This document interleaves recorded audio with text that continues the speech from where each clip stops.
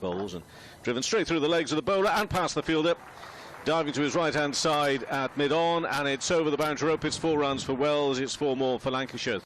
James Anderson bowling to Keaton Jennings. He's got him straight away. First ball sent down by Josh Carey's here at Old Trafford, and Jennings has gone for 29. Again, he bowls, leans back, and that's carved away. Is that going to get to the boundary? I don't think it will. It shouldn't do. There's a fielder sweeping around, picking up its 2 runs, but it does mean it's 50 for Wells. He gets his half-century. 65 balls, 11 fours, out there for 102 minutes, raises the bat all around. I knew he'd get there in the end. Bohannon down the track, advances, pumps it down the ground, all the way for 6. Beautiful footwork from Josh Bohannon. It's that little squat just as Yadav starts his run up, and he bowls him! Well, there we go, he's backed up one too many times. Yadav strikes. In come Carey's. Oh, he's bowled him! First ball, rips it through the defence of Phil Salts. And this game just turning on the head a little bit. In comes Carey's. Bowls, and Wells just tucks that nicely off his legs. Gets 4 runs, played against the spin, but was full enough to control. One they're enjoying at the moment as Giant Yadav begins a new over down the leg side to Villas, who tickles it away, fine of Ethan Bamba, who's got a long old chase which he won't win down to the hotel, and it's a long leg that goes for 4. Into the attack, Josh Carey, who starts up straight away after tea. Bit of a loosener to Villas, who hammers it away through extra cover for 4 runs. So he moves on to 15, 118 for 3. Yadav in, just outside the off stump, encouraging Villas to do just that, hammering the ball away into the offside for 4 runs along the ground through extra cover.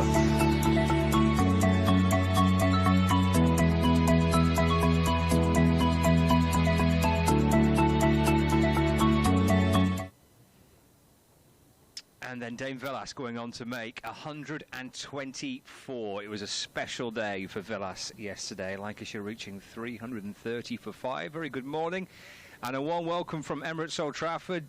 4th and final day of this county championship fixture between Lancashire and Middlesex. Starting just a little earlier today, I'm alongside Paul Allett in our commentary box here.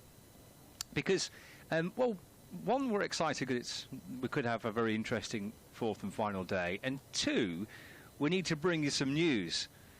And the news that has, well, we knew that Dane Villas was retiring. He spoke to Paul about that decision a month or so ago, but the understanding was his retirement will be at the end of this season, and today it's been announced that Dane Villas is actually going to call time on his career at the end of this match.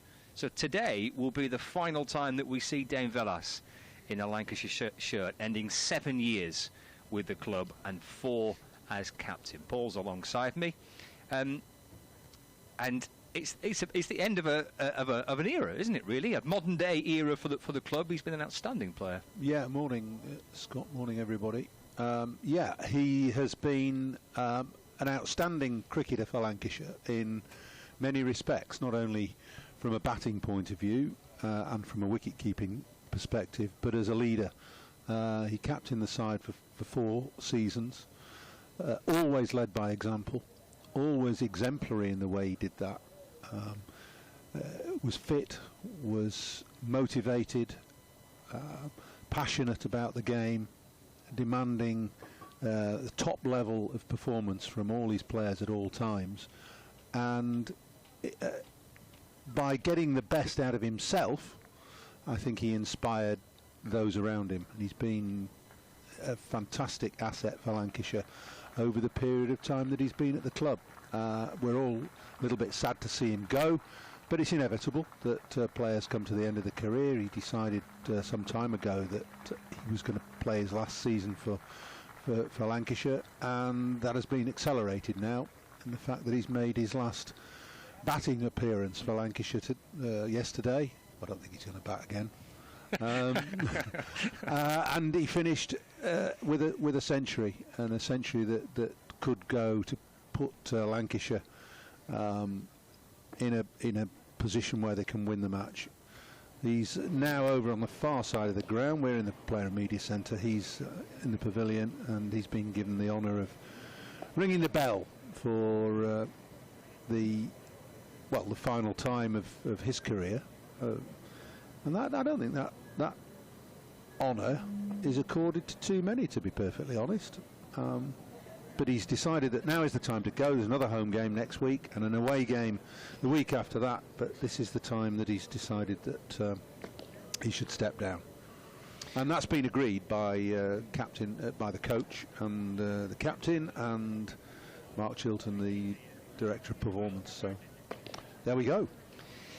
Yeah, Villas says that this will be my last game here at Emirates Old Trafford. Obviously an emotional game after 7 years that I've had here. Hopefully we can finish it with a win. It's been an absolute privilege to play from the start, and it's been nice to be able to finish off here as well. He says, I think it's the right thing for myself and for my family. I wanted to be at home a bit more and spend some more time with them, but also try and leave the club and the game or playing county cricket when I'm still enjoying it and loving it. I want to be able to give 100%, and with the way I'm feeling now, I felt that it was probably the last year I could do that really for the team. I never wanted to be in a position where I would let them down. And here is the moment where Dane Villas brings to an end 7 years at Lancashire cricket, 4 of which as captain, twice runners-up in the county championship, 3 times at finals day, and a definition of a man who led by example.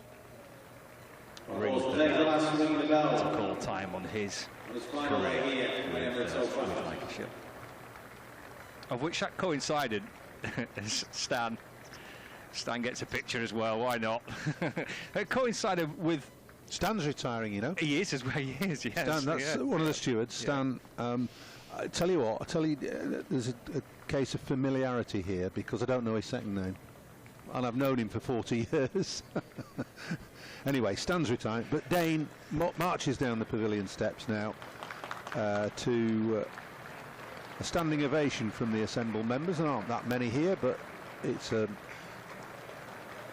fitting end to his career at Lancashire. Well, he'd make it a fitting end if there was a victory at the end of today. I mean, you were director of cricket for all of that? Yeah, all of that. All of that time? Yeah. Well, Liam Livingston was captain my first year, and Dane succeeded him. And from Glenn and my point of view, Dane was the natural choice. He was a. What made him a natural choice, Paul? Well, his leadership, really. He led even though he wasn't captain. He was one of those individuals that commanded respect, and not by demanding it, but just by being himself. He'd not had much captaincy experience, so tactically we didn't quite know whether that was going to be the right decision or not. But certainly from a leadership, man management, inspirational point of view, there was no question that he was going to be the right man to lead Lancashire. And he proved himself to be an astute leader on the field in terms of his tactical acumen as well. So it worked really well. The only thing that eluded Lancashire, of course, was the trophies that everybody desires. Yeah, and well, it's probably a testament to his captaincy and to the team that he had there. The nearest that they've come to winning the title since 2011 was under his captaincy. That was certainly the 2021 season, that victory against Hampshire at Liverpool. That was the nearest the club had been, hasn't it, since they won the title? I know they finished second last year, but they didn't seem to have that sustained sense of. No, and well, there was a chance, wasn't there, in 2021 when we were leading the county championship going into the last day, and of course it wasn't to be. But he also was a very fine leader in white ball cricket as well. And somewhat annoyingly, Lancashire didn't manage to win a one-day title under him. Last year was probably the year when Lancashire should have won a title, finishing second in 3 competitions. And he will probably be, if you asked him if he had any regrets or frustrations, those would be the ones. So we'll see him out on the field a little later on, you would think. Lancashire, as you can see, haven't done anything overnight like a declaration. They're going to bat on. The lead is 136 runs. We've got 96 overs to be bowled today. We've got a couple of games as well taking place. The Rachel Hale Flint Trophy is back underway, and there's a game just down the road in Sale, actually. These are the live pictures from Sale. So it's Thunder against the Diamonds in that Rachel Hale Flint Trophy game. That's underway in the next couple of minutes as well. Northern Diamonds at Sale. So we'll be across what's happening in that fixture through the course of the day. And actually at lunch in this game, we'll take some live coverage from that fixture as well. In terms of how this is shaping up, Paul, how long are Lancashire going to bat on? Well, what are they? 131 ahead, is it? 136. 136. Well, I think they want 100, won't they? 230. Okay.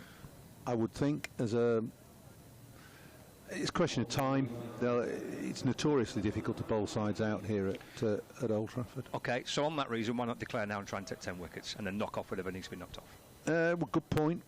Because I think they feel that they can put Middlesex under more pressure if they get a few more runs. Okay. Middlesex have been poor, to say the least, in the batting department this summer. Just 1 century and 2 batting points for them in the county championship. So I think Lancashire want to just bat once, and they've got the younger guard, haven't they now, at the crease in George Bell and George Balderson. Bell, who's in the process of cementing his place in the first team, so too George Balderson, and with opportunities opening up because of the departures of Villas and Jones and Lamb, you're seeing a glimpse of the future here this morning with George Bell on strike for the first ball.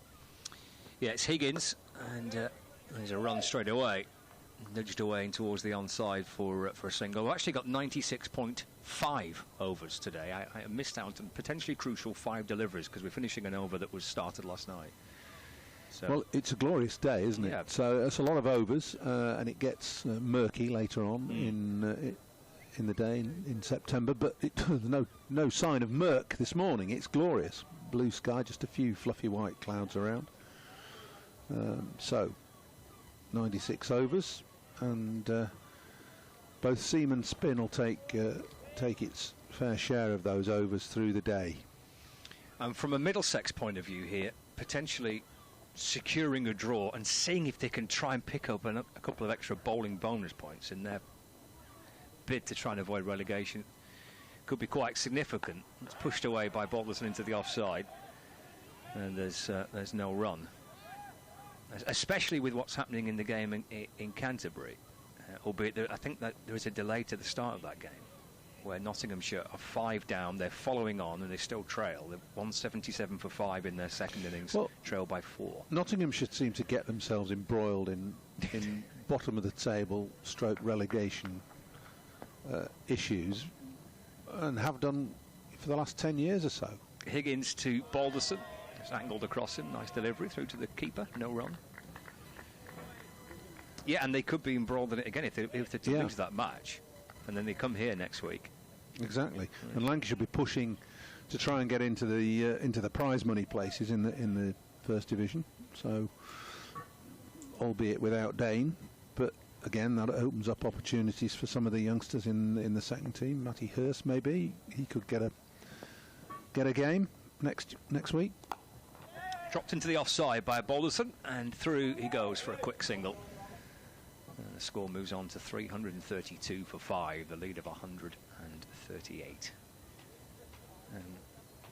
So yeah, we'll keep across that game as well.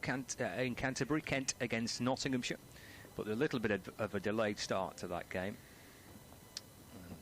Warwickshire against Northamptonshire's the other Division 1 fixture, and then there's the 3 games in Division 2, Glamorgan, Yorkshire, Gloucestershire, Derbyshire and Sussex against Leicestershire. And as I mentioned, the Rachel Hale Flint Trophy as well, so we'll be heading across to Sale to keep across the Thunder match. Well, that's run down to third man by George Bell, and he moves on to 4 and to 61. 336 for 5. Yeah, I think that might have been slightly involuntary from George Bell. He played a little bit away from his body, and if he has a weakness, young George, it's that particular ball outside off stump, just short of a length, unsure as to whether to get forward or back, but perfectly safe this time. It was along the ground and it was wide of well, between first slip and fourth slip. So he won't mind about that because he's into the 60s now. Yeah, obviously a lot of attention about Dane yesterday. Obviously it was pretty special for him to get a century in what is his last game for the club. But as you described, Paul, the kind of the new generation, the next generation are both batting, the two Georges, Balderson and Bell. And Bell's on 61. Balderson has 2 centuries to his name this season, his first in first-class cricket. So it is a little bit of the changing of the guard, I guess, isn't it, with Dane leaving and 2 of the younger lads out there in the middle now for Lancashire. Yeah, I mean, it's the beginning of a new era, I think. I think we're seeing that, the way that some players are leaving the county and others retiring. Here comes Ethan Bamber from the Anderson end. Handsome looking drive for 4 by Balderson. Nailed that through extra cover. It's a lovely shot. Lovely shot. I said 100, didn't I? How many do Lancashire need? Well, there's positive intent very early on from both these two. A couple of nice boundaries. The best one from Balderson through extra cover. It may be that they've set themselves a time target of saying, right, we'll bat for an hour. And let's just see how many we can get in an hour, because they've got some stroke players, haven't they? Got some hitters, Hartley, Wood, Bailey, all capable of piling on the runs quickly. 340 for 5. Bamber around the wicket to Balderson. It's dropped away into the offside. Picked up a backward point, and there's no run. There's an element of change, potentially changing of the guard too for Middlesex when we look at the bowlers used in this match, with the new ball in particular. Bamber and Higgins have taken that role for Middlesex. Toby Rowland-Jones hasn't bowled with the new ball in this match. Merter's not playing in this game as well, so there's little elements of that across both sides, I guess. And there's Bamber with 2 slips waiting, and driven to mid-off by Balderson. Higgins fields, and there is no run. As Paul mentioned, it is a lovely day, potentially the best day of the lot today. We've had some dreary few days in Manchester. Yesterday was dreadful. I'm surprised. Yeah, I'm surprised that there was play as early as there was, actually. It had hammered down overnight. Yeah, we were a bit surprised we got underway as quickly as we did. But much brighter today. Bamber to Balderson, punched down the ground through mid-on, 4 more. Well, they've come out with a great deal of intent in this first 5 or 6 minutes. It's another fine shot from Balderson. Always like to see players hit straight, play straight early on in either their innings or the start of a day, and Balderson's hit 2 crunching drives, one through straight to extra cover and the other through straight mid-on there. 344 for 5, so lead now to 150 exactly. On the back of a century at Northants last week, George Balderson, his 2nd of the summer. Down to 1 slip, short extra cover in place. Oh, it's a really good ball that beats Balderson, beats the keeper, and goes down towards the boundary for 4 byes. Not bounced much, has it, this? Not bounced much and swung, which is pretty tricky to play and tricky to keep to as well. Simpson getting himself in a bit of a tangle. Bamber wishing he'd bowled it a bit straighter. Threw it a horrible height, didn't it, for Simpson, who's kept beautifully again for Middlesex in this game. Over the wicket to Balderson, driven to mid-on. There's no runs. 348 for 5. You'll be able to tell me, Scott, whether the new ball was taken last night. It was, not straight away. I think it was taken after 84 overs, so it's not that very. So it's old. A 5-over-old ball. Yeah. And it's being dispatched to all parts, which may cause slight consternation in the Lancashire ranks that the new ball is being played with such calm and positivity. Field's starting to get spread a little now, and I don't blame Middlesex, to be perfectly honest. Deep cover. Field has gone from fourth slip down to deep third, and the two out on the leg side at deep fine leg and deep square leg just in front of square. It's Ryan Higgins over the wicket and balls cut away firmly through the offside by Bell. Could stop on the cover boundary, and they'll hustle back for a couple. De Carey's with the work in the deep for Middlesex, and Bell comes back for two more. He moves on to 63. 350 on the board now. Well, if there was any doubt about how Lancashire would play, that's been dispelled in the first 2.5 overs, hasn't it? Higgins from the Brian Statham end to Bell. Leans into it and works it back down the pitch, gathered by Yadav, who comes across from mid-on, and there's no run. I say dispelled, I mean displayed. They're being positive. Yeah. 3 boundaries already.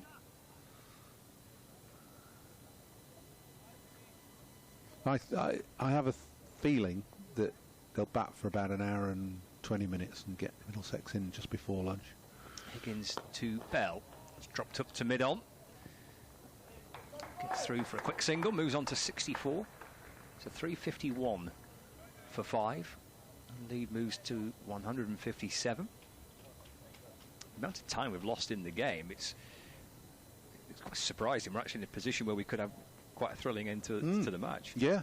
Well, it's down to Middlesex poor display with the bat in the first innings. It's easy to say in retrospect, but to be perfectly honest, we all agreed that it seemed a strange decision to bat first on Sunday morning.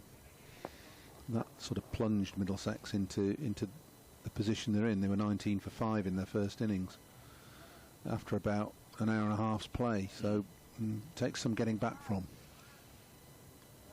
Stacked at the offside here with Middlesex. There's a third man, there's point, there's short extra cover mid-off, there's a mid-on, and then 2 on the boundary on the leg side, deep square leg and fine leg. Balderson waiting, playing and missing. Well, he's got to bowl a line just outside off stump, or certainly pitching off and going away across the left-hander with this field.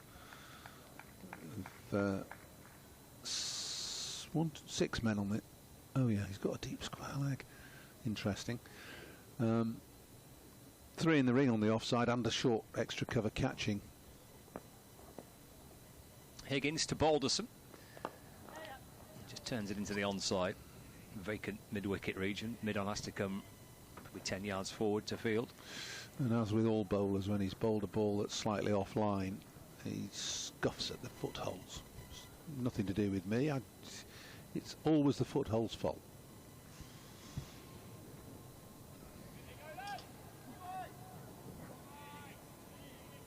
.352 for 5, lead of 158 for Lancashire. No addition to today's allotted overs. We can't make up any time for time lost on the last couple of days. As Bell punches down the ground for no run. It is what it is on the 4th and final day, which means there's 94 overs left today. 3-5-2 for 5. Bell has 64. Balderson on 10. Scott Reed and Paul Allott up here at the minute in the commentary box. Kevin Hand and Kevin Howells both with us as well. We'll hear from the pair of them through the course of the day. I think Sports Extra are with us as well, and we'll be sure keeping across issues at Canterbury. You've got a delayed start at Canterbury, is that right? 15 minutes. Is that what it is? 15 minutes? I think it is, okay, yeah. Right.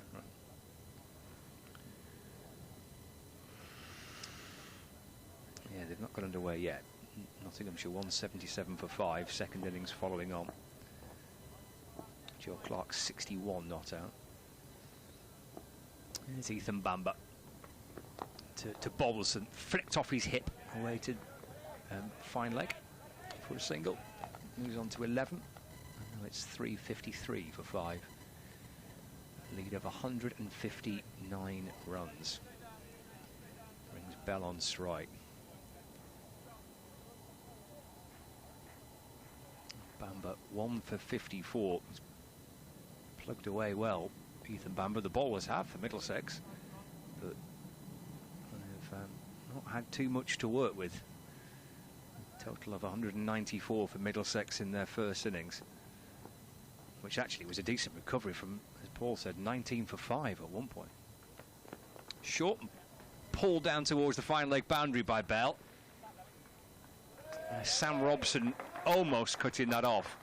Kind of did the hard work a little bit. He kind of got to it, slid across the ground, tried to flick the ball back from the rope.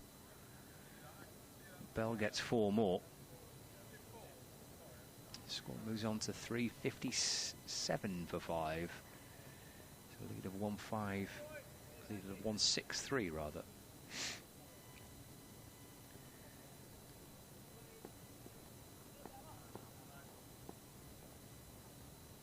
68 off 89 for George Bell. Waits for Bamber. Run down to third man. He had half fields. Bell moves on to 69. 358 for 5. Well, that's his highest score in first-class cricket. I was just checking the very same thing. Yeah. I knew he got into the 60s before. Yeah, well, 60 was his highest, right. So he's well above that now. We're looking at 2 young players, George Balderson, who scored his maiden 100 earlier this summer. I think that has boosted his confidence. He had a couple of 90s, didn't he? As he punches that back down the ground, no run. Yeah, he's out twice in the 90s before getting to 3 figures. Yeah. Yeah, and getting to that 3-figure mark is a real milestone for young batters, just to prove that they can do it in this standard of the game. And they still perceive this red ball 4-day game as, if not the pinnacle, very, very high up. Swing and a miss from Balderson through to Simpson. So interesting to see George Bell. He's too far away from 100 to talk about that at the moment, but as and when, you know, he's only played, what's he played, 15 innings, 16 innings, something like that. He's got an air of authority about him. It's Bamber to Balderson. That's a short ball which gets underneath it, through to the keeper. End of the over, 358 for 5. Yeah, this is his 16th innings. 300 runs, averaging 22. A couple of 50s. His debut match, I thought his debut match looked like it kind of spoke volumes about his character and personality, because he was in this farcical game at Essex last year, which Lancashire actually went on to win, despite being bowled out for 130 and 73. He still won the match, and he came out to bat. The top scorer, wasn't he? He was top scorer in both innings. Both innings, yeah. And that was his debut in first-class cricket. Well, he's facing now. It's playing a miss and through to the keeper Simpson, no run. I first saw him playing for Alderley Edge in the Cheshire County League when he was about 14, so 6 years. It was nearly 21. It's 21 next week. So, you know, 6-7 years ago, when he was about the size he is now, and still looks schoolboyish, does George.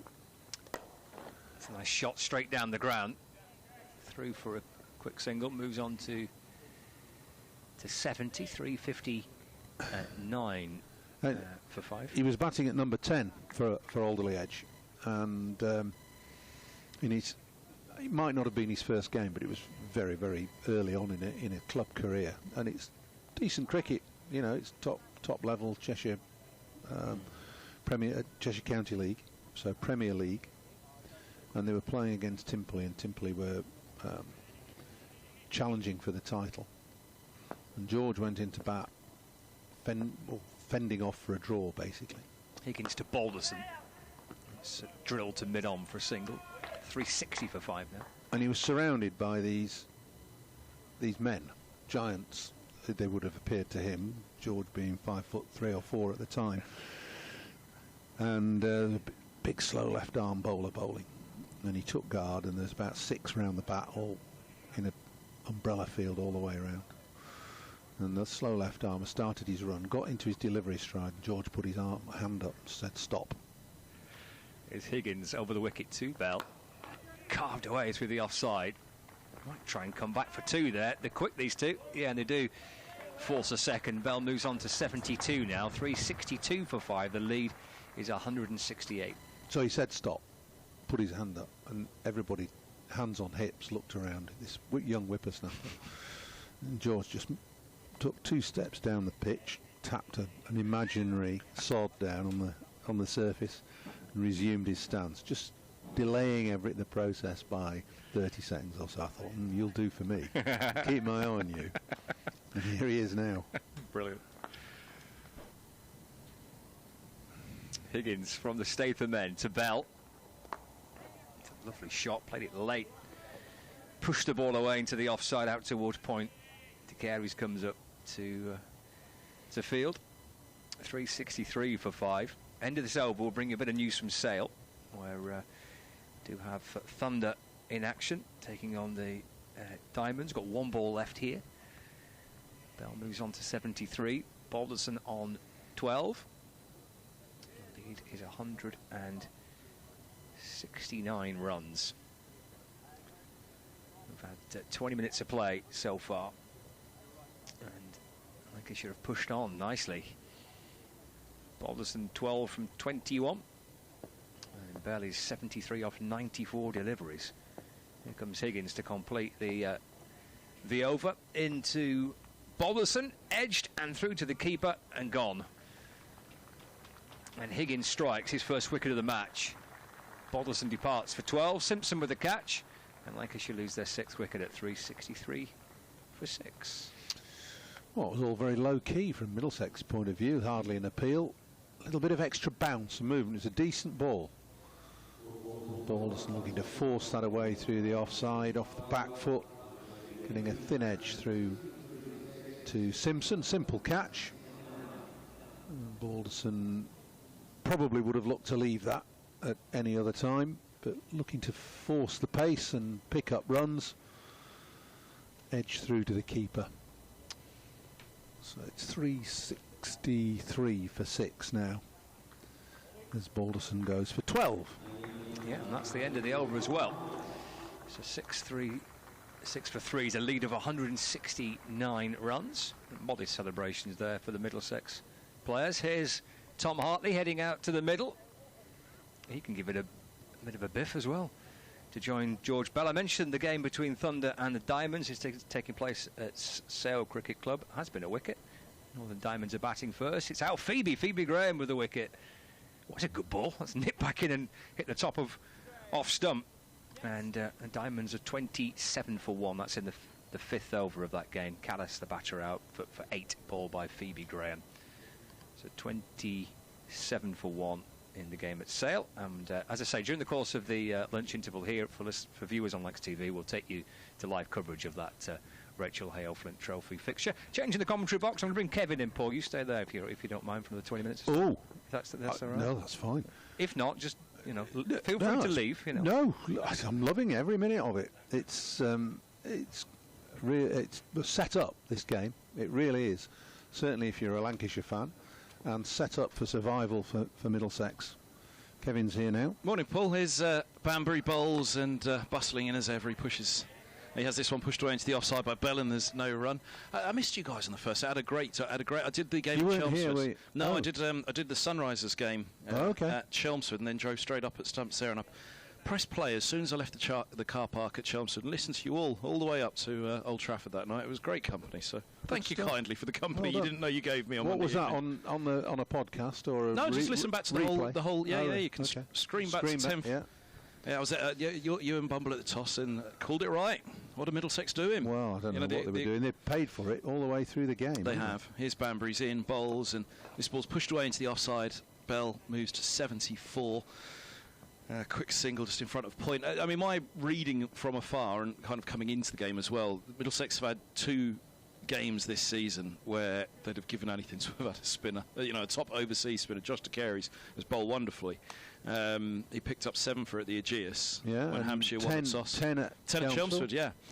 But Hampshire won the toss down at the Aegeus. They hit 400. Nick Gubbins hit the slowest century of his first-class career. Absolutely set the game up perfectly. Kookaburra game down there. Pitch was made for Liam Dawson. 12 for he got after, and Hampshire won by an innings. So de Carey's never had the possibility of completing his 10 for. Only had the 1 innings. And picked up 7 as his. Bamber with 1 slip in place for Hartley. He's still over the wicket to the left-hander in the glorious sunshine here at Old Trafford. He bowls and that's pushed back and there's no run. And then they go to Chelmsford last week with no Peter Milan. He's gone back to South Africa for the early start of the South African season. Skippering over there. So Middlesex thought, let's get in a spinner. And they signed Yadav. His visa wasn't ready. Was this a late signing? It was. He was signed specifically, really. And this is where the toss comes in here at Old Trafford.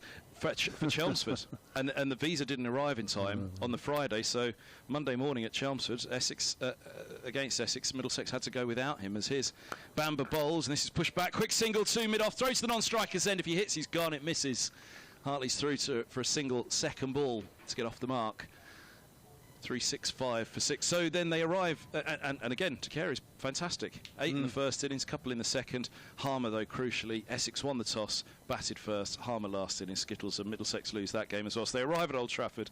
We've finally got a spinner, and we finally won the toss on a pitch they think might spin last. It's come as a little surprise to me to see Josh de Carey's bowling off spin. I saw him when he was about 12, bowling medium pace. Bamber bowl short through to the keeper. That was very short indeed, that one, but okay, according to the umpires. Yeah, and I always assumed that he was a batsman. More than assumed, I saw him play well. He played in the second team game here about 2 or 3 years ago on that pitch on the right of the square, the one that's being used as a practice wicket now, and batted really nicely. Anyway. Well, he opened another string to his bow, of course. Yeah, he opened with Stoneman and got 80 last year, didn't he, in the championship? Yeah, he did. Second game. And now he's batting at 8 or 9. Bamber's in, bowls, and this ball's pushed away into the offside. There's no run. Bell on 74. I can't understand how he's so low in a side that's really struggling, and he's a 1, 2, or a 3, isn't he? Basically. Well, that's how he's. Yeah, I mean, he's developed through his career as a top order batsman, and given Middlesex's problems in the top 5, I would have thought he'd have been given an opportunity, but obviously not. At the moment, so there we are. I mean, when he was down at the only thing that occurs to me, but even still, by that point, I think he was already down at number 9 in the order. But when he bowled those overs down at the Aegeus against Hampshire, I think he bowled 24 on that first day. And I said to him, "How you feeling?" He said, "Yeah, a little bit tired. I've never bowled anywhere near 24 overs in a day in my life." Didn't he bowl 40? In the innings he did, yeah. But that first day at close of play, when he'd bowled 24 on that first day, just said, I've never bowled anywhere near 24 in a day in my life. He wants to try bowling him as a seaman. Yeah. Higgins is in, bowls, and this is run away down to deep third, single taken, 3-6-6 for 6. So do you see what I mean? I think Middlesex almost got here. Finally, we've got a spinner, the overseas spinner. Finally, we've won a toss. Yeah, there's a bit of a myth going around about Emirates Old Trafford pitches. You know, I mean, they don't actually break up and spin fantastically, but they do provide a bit of bounce. Yeah. And obviously through wear will turn a little bit, but not as much as you would expect perhaps at Chelmsford or Taunton at times, or maybe even the Aegeus. But having said that, you've still got to look up and look down as well at the pitch. Higgins bowls, this is driven back one-handed, and Higgins as ever, he's always up for the fight, isn't he? Grabs it with his left hand and he turns to shy at the non-striker's end, but Hartley was well back in his ground and no problem. Yeah, good piece of cricket from Higgins. He's a good player, isn't he? Batted beautifully in the first innings. Took the attack to Lancashire, basically. I suppose there's not much else he could do at 19 for 5. He's in now, bowls, just full of length. And in the air, that goes over backward points. De Carey's as the fielder there. It's out to the sweeper out on the boundary, which is Joe Cracknell. They have a single. Yeah. He's annoyed with himself, Belly, isn't he?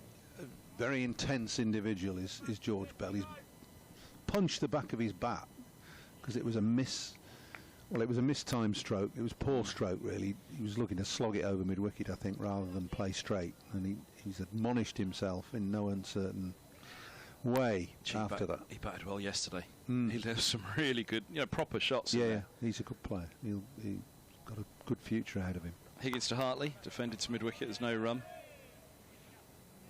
So yeah, I think and then I loved when yourself and Bumble on that one. He said, "You look up, not down." It's well, yeah. I mean, Middlesex have come from the #1 ground in the world for that, haven't they? We were out there in at the toss, and Keaton Jennings. I talked to Keaton. He said, "Well, we would have bowled first." I mean, it was. You were almost. It was a bit like Colombo. It was so hot and sultry and steamy. Yes, a bouncer from Higgins through to Simpson. And there was this covering of grass which you don't often see here at Emirates Old Trafford. It was brown grass, not green live grass, but that just allows the ball to kiss off the surface a bit more. It might not seem an awful lot, but it gives a little bit of extra pace, and it just seemed as though it was a guaranteed bowl first morning. Higgins is in, bowls, and this is short and pulled away at. That's deep mid-wicket for a single by Hartley. Takeri's had dropped back, and just the one it is. 3, 6, 8 for 6, end of the 95th over. 15 more overs with bonus points in place. So another 32 runs for fourth batting points for Lancashire. Middlesex 3 more wickets for maximum bowling points. And that as well, again, driving up and hearing you talk about that brown grass dead on the top, but giving an extra little bit of pace more than usual. That's the other thing that has been a problem for Middlesex this year, is they have been out-bowled a fair bit. They've lacked a little bit of pace in Division 1, and that's been noticeable. Their opening attack at the start of the season, first game of the season, Roland Jones and Murtagh, quite rightly so.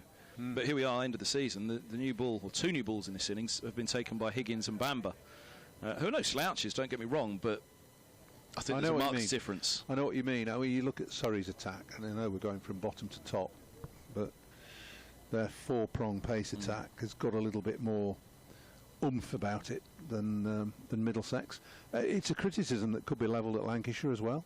When you look at Bailey and Williams as the new ball pair, they're not blessed with huge amounts of pace, although Luke Wood's playing in this game as well. Bamber bowls onto the hip of Hartley. It drops back up the track, and there's no run. But they'll be quicker than Higgins and Bamber. Yeah.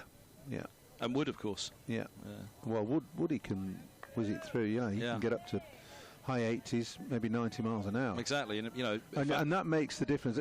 You need at least one, I think, in your side that provides that and not that one difference. And not one in the Middlesex attack hits 80. So that's been a problem this year as well. As soon as there's a little bit in the surface, all of a sudden there's a little bit of surface at mid-80s rather than mid-70s. That's been a problem also, which hasn't helped. As Bamber bowls short, and this is dragged up to mid-on. They will get the single to Roland Jones. He shies at the non-striker's end angrily, actually, because they were always through for that single. Stoneman backs up. I think that hasn't helped the batting situation when a batting side do go out, and there's been a marked difference, bat and ball, in this match between both sides. Yeah. Well, of course, and it causes issues, doesn't it, when the when the bowlers aren't taking wickets and the batters aren't scoring runs. I mean, that's pretty obvious, but blatantly, the batters will find it more difficult if there's an extra yard or yard and a half of pace than their own side can impart. Bamber bowls. This is punched away out to deep cover for a couple. It's nicely placed, just fine of the extra cover. The sweeper comes around, and Bell moves to 77, 371 for 6. Yeah, that's my feeling on the season. When you look at 1 century, 2 batting points, it's nowhere near good enough. Nowhere near good enough from the batting lineup. But Middlesex seem to be in a bit of a pickle. I mean, I don't want to say seem to be. They've received this.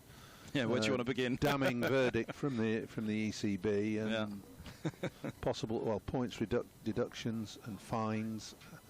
They're in strife financially.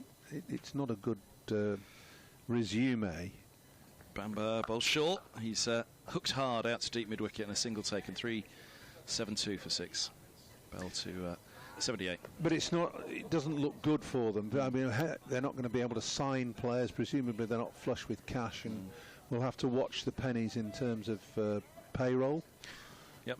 You know, looks like it's going to be a tough couple of years for them. And that's why this relegation right now I think is massive for them. If they could stay up this year and scrap again next year, it'd be a bit easier than going down and having to rebuild in Division 2. Here's Bamba bowls, and this ball's clipped away down to deep backward square leg for a couple by Hartley, and Yadav comes around. 2 more it is. Hartley's on to 6 at 3-7-4 for 6, which might sound strange, but they had the title win in 2016, didn't they? And they went down 2017, and they've been down since then. I was saying to Kevin Howes yesterday when we were doing the commentary, they went down in 2006 and were down until 2012. So, you know, when you're down, sometimes you are down for a long while. So having finally got back up, they won't want to go straight back down, especially with everything that you've just laid out. They could just manage 1 more year up. A lot of these youngsters are that little bit older, including this man Bamba, who bowls, and Hartley pushes back up the track, where Stoneman fields in the offside, coming across from extra cover. And you know, you discussed it at length on day one. You look at the lineup, you've got Robson and Stoneman at the top, Simpson and Higgins. Yeah, I mean, you expect more runs. Certainly Stoneman and Robson, both England players. Cracknell's young, Davis too. Holden has come and made his mark. I mean, I tell you what, I first saw him play in the Under-19 World Cup in Bangladesh. Skipper, wasn't he? He was, yeah. He didn't appear to be a 50-over player then, but he played solidly. Yeah. You know, and he's come of age, hasn't he? Really, and doing really well in white ball cricket. Higgins beginning the over short. He's pulled out to deep backward square. In fact, long leg it is for a single. Bell moves to 79. Well, that could be a little twist today in this tale, with Holden, of course, replaced in the match now for the second innings by Stephen Eskenazi as a concussion sub. So Eskenazi's got the ball in hand there, extra cover now. He's been dropped for the last 2 games, a pretty senior player, and a batting lineup that's not firing. He's got a poor average in first-class cricket this year. Much like Holden, he was a player that came through and never looked like they get near a white ball side in their life. But they've transformed their games to be white ball players as Higgins bowls, and this is dropped for a single. 2 backward point, throw, underarm, hits, and not out. Davies running in. They're going to come back for a second. Buzzers out to deep mid-wicket. Good effort from Davies. That was tight. It was an almost suicidal run, but Bell's very, very quick. And he made his ground only just. And because the ball ricocheted off the stumps, they were able to come back. All the fielders out on the leg side on the deep boundary, so couldn't get up to back up quick enough. It was certainly a risky single initially. But yeah, from a Lancashire perspective, he talks about, you know, that'll be the way it is. They find their form against Lancashire today and dig it out, as his a clip out to deep backward square for Hartley to pick up a single. He moves to 9, 3, 7, 8 for 6. When there was still time in the game before Lancashire got this far ahead, you know, and Eskenazi was announced coming into the game replacing Holden. You did wonder whether Eskenazi would produce something very special in the second innings, because it's one of those. Well, the one thing about these Old Trafford pitches, and the one thing that should bolster Middlesex, is the fact that the pitch does not deteriorate. I mean, you know, it'll be hard graft to get 10 wickets. Higgins bowls, driven down the grounds, hard, straight of Roland Jones. He gets a wrist to it. That won't have felt great as he slides. Yadav comes around from mid-on to complete the fielding. And they're through for a couple more, and you can hear the balcony below. Bell is on to 81. 380 for 6, Lancashire. Well, it's a fine effort, this, by George Bell, because his highest score in first-class cricket was 60 before this. So he's well into career best territory. Not to buy a round of drinks later. He won't mind that. What he will mind, and what he might start to think about, is getting to 3 figures. But he's playing in a selfless way. Higgins bowls, and this is wristily worked down to mid-on off the back foot by Bell. Single taken, 82 for him now.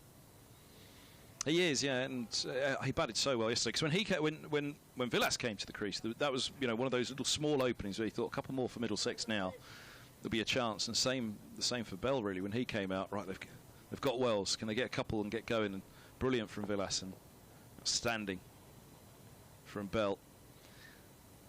Higgins bowls short and through to the keeper.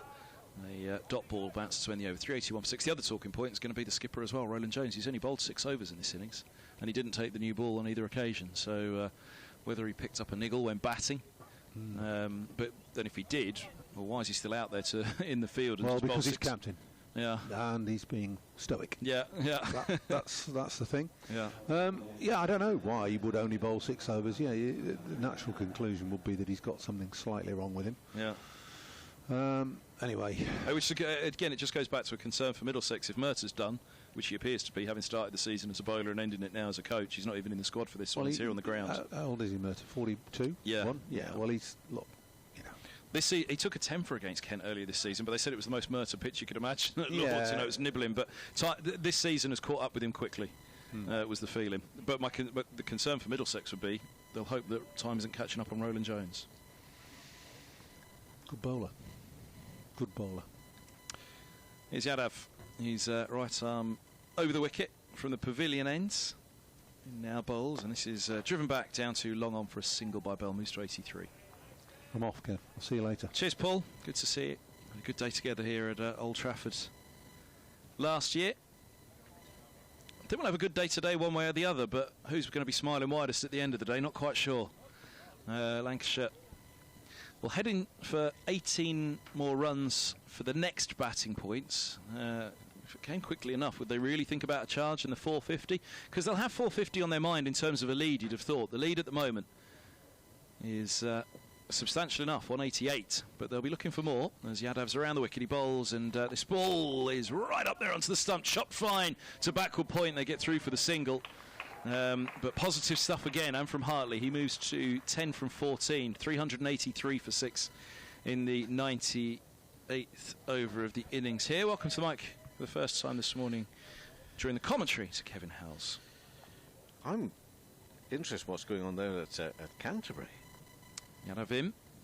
Reverse sweep from Bell. Oh, he's bowled him, has he? No, is it just Simpson whipping off the bails? It's gone through above the stump. Simpson nips off the bails, but Bell's back foot remains grounded, and it was indeed above the stumps and not bowled. You might want to apologise to the Bell family. They're getting very edgy about it being 83. And, yeah, hands Paul. but it's just... hey, listen, I'm going to just put that in context a minute. Yadav bowls down the track, he comes and slams this down to long on for a single. Bell's on to 84. You're quite right to ask that. When the keeper is standing with his back to us and all that sort of stuff, and the bails go boom. Yes, exactly. We don't know. And you shared every thought going through your head at that moment, didn't you? Well, not all of them, fortunately for BBC legal team. Here's Yadav bowls, and this is dragged away down to deep mid-on for a single. 385 for 6, and those still eating their breakfast.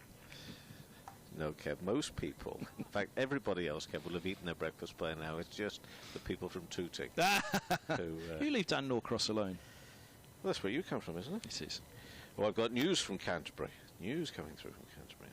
Yadav in bowls, and down the track comes Bell, clipped out to deep mid-wicket for a couple, and they're going to take 2. That's really well run by Bell. He's on to 86, 387 for 6. Now, hold on a minute. What? Take an issue with that. 7 o'clock I started work this morning, haven't stopped working since. Meanwhile, in other news, 11:20 at Canterbury, they're going to start again. Now, they had some overnight rain there. Well, it's supposedly one of the driest parts of the country is down there. They had some overnight rain, and word got to me at about 10 o'clock this morning. They were going to be okay for a 10:30 start. But clearly, I reckon they must have spotted the dreaded wet patch. The dreaded wet patch, and they've put it back now to 11:20 for a start there, which of course is all great. How's the swingometer going? 18-point swingometer today. Does Reed know about the swingometer? No, you're going to have to explain that to other listeners. But listeners have heard it. Obviously, great news for Nottinghamshire. Encouraging news. Next delivery, hammered straight back past the bowler, and that's going to be 4 runs. Whoa, from Hartley. Terrific stuff.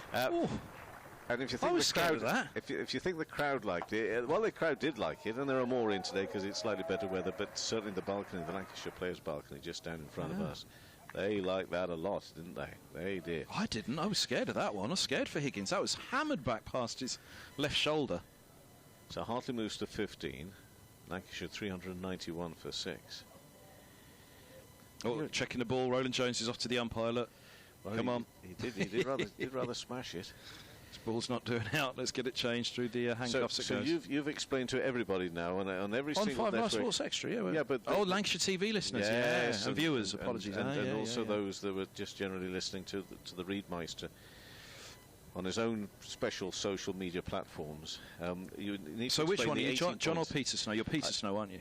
Yeah, he's got his swingometer on the wall next door. There's an 18-point swing today. By the end of the day, Kent could be 2 points behind Middlesex or 16 points ahead of them. You've involved me there. It was nothing to do with me. It was entirely you. Higgins bowls on the leg stump, clipped away very neatly there by Hartley. He'll scamper 1, he'll scamper 2. Will they get the 2? Well, they will. And I'm not going to be critical here of Hartley, because when that ball is flying in and it hits you, it is going to hurt. But he slowed up a little bit there, wondering where that ball was going to go. If he hadn't been careful there, the ball could have got there before him. I've involved you because I think this is your new thing, Kev. End of the season. I don't think so. 393 for 6 because it involves maths. But I liked what you were doing this morning. You were basically illustrating very clearly just how things could really go one way or another in this Kent-Middlesex fight at the bottom at the moment. And this one's angled away nicely by Hartley. Now towards third, he'll pick up a single and he'll move to 18 and take Lancashire to 394 for 6 now. This is a lead of exactly 200 runs. Yeah, 6 more runs for a batting point for Lancashire. 56 more runs for maximum batting points. They've got, 11.5 overs to go for that. Middlesex, 3 more wickets for maximum bowling points. Higgins turns again. He's so far, he's only bowled 3 deliveries. He's conceded 7 runs. But it's Bell who's on 86. Next ball and carved away, and that is going to be fielded down there at third man as he moves to his right hand side. I did lose it, Kev. I lost it for a little while there. But they get 2, and he moves to. You lost it years ago, House. 88. I tell you what, I mean, very interesting what's going on also at Hove in the promotion story. Oh yeah. Go on. Because Leicestershire are 276 for 3. These Come on, are the Leicestershire. 223 runs there. Ackerman's still there, 126. I mean, on 93, 93 off 175 ball. Wow. Imagine them getting those runs, if they do. One hand off the bat handle from Bell out onto the leg side, and he will get a single. Well, young Bell to move his score to 89 and take the Red Rose to 397 for 6. 1 ball left of this over, of which it's not been excessively expensive, but there's been at least 1 run. I'm off. I've been hooked. I've gone. We got an over, Kev. We got 2. We'll forever have that. I do worry about the world in which you occupy sometimes. I mean, it's at times it's a special place we'd all like to be part of, and others, well, I don't know. A little shorter, and that's pulled, and the umpire gets out of the way of that one. Umpire Milnes, and a single is picked up. So, yeah, what was that? 6, 8, 9, 10, 11 off that over. Higgins now heading towards his own century. 1 for 98 from 22 overs, 398 for 6, Bell on 89, and Hartley on 19. And Scott comes in to join me. I saw umpire Milnes last night. Did you? I gave him one of my cheery, morale-boosting thumbs up. Right. So David yesterday as I was leaving the ground. Did you get one back? Oh, he loved it. Did he? He hadn't a clue who I was. But big thumbs up. I said, all right, umpire. And a big thumbs up. I thought, well, that's a better greeting than the left the night before. Yes. My friend opposite when in the pavilion. Yeah. Rollicking someone. Yeah, exactly. Yeah. So I thought, I bet I had a lovely night on the back of that. I bet you did, yeah. Here's Yadav to Hartley. He's down the pitch, slashing the ball away through the offside. Out towards deep extra cover, comes back for 2. And moves on to 21. That brings up the 400 for Lancashire, so 400 for 6 in their first innings. The lead moves to 206 runs. Bell is 89 not out at the non-strikers end. So Hartley waits for Yadav. He's dropped away into the offside for a quick single. He moves on to 22, 401 for 6. They've rattled along quickly this morning, Lancashire. They're giving it plenty. Potentially big moment. Not too far away for George Bell. 89 not out. Yadav in to Bell. Down he comes. Lifts it out towards the leg side. And moves up to 90 not out. In the 90s for the first time in his professional career. He's gone way past his previous top score in first-class cricket. Where's he going now? I think he knows he's in the 90s. He went for a bit of a wonder. He's come back. Yeah, for a wonder, clear the mind. Down comes Hartley, swinging a miss, stumped by Simpson. So Lancashire lose their 7th wicket. Getting on with it, moving on the game quickly. Declaration's not far away, clearly. Hartley departs for 22. Do you know, I thought I'm going to read something that may or may not be that. Bell looking back at the dressing room there, thinking, are they going to call us in? Now we got to 400 and that. No, not sure, now. No, not now. Hey, it's a team sport, mate. It's a team sport. True. Can you imagine? I can't. Good work by Simpson. They wouldn't do that to him, would they? So, wicket here. There's also been a wicket. We're going through the games in the Championship elsewhere. We do have a Rachel Hale-Flint Trophy game. We're keeping across as well. This is at Sale Cricket Club, where Thunder are playing Diamonds. 2nd wicket for Thunder. That's Hannah Jones with a wicket. And the Diamonds are 64 for 2 in that Rachel Hale-Flint Trophy game. Phoebe Graham with the 1st wicket. And at lunch, for viewers on Lancs TV, we will be crossing to that game at Sale for coverage of that Rachel Hale-Flint Trophy fixture. Luke Wood heading out to join George Bell. He is indeed. With a message, no doubt, to young George, as to, frankly, perhaps he can't afford to be too nervous for too long, and maybe get on with it. But again, as a captain, would you do that? Well, he has cracked on with it, to be fair. Well, exactly. So, as you are then, George. As you are. As you are. Carry on. Luke Wood's the new batter. He had off with his 3rd on his Middlesex debut, 3 for 123. He's in from the Anderson end and balls to Wood. It goes back. He's trying to roll it away down towards backward point. Can't get the ball past Higgins, and there is no run. 1 ball left of the over, the 100th of the Lancashire first innings. Up to 7 points, bonus points from the match for Lancashire, 2 for Middlesex. That's short, muscle down towards long on, and Wood keeps the strike. He gets his first run. 403 for 7, exactly 100 overs gone in Lancashire's first innings. 85 left today. Some deep growlers of airplanes that go over here, aren't they? Sometimes. That's a growler. That was a bit of a growler, isn't it? Oh, there it is. Oh, it's a helicopter. That's why it's a growler. It's not an airplane at all. It's a helicopter flying off to the sunset. There's me not knowing the difference between the airplanes and the helicopters. Oh, to be fair, you couldn't see it, could you? Well, I can now. Well, you could, and you quickly identified it being a helicopter. You did. Well done. Thank you, Scott. What a lovely man you are.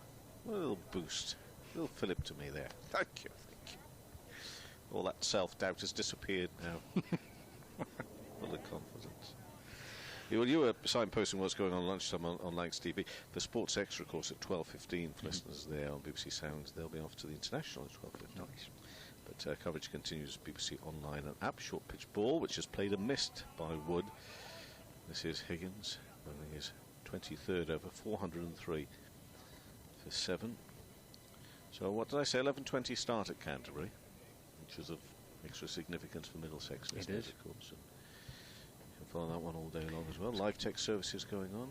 Kev was saying an 18-point swing this one. Did you not understand that? He did it so quickly I couldn't follow So it. this is Higgins, short down the leg side. Can't get through it. Wood, he tries to go with it.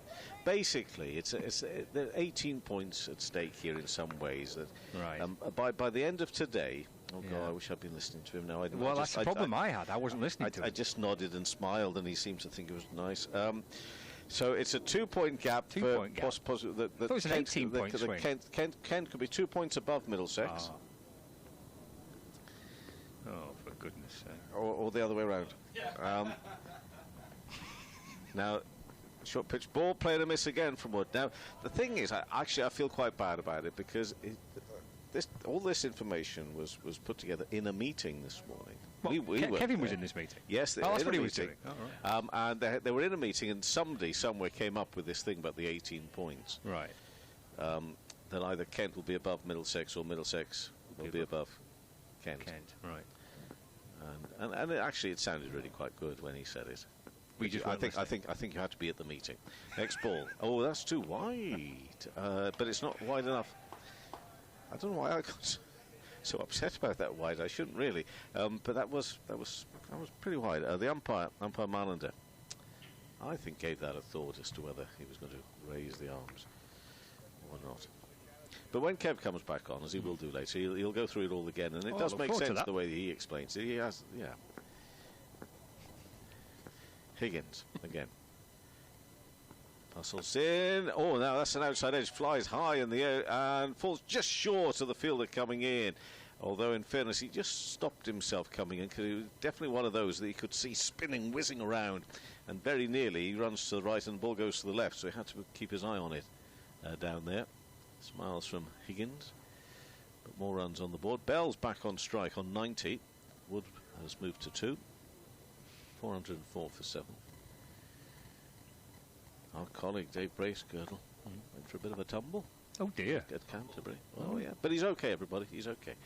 Next ball bowled, just a bit of width, and that's played out into the offside from Bell for a single. And he's very much on duty this morning. 91 not out. Bell.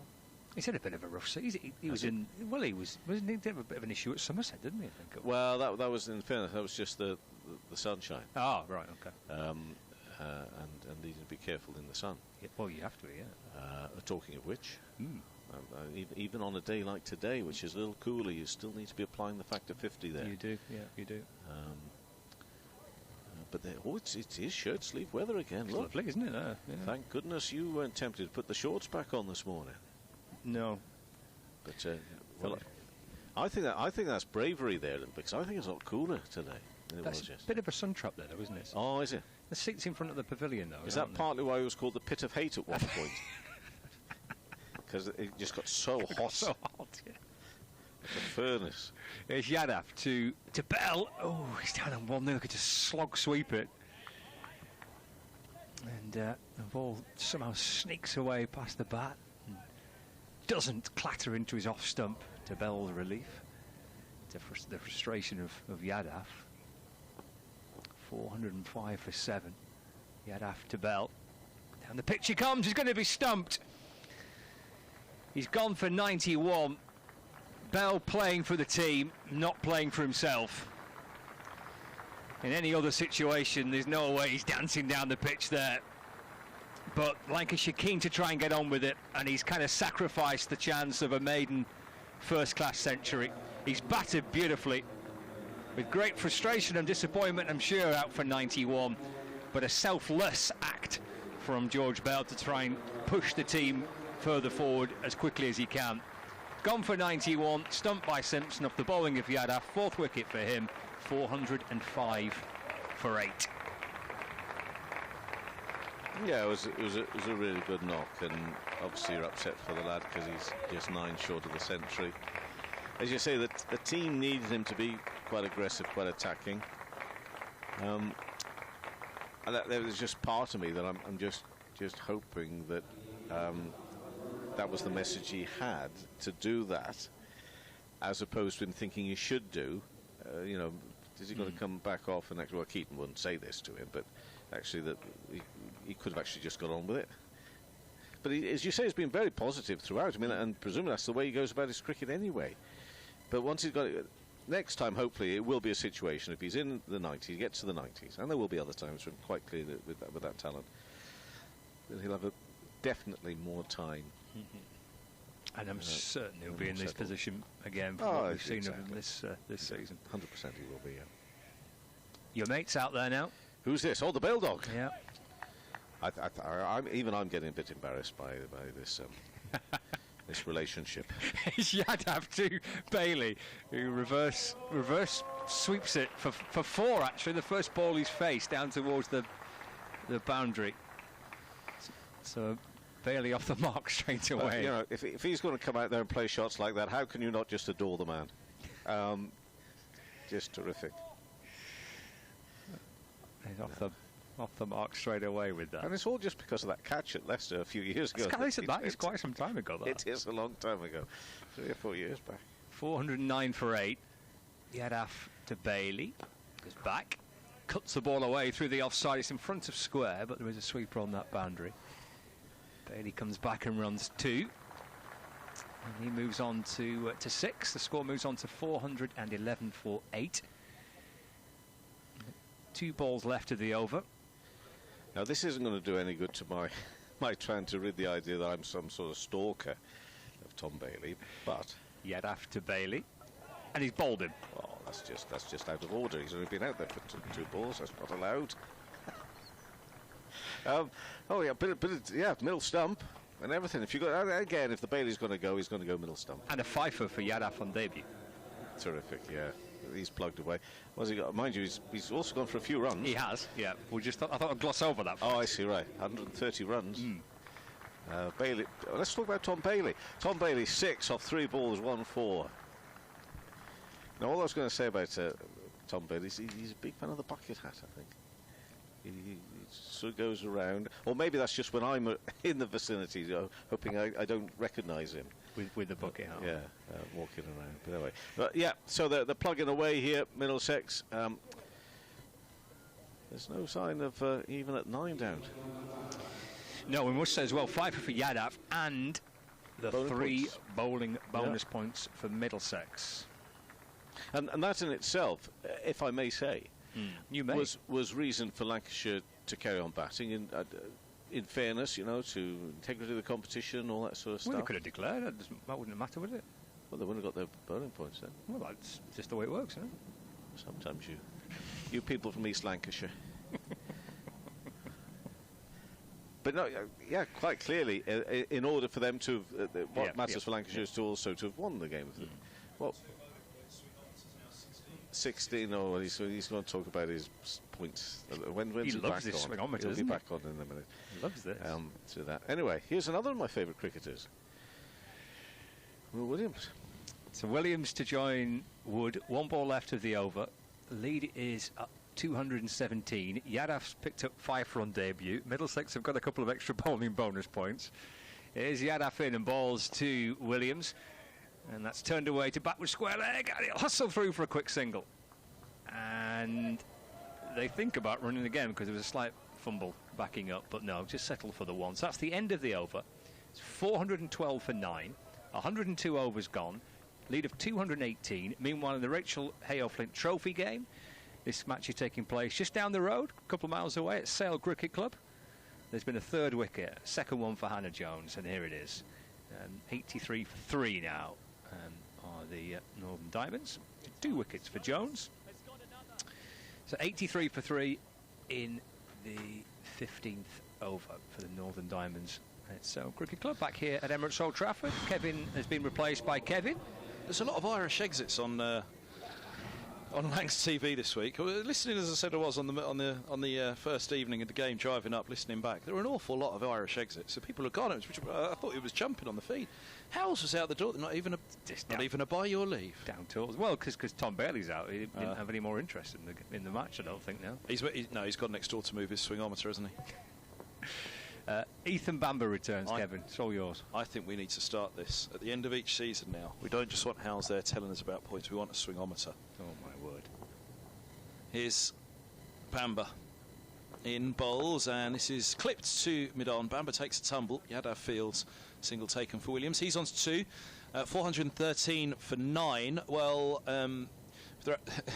Ethan Bamber was up here last night doing the interview, and he said, well, if anybody from Lancashire is listening, we'd be delighted if you would bat on in the morning so we can have a chance to get maximum bowling points. Lovely note from a lovely man, Ethan Bamber. He is absolutely the finest. How did he describe his personality? He said a bit like his bowling. It's pretty dull and dry or something. And dry, that was it, yeah. Well, he had a great economy, didn't it? He had none for 9 from 9 overs at one point. Just exactly what his skipper ordered. Bamber up to the stumps, he bowls full outside of the off stump, and he's bowled him, and that's it, it's all over. Big swing and a miss from Wood. He's gone for 2. The lead is 219, so Middlesex with an awful lot of work to do. There are 82.4 overs remaining in the day, so that's 80 with the loss of a couple for change of innings and this one that we're in. 80 overs to bat, trailing by more than just over 200. 413 all out, and well bowled Bamber, right on cue as well. And we're saying what a nice guy he is, and what a good and economical bowler he is. It's kind of worked out all right for both sides here, isn't it? Because Middlesex have got their bowling points, Lancashire have got the batting point. They've scored quickly. They've not really wasted much time. They've batted on for an hour. There was no particularly good scenario for Middlesex here today, other than make sure you get your bowling points. Because if you bowled them out quickly, then that's longer that you've got to bat out to save the game. If you bowled really badly, then not only might you miss your bowling points, which is the only real thing, but equally they might have been so far ahead. Whereas Middlesex, bat out the day, they're probably not going to have a lead by stumps, are they? Middlesex 80, they're going to have to bat slowly. There'll be no Bazball today. But interesting, someone like De Carey's, I do wonder, do you leave him all the way down there? I suppose you do on a day like this, because he's been stranded down there often when he's run out of partners at the other end. If it gets down to number 8, De Carey's is all the way down there, that he's an opening bat as such, so they'll be hoping that he can dig in. So 80 overs for Middlesex to try and take 5 points and heavily affect this swingometer. It's a long way to... It's an awful long way. Look, it doesn't look good, does it? If Middlesex save this now, it'll be an outstanding achievement. How many times have Middlesex batted 80 overs in the season? I'll draw that stud up in a moment, but as we've said, they've only taken 2 batting points all year, so that tells the story itself of exactly how big a problem they have. But yeah, 2 batting points all year. So how many overs did their first innings last? It lasted 79. All of 79.5 overs. They've got to bat 80. They've got to bat 1 more ball than they did in the first innings to save the game. That's beautiful. 79.5 overs the first innings. And we'll see whether or not they can do that. We'll take a little bit of a break and back with you shortly. Lead of 219 for Lancashire, all out for 413.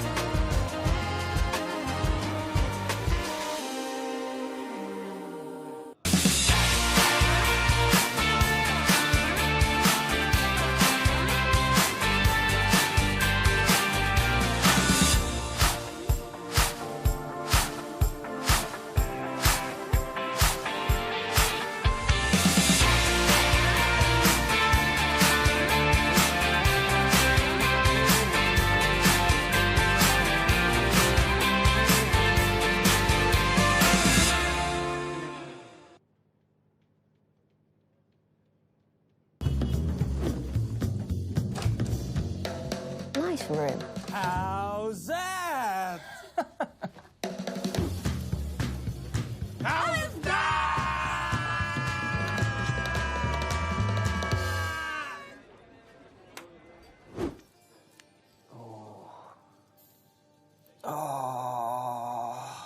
How's that? This is a call for hungry dreamers and hard-working self-believers. Success is down to more than just luck and talent. It's striving to be the best, breaking the boundaries and never giving up. Are you ready to become your best self? Are you ready to unlock your greatness? So what are you waiting for? This is Education Evolved. This is UA 92.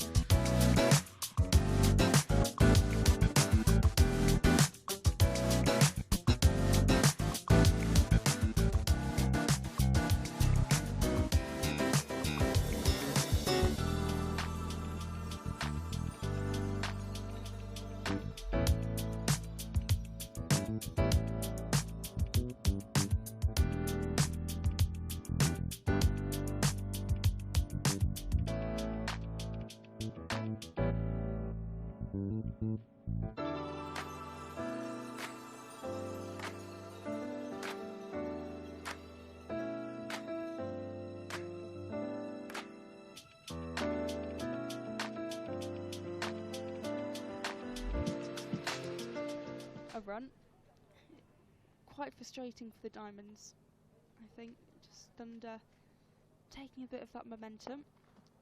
As Duckworth plays a more powerful shot and heads down on the offside, but again, there's been some strong fielding. I think there's been a real mixed bag, but the fielding we have seen on display, I think about the Daisy Mullen dive to stop the boundary, things like that. You know, that sets teams apart. Of course, yes, batting and bowling is important, but I think fielding is something, particularly in the women's game, that's massively improved over the last few years, and just putting their bodies on the line to stop boundaries, to stop the singles and build that pressure is so important. 89 for 3 off 18. And it's definitely something that is one of the things everyone says changes quickest with professionalism, or even a sort of semi-pro setup. Hannah Jones in from the Dame Road end and defended back to her. Dare I say another dot ball. Yeah, she's built them really well in this spell, Jones. Classic Jones in terms of that economy rate. Continuing left arm. And Diamonds will manage to run through for a single, but that's all they get from it. At the moment, that seems that's all they're going to get from the bowling of Hannah Jones.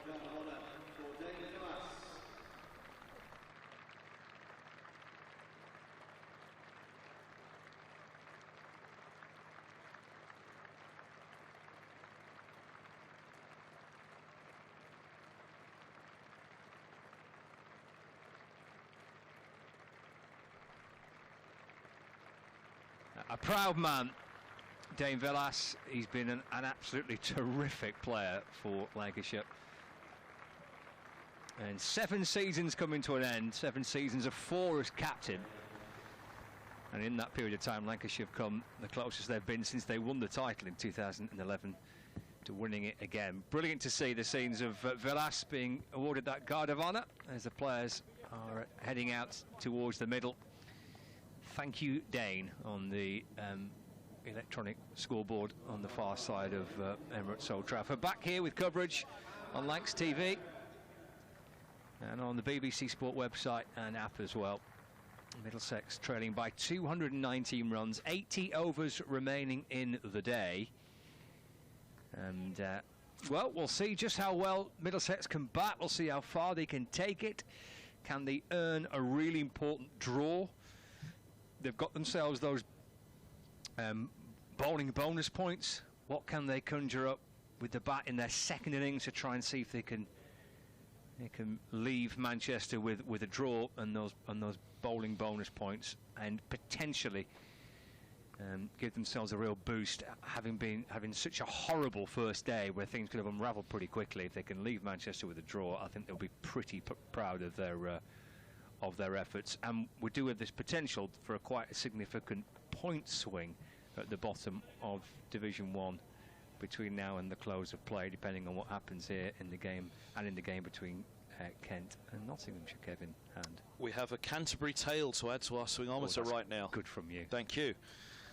Michael Hogan's on a hat-trick. Oh, blimey. Nottinghamshire are 180 for 6. Clark still there on 63. Hogan has 5, so 180 for 7. Is that? Now I have to check and make sure. Kevin's just given us a nudge and said Hogan has 5 for, and he's on a hat trick. So I assume that's 180 for 7. Is the scorecard has only just caught up. Let's have a look. Yes, so he picked up James. Caught leaning, bowled Hogan for 39, and Harrison. The very next ball, LBW Hogan for a duck. So the hat-trick ball will be being faced at this very moment. We will bring you more on that in just a second. I'm assuming that that's going to be Brett Hutton out to face the hat-trick ball, then enjoy Clark, who's on 63. So problems for Nottinghamshire, who visit Lancashire next week then entertain Middlesex in the final round. The Battle of the Bridge. The swingometer. Colin, can I get a graphic of a swingometer somewhere? We've now got knots to throw into the swingometer. I don't know whether it's a full 360 and it's just going to be swinging around and round now. I can. Where's Peter Snow? Bring him back in here. So yes, the swingometer. More on that in a moment because we're about to get underway. We are, yeah, with Tom Bailey bowling to Mark Stoneman and 4 slips waiting. Here's Bailey in and bowls, full ball, off stump, driven nicely, lovely shot to the right of Villas, down towards the boundary, and Middlesex are up and running in their second innings. A bit of swing there for Bailey as well, but nice looking shot punched away for 4.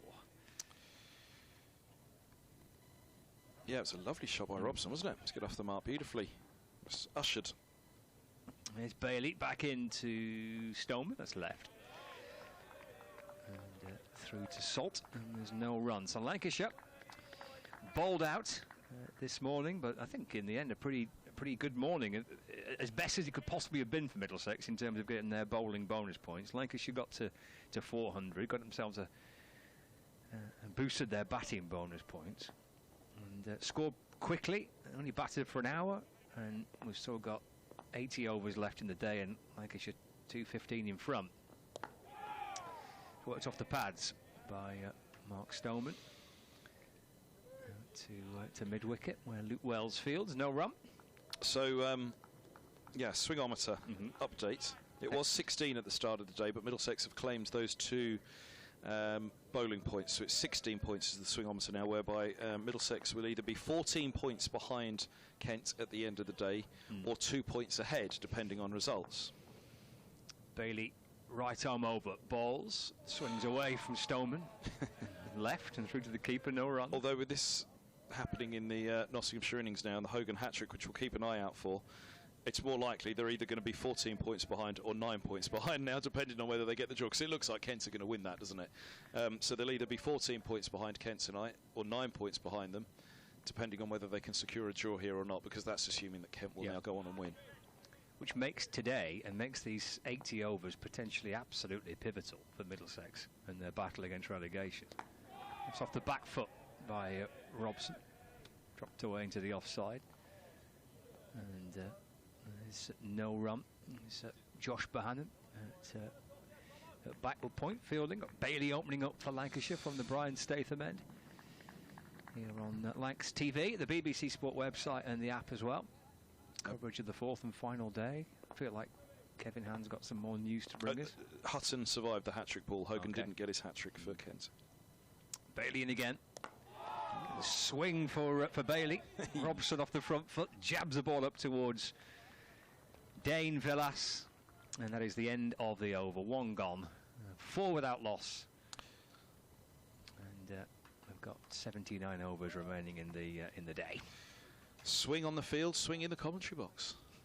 We're expecting plenty of spin out there on the field, aren't we? There's been plenty of spin up here. Plenty of hot air up here. So Nottinghamshire 181 for 7, scores are level. With an exclamation mark on the BBC Sport website. Have you ever seen that before? Scores are level, exclamation mark on the BBC Sport website. Not seen that before. If you go to the live scores page, so 3 wickets standing. In trouble knots, which means throw knots into the mix on the swingometer. Yes, Middlesex versus knots. Depending on the result here, Middlesex will either be 27 points behind knots tonight or 22. It's a big 5 points. It's a really big 5 points, this, for Middlesex, when you put it into that perspective.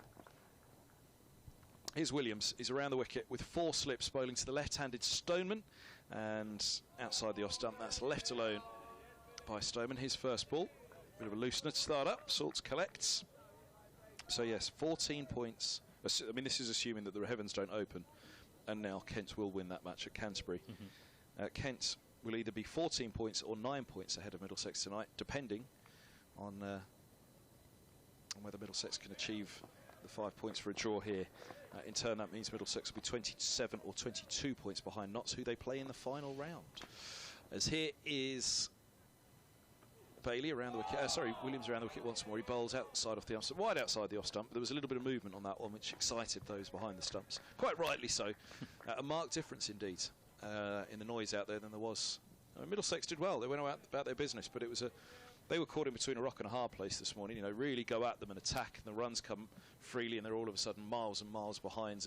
And Lancashire get there very, very quickly and have longer to bowl at Middlesex. You know, secure a 200+ lead. But equally, they had to take those final 5 wickets. They needed 4 of them to secure maximum bowling points, which they got. Here is Stoneman off the mark with a boundary, pouncing on that one outside the off stump. A little bit of width again from Williams, and he's punched it in between point and mid-off for 4. Middlesex are 8 without loss midway through the second. Yeah, both batters off with nice shots as well. 4 for Robson, the 4 for Stoneman there. Both batters underway nicely. Can they make a positive start here? I mean, to state the absolute bleeding obvious, it needs a strong start from the openers here, doesn't it? To put a bit of faith in that and belief in that Middlesex dressing. Yeah, from an experienced pair at the top with a young middle order in this game. It's Williams around the wicket, he bowls. Stoneman leaves alone outside the off stump, 8 without loss. And interestingly, they've got Cracknell, who's their white ball opener, T20 and list day in at 3, and he was out bowling. He was out bowled off an inside edge, looking to drive in the first innings, wasn't he? There was talk about Middlesex being positive, which Cracknell was clearly trying to be. Davies at 4, who dug in for an hour. You'll need to see him to dig in today. And Eskenazi, that's the real wild card, isn't it, for Middlesex? He's in as a concussion sub for Max Holden, the experienced batter. Eskenazi having been dropped for the last 2 games. Williams around the wicket, he bowls outside the off stump, it's left alone.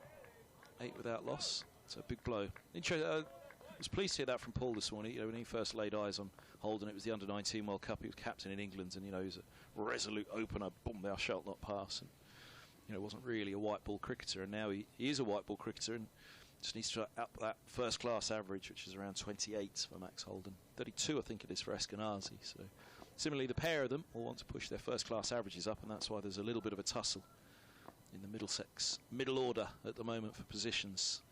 As Williams around the wicket bowls, and this ball's run away with an angled bat.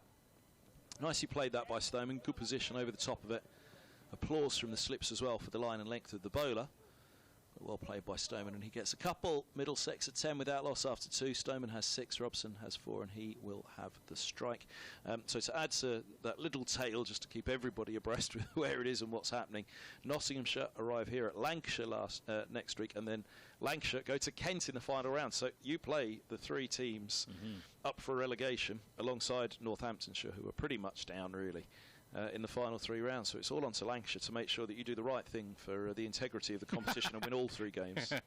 Well, sorry, draw this one and draw the next 2. Yeah. Draw this heavily rain-affected draw, and then win the next 2. Middlesex said it's quite simple there. For they and Nottinghamshire, they go to Nottinghamshire in the final rounds. Nottinghamshire here next week. In between, Middlesex entertain Warwickshire, the side that they bowled out for 60 in 22.5 overs at Edgbaston a round or so ago. There's Bailey. Oh, it's a good ball. It nips through towards the keeper. Robson kind of playing half forward. And Bailey the ball to shape away. It's a lovely delivery. I don't think he could have left that out of the hand. The angle it was coming in at, whether it was, I'll have to look again to see if it was a little bit of late swing before pitching and then continued on that line, or whether it was off the seam. I'll have a look now. Because you'll see the line coming in towards off stump out of the hand. He's wary. If that nips back, he's in trouble. Instead, it goes the other way. It's left by Robson and through to the keeper. No run. Yeah, it's a ball that you kind of have to. You're drawn up playing at, aren't you? Really. I mean, it's such a good delivery, angled in. I mean, when you see where it beats him, and he's played the line of off stumps to some extent, hasn't he? He's not followed it with the bat. It beats him handsomely outside the off stump, a long way outside the off stump. But that's the judgment call that Robson's got to get right here. 3 slips waiting. Bailey in. Going to run here, flick away off his hip, away towards backward square leg for a single. Takes his total on to 5, 11 without loss. But come what may, whether it's a draw today for Middlesex or a defeat, just to put it into a little bit of perspective as well, they've got to beat Warwickshire next week at Lord's. Yeah. They've got to go to Trent Bridge at least within touching distance. You know, if you need to overturn 19 points at Old Trafford, at Trent Bridge in that final round, why half an hour into the first morning that could be done, couldn't it? If you're batting first and 19 for 5, you're not overturning a 19-point swing. No, it isn't. The absolute must-win next week, isn't it, against the Bears? Yeah. For Middlesex. Around the wicket, Bailey. Forward goes Stoneman. Solid front foot defensive shot. Ball bouncing up to Luke Wood. Quite simply,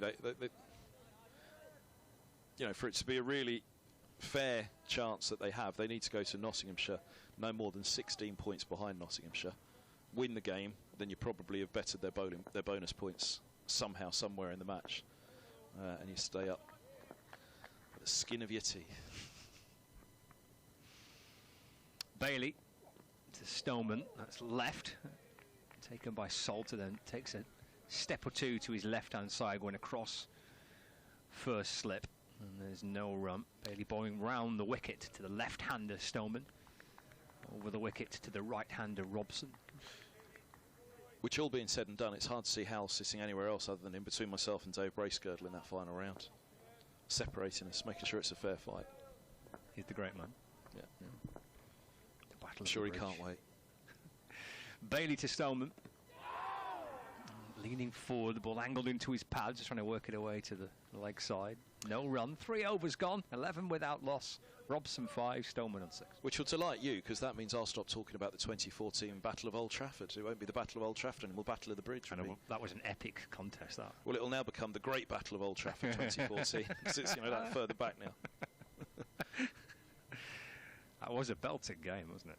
Honestly, those 4 days were amongst the best I've had on a mic. It was... What a few days we had. That was, again, swingometer in that game. Where was that going? Just in the game in front of you, let alone the table itself. Yeah. And any other matches. Although will Essex be able to make it interesting in the final round and keep Surrey in sight going into that? Because, of course, all eyes then will be on the top of the table.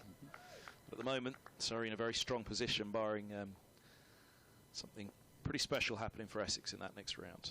Here's Williams starting his second over. He bowls to Robson, who dabs this one to backward point. No run is the call as Robson sends back Stoneman. He's nearly a third of the way down. Robson looks at him. Stoneman then looks back and holds out a hand as if to say, why not? What was wrong with that? He's a fast runner. He loves a quick single. Mark Stoneman. I'm not sure if this is the right moment necessarily for a quick single. No, but rotating the strike is a big thing, isn't it? That was talked about again on the first day, rotating the strike, but it's easier said than done when that ball is a fraction short of a length and passing the edge of your bat all the time. Well, yeah, rotate that. Here's Williams, he's in, bowls. Oh, left alone by Robson, that was close. Now, that's exactly what we were talking about.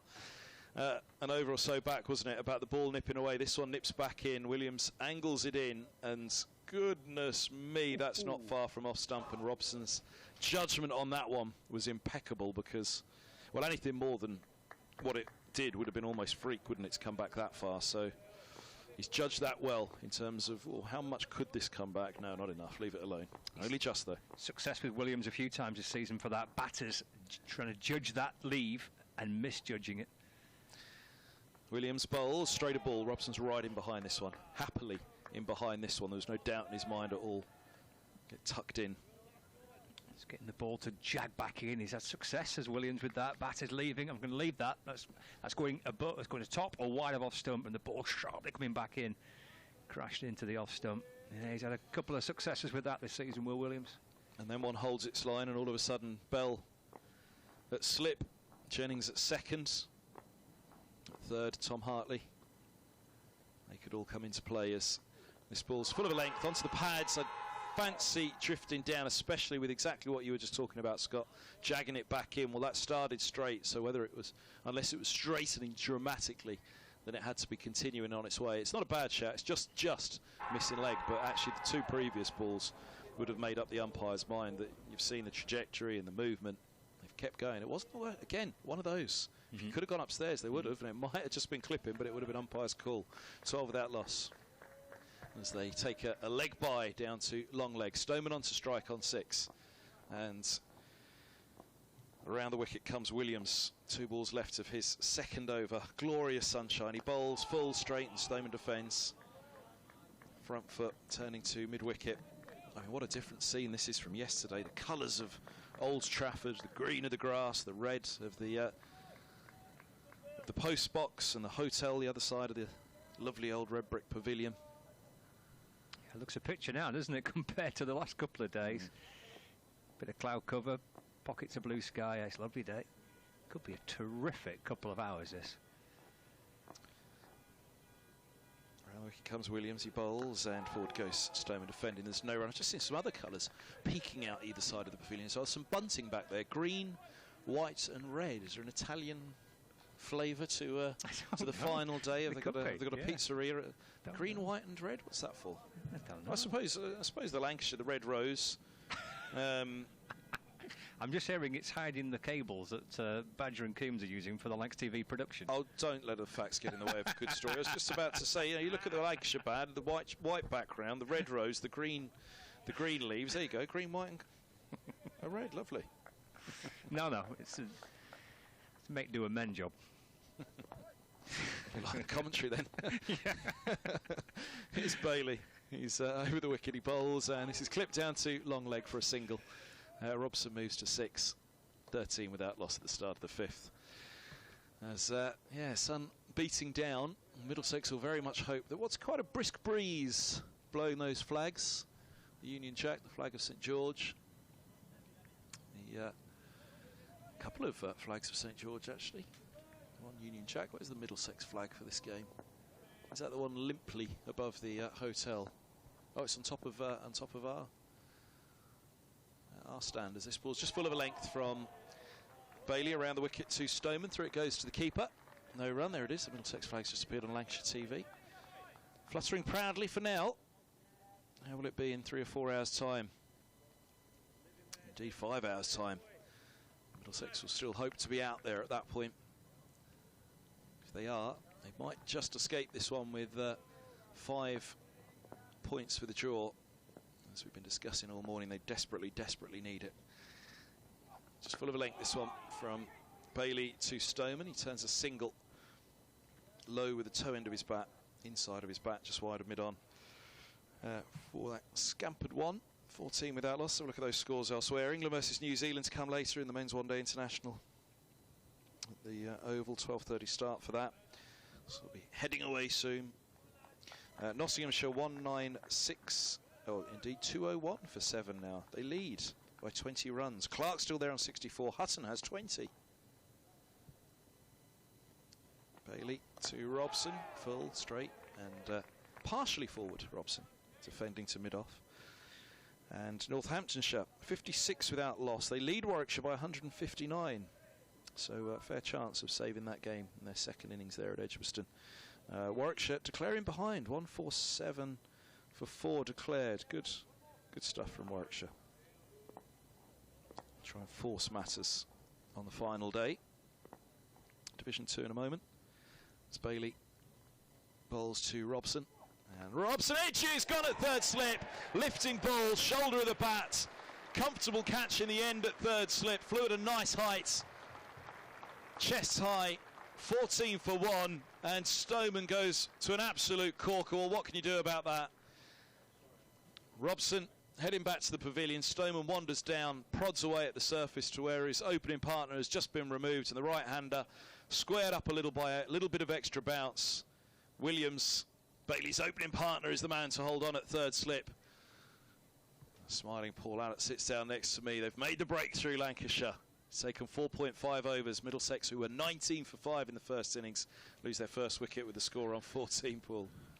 Well, Lancashire needed that, Middlesex didn't, but it's a good ball, isn't it? It really is. A little bit of extra bounce from Tom Bailey, which is what he gets. Tall man, Tom, 6'4".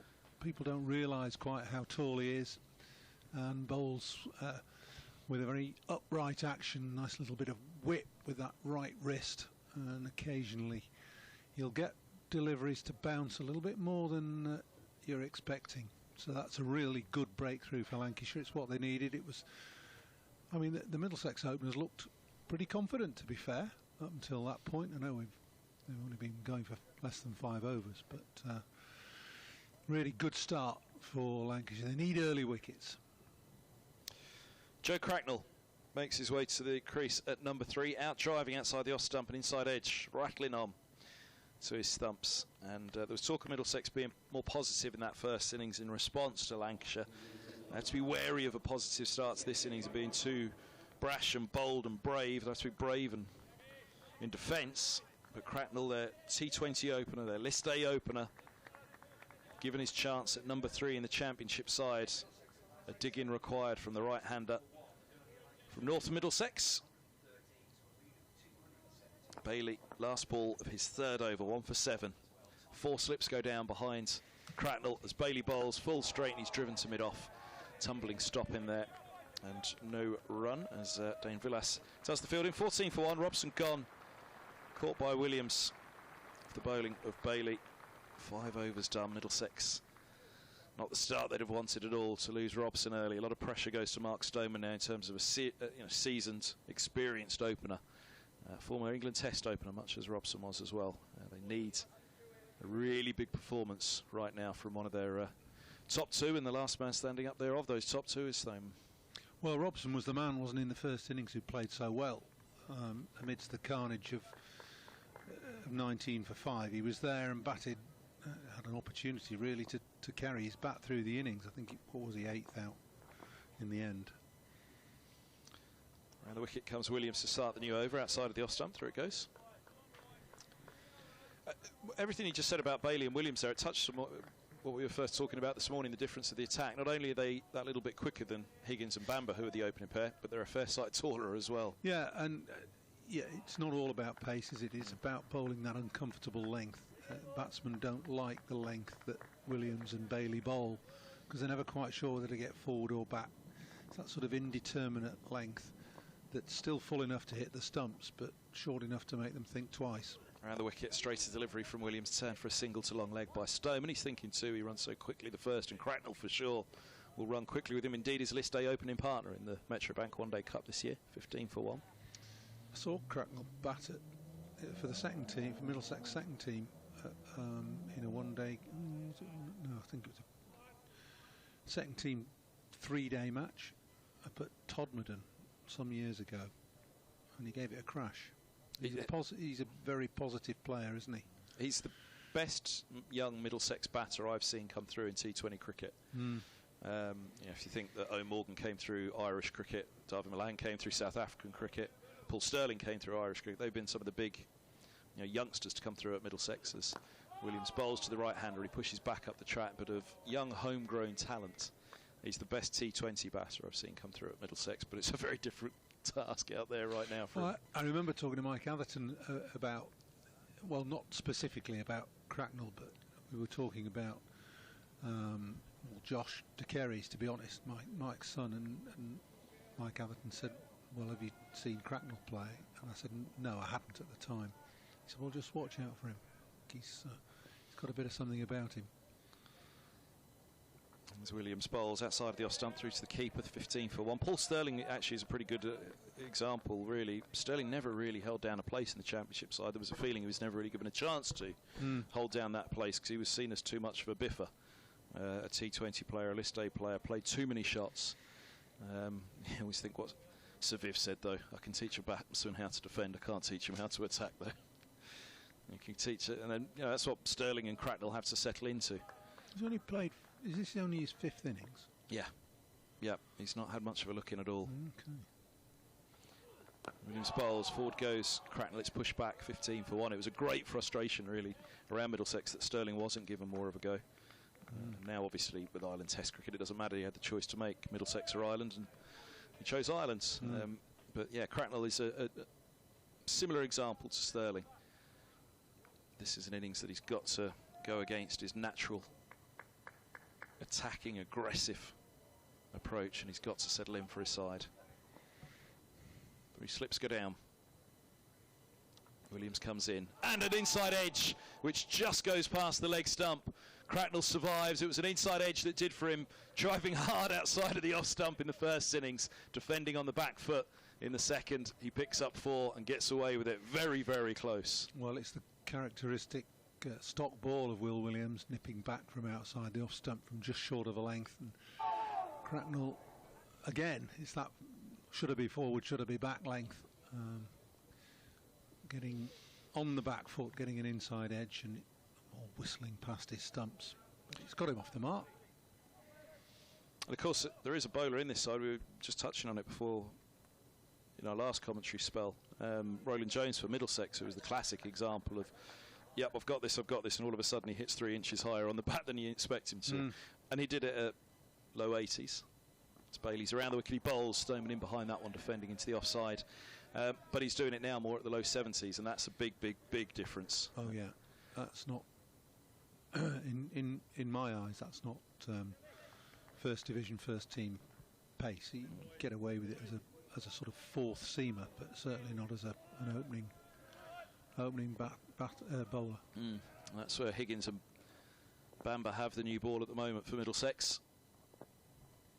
Roland Jones, one of 3 seamers in this game, with 2 spinners selected as around the wicket comes. Bailey to Stoneman, and he angles this one defensively into the offside. 19 for 1. They were 19 for 5. On the first morning, Middlesex having won the toss. A decision that has, well, you know, again, all season long that's come back. You can't, you know, whatever particular collapse it was at that time, you can't be 19 for 5. You can't lose 8 for 100 and think you're winning games of cricket.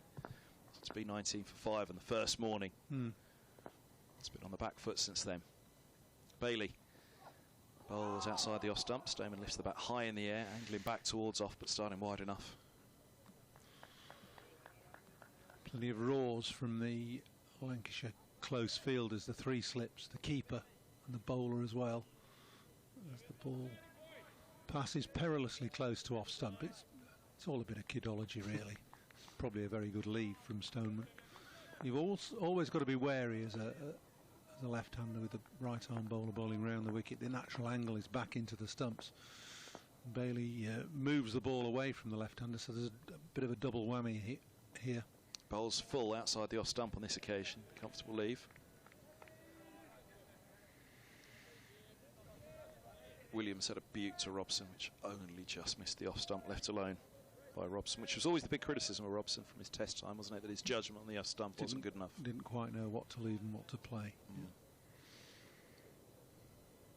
He had a good leave from Williams. However, Bailey with that extra bounce, removing Robson. Mark Stoneman. Can he be the Rock? It's his nickname, Rocky.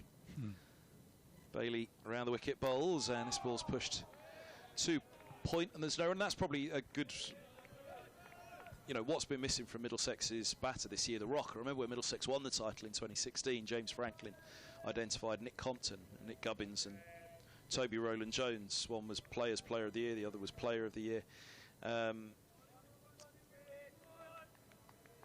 But speaking to James Franklin, he said, you know, serious credit to Nick Compton at 3 that year. Gubbins and Robson opened, and Compton at 3. He was the Rock all season long, the Rock, and that's what Middlesex haven't had this year. As here's a length ball from Bailey around the wicket. Big stride forward and across from Stoneman. Well beaten. End of the 7th. 19 for 1. Yes, good over from Tom Bailey. There's a little bit of an edginess about Stoneman that really belies his status in the game. He looks tentative, a little bit jerky in his movements. You know, there's a backward press, then a sort of indeterminate lunge. He's just looking insecure. But I suppose if you've had a really poor season as an opening batsman, then you know you're looking for the ball, you're searching for it, you want to locate the middle of the bat all the time. Williams Cracknell starting the new over, defended to mid-off. Yeah, exactly that, I think. That's my thought. No, where actually Robson looks comparatively at ease with himself and at ease with his game out there, but he similarly hasn't had the runs. But Stoneman does betray slightly the look of a batter, shy of well, at least a couple of 100 runs for the season so far.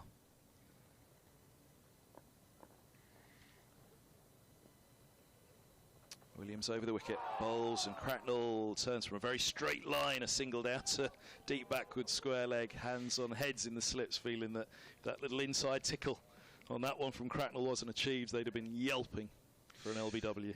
Well, I like what Cracknell's doing. He's standing way out of his crease, probably a good 1.5 foot. And that not only is an attempt to disturb the bowler's length, in other words, make the bowler bowl a fraction shorter, it also makes him, as a batter, more committed to try and get on the front foot. Stoneman's batting well within his crease. And the wicket comes. Williams to Stoneman, angle bat as he defends, and away down to the vacant deep third it goes, and they'll look for 2, and as quickly as he runs Stoneman, he'll certainly be looking for the 3, and he grabs it. And 6:23 for 1. He's on to 8 from 21, Stoneman. Got a 50 in the second innings of that victory at Warwickshire at Edgbaston, and they're the visitors to Lords next week, which is an absolute must-win for Middlesex now. 9 and 52 unbeaten. He got 11 and 72 at Surrey in the defeat at Lords the game before that. So prior to the Essex game last week, in terms of the run of first-class games, he got 8 and 6 at Essex. None but the Middlesex top order mentioned 19 for 5 here. They had no answer to Cook and Porter in 2 games this season. They were 4 for 4 and 20 for 5 at Lords at the start of the season. As Williams comes in, bowls, and Cracknell inside edge again. Rolls down the pads into the offside safely this time, but his head did snap round just to see where's it going. Well, it's all right being positive, Cracknell. Stoneman's coming to have a chat to him now, and probably just to say, listen, just calm down. Look to perhaps defend a little bit more this early on, but also, if you're not aware already, Williams brings the ball back into you. I don't quite know how prescriptive the... Williams outside the off stump, left alone by Cracknell. Prescriptive the non-striker is, but it's a question of waking up to reality, perhaps. It's a good example, Stoneman and Cracknell, actually, because you've got 2 at either end of their career. I remember, I won't name the names, but I remember a couple of international batters batting together at one point and having a chat with one of them at stumps after play as Williams turns. Last ball of his 4th over, number 15. He bowls, and Cracknell works off the hip down to fine leg. Long legs gives chase. They're going to take a couple. They might get 4. No, it's a brilliant piece of work down there by Dane Villas. Holds them to 2, saves a couple of runs. 25 for 1 into the 8th. Yeah, one of them was really scratching for runs at that point, desperately struggling. And it's championship level cricket. They're 2 international test batters. And one of them eventually, he's missed, eventually gets an edge down to deep third, and he's off the mark with the boundary. End of the over, they come together and have a chat. And the batter who's scored the 4, makes some sort of joke about it. Great shot that, wasn't it? Taps away on the surface. The other batter intentionally walks downstairs and be like, you can't do that, you need to do this, you need to do that. And he said, what are you doing? It's the middle of the over. He could have strangled him at that point. Leave me alone, get out of here, I'll think about those things in the nets, not in the middle of an over. Exactly. Here's Bailey starting the new over to Stoneman around the wicket, falls safely away in the onside. It was angled into the left-handed Stoneman, so thumping onto the pads, but always missing leg. Yeah, just falling over a little bit there, Stoneman. He got out like that in the first innings, playing across the line, looking to hit Bailey through mid-wicket. Got caught at 4th slip, smart catch by... who was it? Anyway, it was 4th slip. And it was a really smart catch. But should have been playing a lot straighter. Hartley it was. Scampered single just in front of point for Stoneman there on the front foot.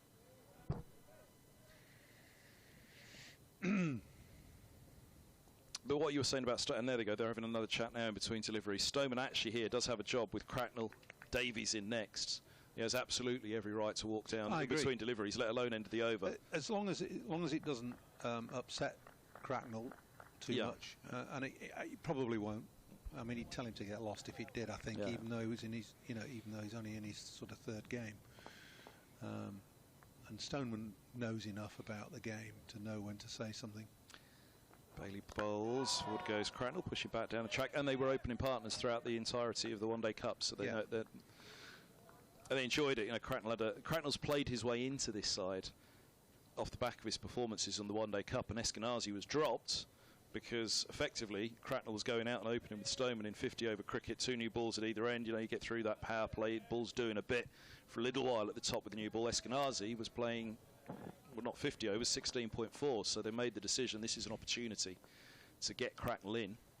It's Bailey bowls, and Cracknell gets in behind this one, and there's no run because the skills are going to be more transferable from having opened in 50 over cricket to, you know, being middle order in 16.4 over cricket. And Eskenazi clearly hasn't had the runs this year, so this is not an excuse, but, you know, a valid reason, a valid reckoning to say, all right, Esky, stand down at Chelmsford last week. Cracknell gets his go, and he's kept his place here. Another chance. As I say, it's going to be interesting when Eskenazi does come in. Whether he comes in at 4 or 5 will be interesting as well. The senior batter dropped for this game. Jack Davies, a youngster like Cracknell, due in at 4 as Bailey comes in, bowls, and that's chopped away down to the vacant deep third. Just a little late run by Cracknell outside of the bat, all right, but enough control about it. He moves to 15, 34 for 1. Oh no, I'm ahead of the board, 30 for 1. That's understandable. Having commentated on Middlesex for quite some time, you want them to have more runs than they actually have, don't you?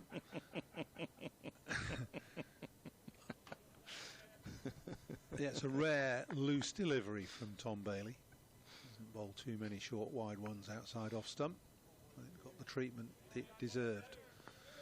Not over attacking Lancashire in their field placing, just 3 slips at the moment. Bailey's in, bowls, and this is down the leg side. Through it goes to the keeper, dot ball, 30 for 1. Can we have a wide for that, please, umps? Yes, okay. Just thinking about Lancashire's spinners. Tom Hartley is obviously the #1 spinner, but he's made his name really as a one-day bowler. And done a very good job. Played in Lancashire's T20 team, plays for the 100, plays in the 100 for the originals. And it's a question of the onus being on him to bowl on the 4th day on a pitch that may give a bit of bounce and a little bit of turn, but not got much experience in 4-day red ball cricket. Against Northants last week, 247, 1 for 101 his figures. Whereas Luke Wells very much has been a part-time bowler. It'd be unfair to call him that now. He got a 5 against Northants. Wells left arm over, he bowls down the leg side. Sorry, Wood. Wells. Wood left arm over down the leg side. I was jumping the gun. I was looking forward to the spinners, and we've got Luke Wood on his first change, the quickest of the bowlers in this match. It'd be interesting to see if he can slip himself, bowl, get that speed gun up a bit, and cause a little bit of discomfort to the Middlesex batters. It's a marked difference. These opening 3 bowlers that Lancashire have had out to what Middlesex have had, and that, as I say, as much as the batting's been a problem, it is something Middlesex is going to have to think about going forward. As Wood bowls down the leg side, pacey again, just skids through to Salts, that one. Just quickly from elsewhere, Brett Hutton may put the cat amongst the pigeons down at Canterbury. He's got 45. He came in to face a hat-trick ball from Michael Hogan, who'd removed James for 39. Harrison first ball. Hutton survived the first ball. He's 45 from 43 deliveries, 8 fours. Clark still there on 68. Nottinghamshire 234-7, leading Kent by 49 runs at the moment. Kent probably feeling when that hat-trick was going on, nailed on for the victory at Canterbury. Wood is in, bowls, forward goes Stoneman, pushing back up the track and no run. 30 for 1, and Lancashire, of course, as you were saying, having a very big part in the relegation this year, and that they play Middlesex this week, Nottinghamshire here next week, and then Kent away in the final rounds. So whoever ends up going down, they might be thanking or ruining or cursing indeed Lancashire as they head down to Division 2. Well, Lancashire will have their eyes firmly fixed on a bit of prize money, won't they? And quite rightly too. They look in good order, I must say. You know, the squad, certainly this bowling attack, as his Wood bowls, and this is clipped out to deep backward square for a single. Stoneman moves to 13, 31 for 1. You say they look in good order, and yeah, they do as a team, as a unit, as a squad. But there's as we were talking earlier, Scott, Reed and I, about an element of changing of the guard, because you've got Villas retiring after today. Rob Jones has gone, Danny Lamb's gone. So there's opportunity for the likes of the younger lads. George Bell is cementing his place, got 90 today. George Balderson's just scored his first class century. One or two second team players. A young lad called Matty Hurst might get a go next week instead of Villas. Wood around the wickets, Cracknell, and 40 goes driving up to mid-off, no run. Yeah, that's what I say. Transition for Middlesex, changing of the guard was the phrase I used, because it's Roland Jones and Mercer. Basically, that's the changing of the guard. Those two have been so reliable for so long. But let's hope Roland Jones is okay. I've obviously been asking him tonight. 6 overs, said down on pace this year. That's never going to come back now at 35 years of age. No. It may be that he's got a bit of a niggle at the moment. But the injuries have been the thing for Roland Jones over the years, after that wonderful 2017 he had against South Africa. As this ball's just full of length, a little bit of width, a bit of a flourish opening the face on that one. Cracknell as it sees to backward points, and there's no run. The issues with bowlers and injuries when you get into your mid-30s is the effects become cumulative, and the problem is that, you know, I've had a bad back or a bad knee or a bad elbow or whatever it might be. And Roland Jones has had all of those. Yeah, exactly. And, you know, you combine them all together, and what happens is you get that cumulative effect, and the pace drops. Kevin's gone. And Scott's here now. But there's Tom Bailey, looks to begin his 6th over from the Brian Statham end. Yeah, 1 for 12 from his first 5. Stoneman on strike. Bailey around the wicket full. And off stump, he brings Stoneman forward in defence, and there is no run. We're approaching lunch on the 4th day here. There has been a 4th wicket to go in the match at Sale in the Rachel Hale Flint Trophy fixture between Thunder and the Northern Diamonds. 4th wicket to go, and for viewers on Lancs TV, this is the 4th wicket of the match, and we'll be heading for coverage of that game during the lunch interval of this fixture. As Bailey bowls again, forward goes Stoneman in defence. Are you commentating on that as well? I am not, no. I'm going to have some lunch. Quite right too. Even you, Scott, can't be in 2 places at once. No, but I mean, there's coverage right now. There's a live streaming of that game. Lancs TV, 2 places at once. So we'll be heading to Sales at lunch for viewers on Lancs TV. BBC Sport website and app with continuing coverage of the County Championship. Heading into the final day. That's a lovely shot. Stoneman leans into this and punches the ball away through kind of wide mid-off for 4 runs.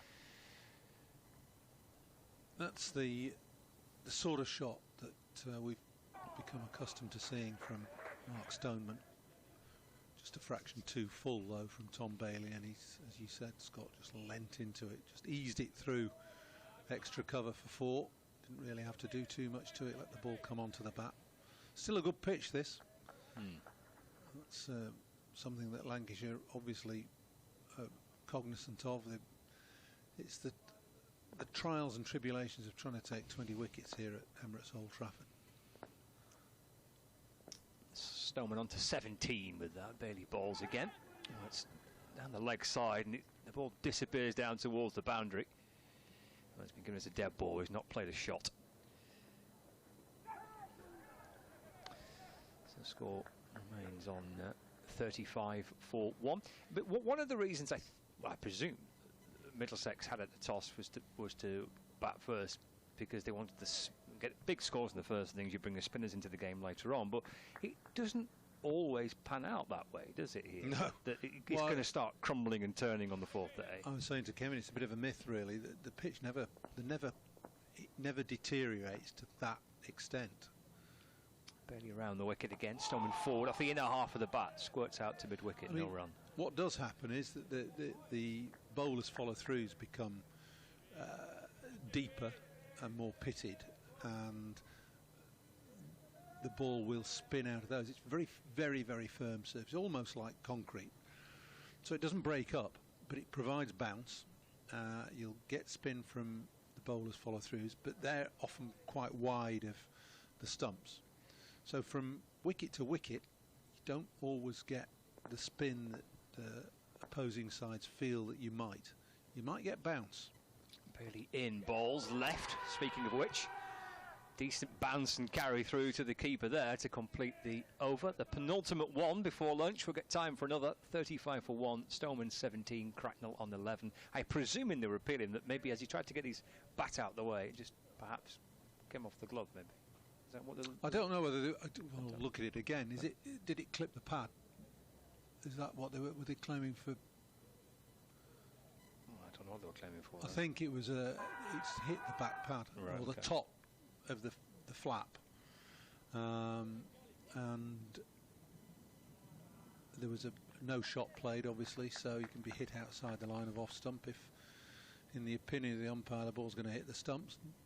No chance of that, so it was a forlorn appeal. Enthusiastic but forlorn. It was a 10 out of 10 for enthusiasm. Luke Wood, left arm around the wicket. Ball's a short ball to Cracknell. Good, I like that. I was going to say, Luke Wood, you've got a bit of extra pace. You're at least a yard quicker than anybody else on show in this game. On this firm surface against a young batter who's in just his 3rd match. Just try him out a bit. Just test him with the odd short ball. See how he likes that, how he plays it. Short one to begin with them. He played it by just ducking underneath it. 5 balls to go before lunch. Here's Wood. 3 slips waiting. Pressed away into the offside by Cracknell. Bouncing its way up towards George Balderson. And there is no run. The beauty of having somebody like Luke Wood in your side who bowls quicker than the norm is that not only will he attempt to unsettle the upper order, but if and when Lancashire get down to numbers 8, 9, 10 and 11, Wood can be a potent force in trying to get rid of the lower order, especially on this surface, which provides a little bit of pace. To Cracknell, and that's just eased away into the offside. No run. He's had a peculiar season, really, hasn't he, Luke Wood? He played the first match of the season in April in the county championship and hasn't played disappeared. Hasn't played since this week. Yeah, I was thinking that with his success in one-day cricket, playing for England, playing in the 100, just wondered whether he might be one who wanted to go down a white ball route. I'm encouraged to see him playing in this, that he still feels that he can make a mark in red ball cricket, and he certainly can. Into Cracknell, full of ball, driven away into the offside. Balderson to field, no run. I spoke to him a couple of days ago in an interview and asked him about his red ball ambitions, and he was keen to say he's still got ambitions of playing as much red ball cricket as he can. He admitted that he was disappointed to have been left out in April and to miss out in those opening rounds. But I did say it must be quite a challenge for him. His success has come predominantly with the white ball, and the bulk of the winter he's bowling with the white ball. And how do you get that balance between wanting to be to develop this form of the game? Short again, that's a really good delivery, quick. Getting Cracknell to duck underneath it and through to the keeper, there's no run. Well, that's a good example of what he can do. He hustles up to the pit, up to the stumps and bowls with a quick arm.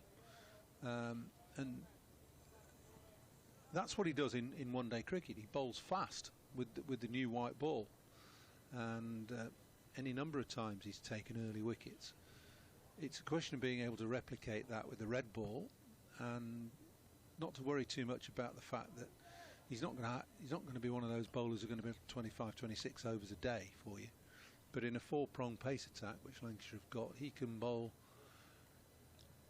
12, 14 overs of shock deliveries, and you know that should be, I think, what he's aiming to do. But short, sharp bursts of decent, good pace. Final ball of the over, and he goes for the short one again with the leg slip in place, and Cracknell gets underneath it, turns on his heels and heads towards the dressing rooms, because that's lunch on the 4th and final day. 35 for 1. Middlesex trailed by 184. In terms of the morning session, Middlesex have got their bowling bonus points. They've now got 2 sessions to bat to try and earn a draw, and I guess that's the best they could hope for after it all melted away on the first day for them. For Lancashire, they'll be pretty happy, I think, as well, because they've got to 400 and they've got time left to try and bowl Middlesex out here.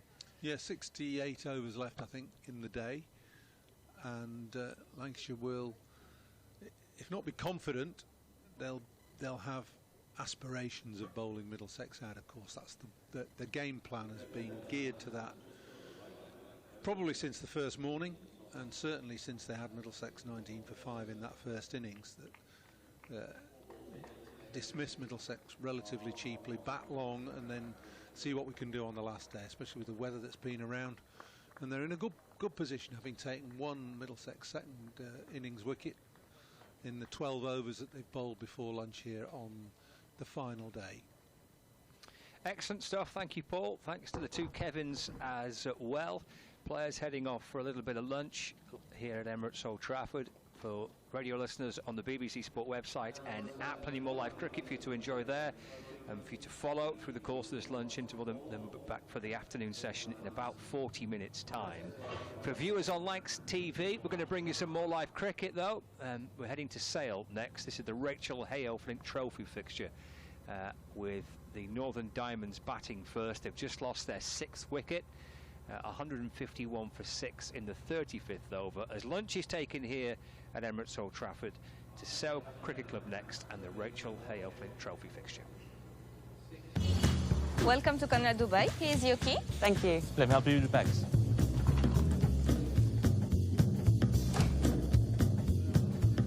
Nice room. How's that?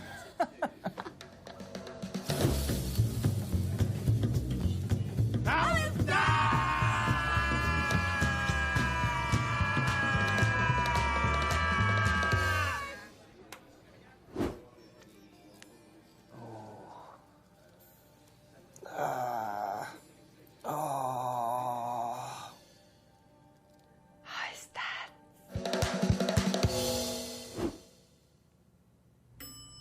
How's that? I wanna fly the world. I wanna fly better. Take me where the weather's good. When we are together.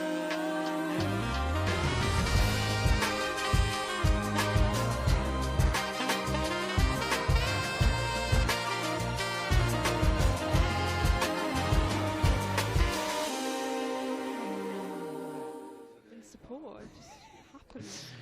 Short, all the way out to deep mid wicket. Don't keep digging, don't keep digging. To be fair, I was the one that was offering you the deal of 217. You were the one saying that actually Thunder would be fancying themselves much better, and that looks like a very good decision right now. Oh, very neat from Bell. End of the over, 153 for 6. Successful over as well. 35 gone, 15 left, and now it's up to the lower middle order of the Diamonds to see how they can pull this one round. Lizzie Scott so far in this competition this season with 21 runs at an average of 4.2.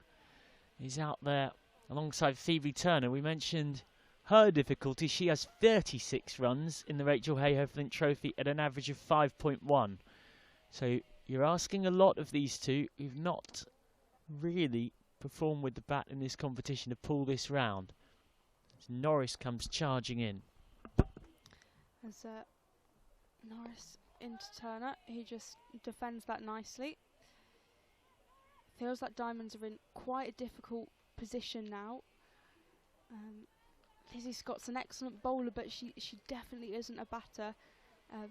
Phoebe Turner is a middle order batter, but has quite a lot of responsibility on her right now to keep the Diamonds going.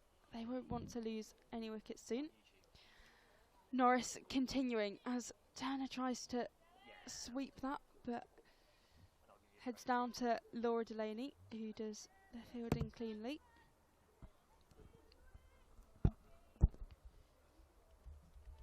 Score moving on to 154 for 6.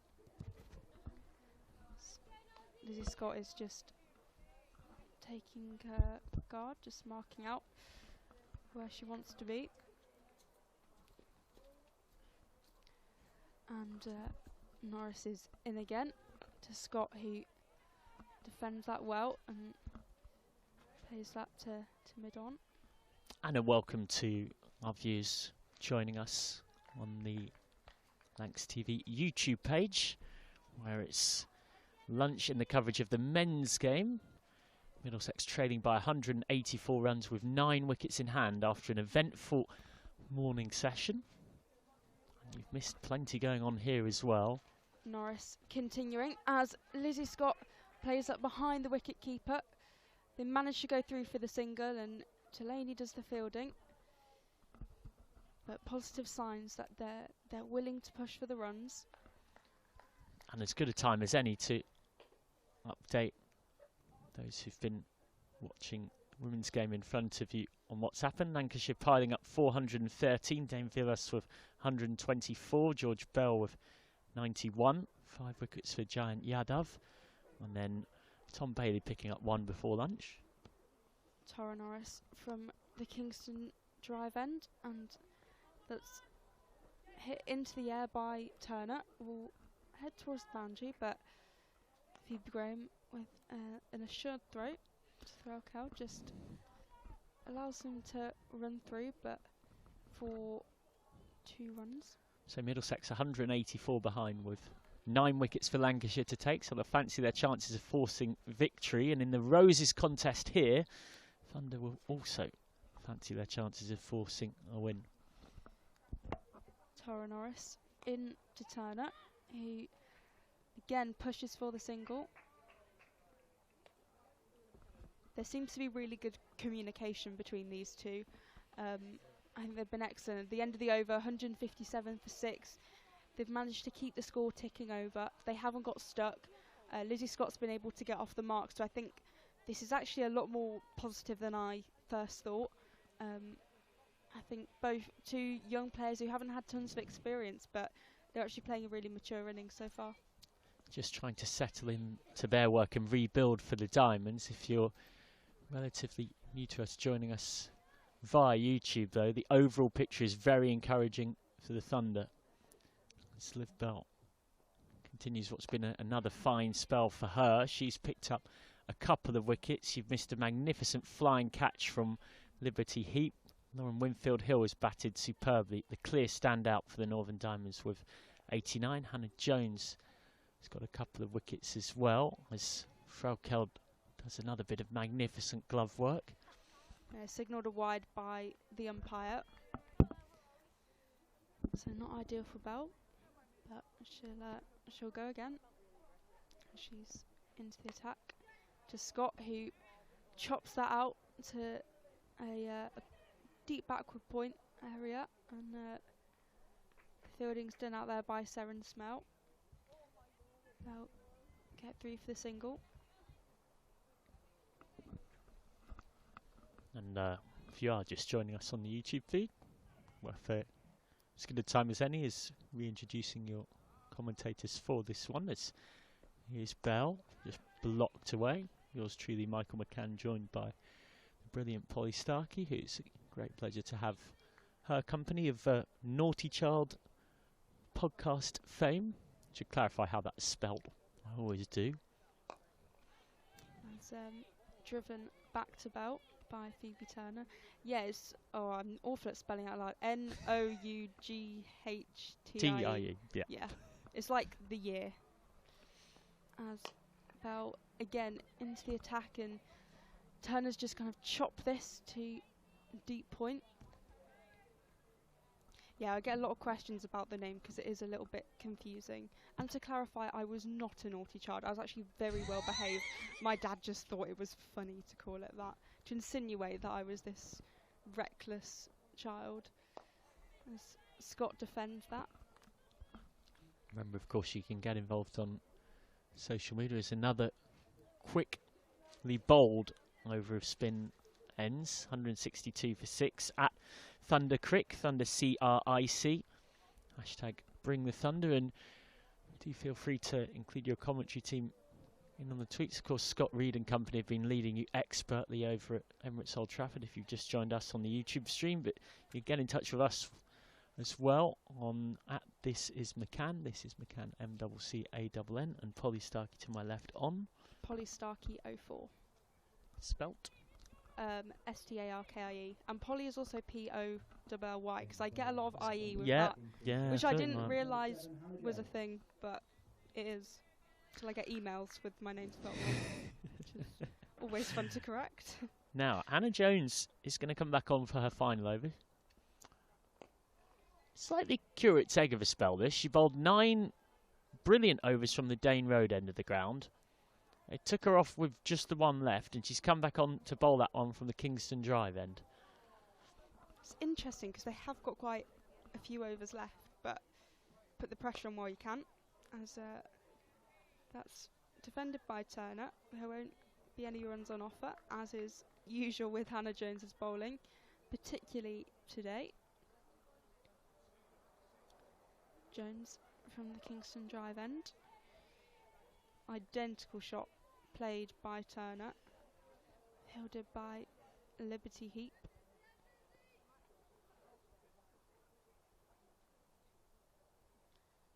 The off spinner is in, and that's played right back into the hands of Jones. Lizzie Scott keen to get back into her crease.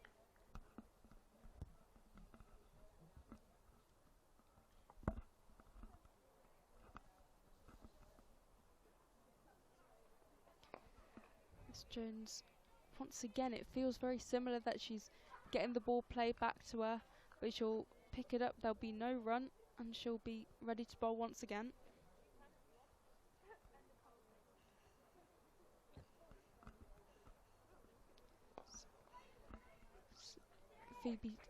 Phoebe Turner plays it out and finds her namesake Phoebe Graham.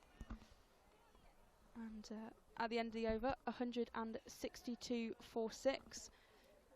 Only managing to, in fact, a maiden over by Hannah Jones to 163. So she got the one run from her final bowling over, but an excellent display and just showing her classing. And to come back after an injury and do that is remarkable. Yeah, 2 for 34 of her 10 overs, featuring a couple of maidens for Jones. Took 2 for 36 off 10 against the Vipers last time round. Such a consistently dependable performer in this competition, and she's still only 24 years old. As Bell starts another over in a threatening area. Do you feel like what we're starting to see is starting to truly reveal quite how well Lauren Winfield Hill batted, amongst other things? Indeed, as Bell continues from the Dame Road end, and Phoebe Turner just hits it down the ground back to the bowler. Yeah, when you're watching these two back, they're doing an okay job, but it shows the class of Winfield Hill as Turner hits that, and it's caught by Naomi Datani. She jumps up in the air to take the catch, and a great piece of fielding by the all-rounder. Another wicket falls for the Northern Diamonds. They're 7 down now, meaning that caught by Naomi Datani, Phoebe Turner walks off. It was a good shot, but it just wasn't quite enough. She didn't get the height on it, and Datani, it was a you've got to give credit. It was a good piece of fielding, but she didn't get the height she needed. And it brings Katie Levick to the crease, a legend in the Yorkshire area, the Northern Diamonds territory. As probably one of the most capped players actually for the Northern Diamonds, has been excellent, and at 32 is a real stalwart of the game. Played for the Birmingham Phoenix and the most recent edition of the 100, and of all time is the Northern Diamonds leading wicket taker. So an essential part of this team, but we're going to have to see her feature with the bat, and she'll be very keen to see out these last 12 overs. It's a big task because they're really into the tail end now, but they'll want more runs on the board. 163 I don't think is really going to cut it. So I want to push up to 200 if possible. As Bell again is in, and Katie Levick just a tentative defence, just to kind of work out where everything is as Bell continues, and Levick plays it gently out to Heap. Brings up a big milestone as well for Olivia Bell, into double figures for wickets in the Rachel Hayhoe Flint Trophy this season. Bell, number 4 on her back, and it goes past Liberty Heap, but Daisy Mullen manages to do the fielding. And the figures are quite ridiculous. And it's now, as it stands, 10 for 91 for Olivia Bell in this competition this season. And speaking of wickets, let's have a look at them. All 7 of them taken so far. Oh, brilliant from Phoebe Graham. Joining us on YouTube more recently, you might have missed them, or if you've been on Facebook from the start. But why wouldn't you want to watch 7 wickets from Thunder in a Roses contest, particularly if you're joining us, of course, on the Lancashire Cricket Facebook page. Esther Callis was the first to go, bowled longer by time as Jones Graham has got another 8. A second wicket. Armitage, bowled by Hannah Jones for 9, and then Jones had another when Emma Marlowe was trapped LBW for 10. Oh, brilliant! At that point it was 3 for 83. Rebecca Duckworth played a solid Bell second still fiddle on, hand to and hit Winfield straight Hill into before the she was covers bowled and by brilliantly caught by Olivia Bell. Pitch is doing a bit for the spinners as Morris starts the new over. Leah Dobson going for 6. Phoebe Turner made just 9. Lauren Winfield Hill, though, well, my goodness me, she's batted on a different plane today in the 89 she made. Heads and shoulders above everyone else as Morris is in and Levitt gets an edge on it, and it heads down, but Phoebe Graham does the fielding. They'll get the single.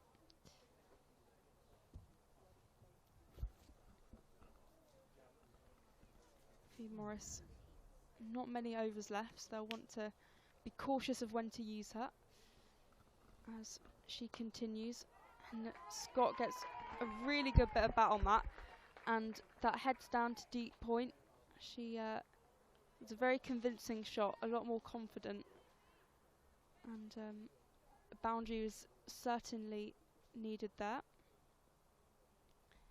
Just relieves the pressure slightly when they get those boundaries. Runs on the board is exactly what they need. It's taken them to 169, slowly getting closer to that 200 mark, something I'm sure at this point they'll really be aiming for.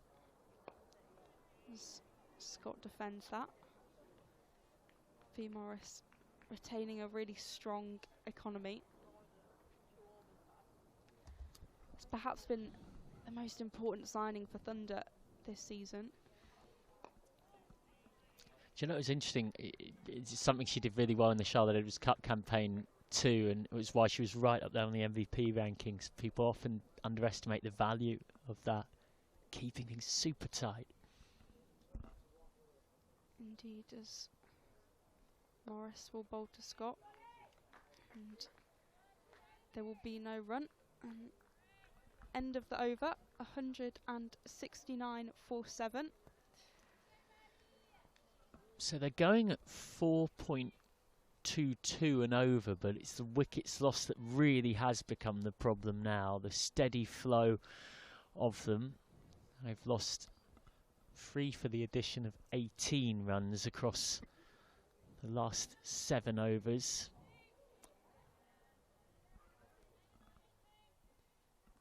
Bell with 3 for 24 of her 8. You'd expect that she'll bowl out, as will Morris, I should say.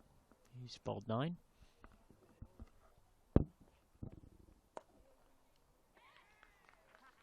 As Bell takes the wicket of Katie Levick to centre back. So Levitt gone for 2, and that collapse that I was just referencing continues. 169 for 8, and it is just about whatever the Diamonds can scramble, but it's all going the Thunder in the Thunder's direction right now. As Olivia Bell has a 4th, and like any good bowler in this situation will be sniffing a 5-foot.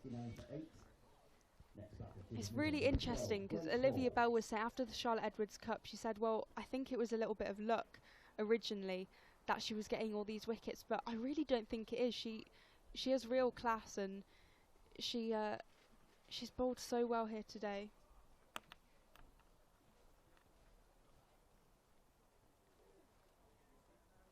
It brings Grace Hall to the crease. Well, she's had this meteoric rise this season, Olivia Bell, but she does not yet have a 5-foot in Thunder colours.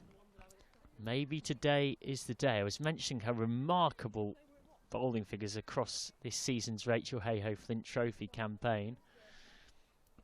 Well, it was 10 for 91, and it's now just had yet another boost to it in the wickets column.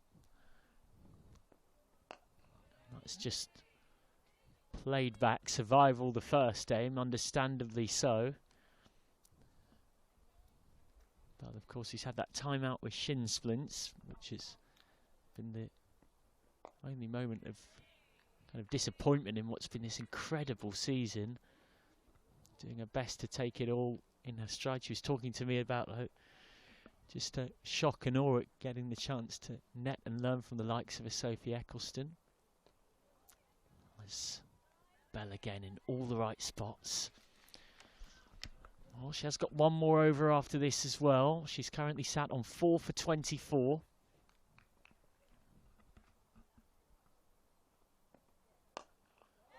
It's away through the covers, just dropped her hands on it nicely, didn't try and hit it too hard.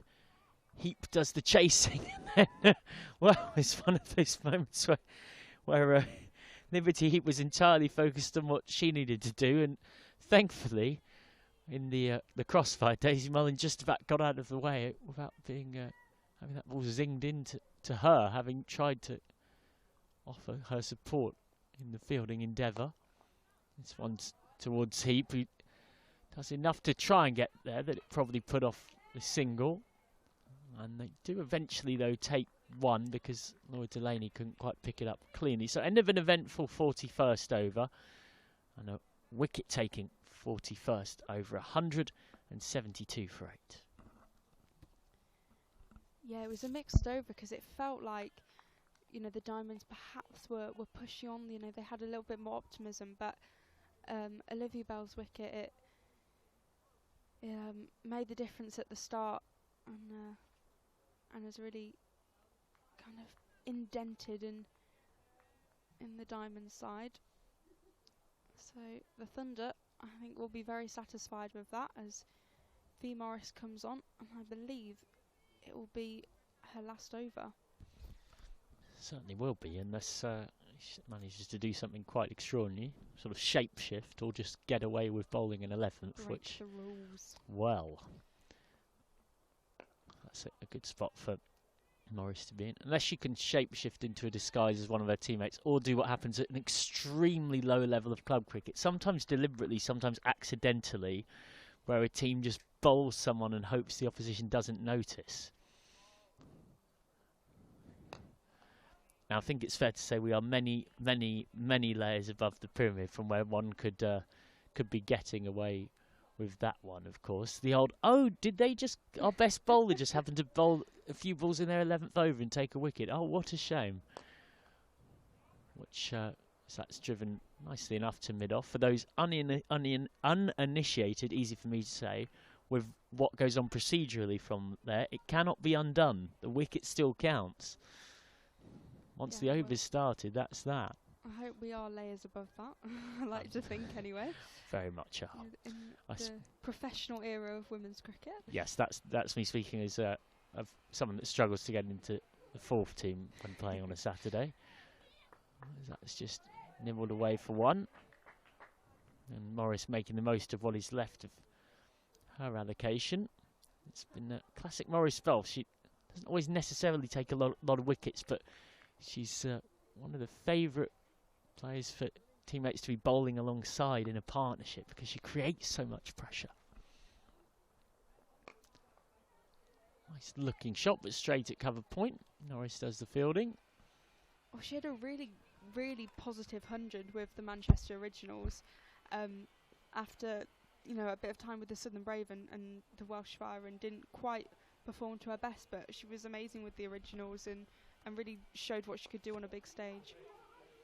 Again, Morris in typically Morrisian areas to finish her spell, which really is classical of what she has brought to the Thunder this season. Her best in the Rachel Hayhoe Flint Trophy of 3 for 33 in game 11 against the Stars. This wasn't quite that, but again, just keeps it so tight, as we've seen over the years for the likes of Hampshire, the Welsh Fire, Manchester Originals, and when playing with Oxfordshire and Gloucestershire. 200 plus domestic wickets.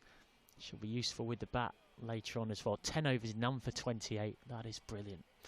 Now Bell's on, hunting, well, continuing, I should say, hunting her 5 for 4 for 27 off 9. She won't get too many better opportunities for a maiden 5 in Thunder colours. Driven straight to cover, and once more manages to survive Grace Hall.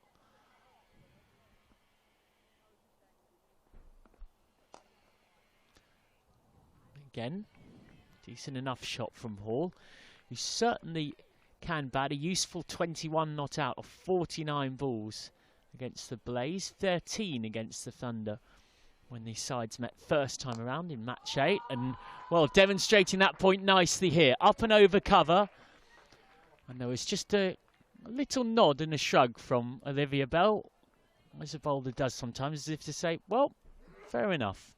Lovely shot from Hall, her first boundary. Yeah, it was a really well-timed shot, and again, it just kind of gives the side a bit of confidence. Of course, they're not, you know, they're not top-order batters, so it's a difficult task, but they're doing well. Now, Olivia Bell has 1 ball left to get that Michelle, get that 5 for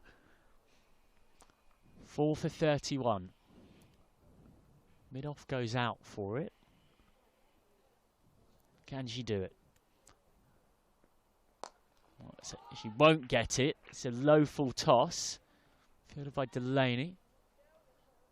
At the expense of 1, but it still completes an excellent over from Olivia Bell. It is her best figures in Thunder colours. I make it 4 for 32 from her 10. And it really has helped really tighten Thunder's grip on this game. 43 overs gone, 178 for 8.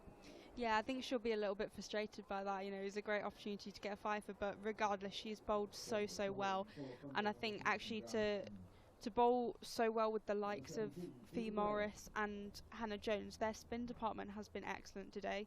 I think, of course, yes, their seamers have done well, but I think that their spin have really put the pressure on and have kind of, you know, there's a cricket pun in this, but they've kind of stumped the Northern Diamonds in the way that they've, you know, just kind of got them there, and they can't find runs from them.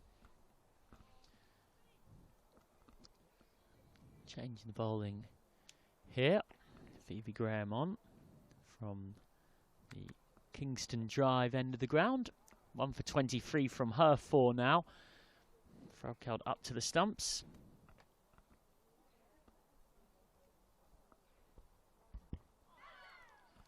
Into the pads, but Graham knew the LBW shout had nothing going for it. Was all too aware.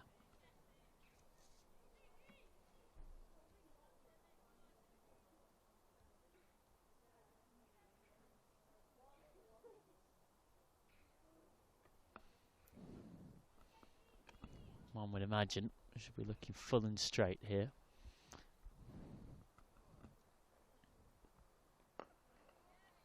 Resolute straight bat. There's an element of crease occupation needed here. There will come a point where Scotland Hall might feel like they've got to be a bit more aggressive, but with just 2 wickets left, one would sense that point isn't quite here yet. No, I think the Thunder at this point are so keen to bowl them out, so actually the Diamonds batters need to be a little bit cautious and wary of that.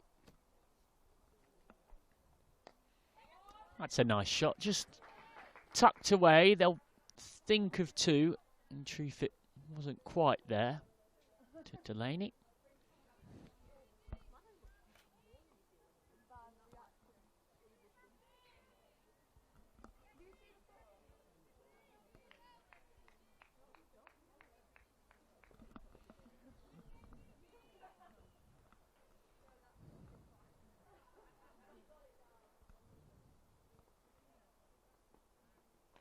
That's down leg. What a take from Frelkeld, who's hunting the stumping against Lizzie Scott.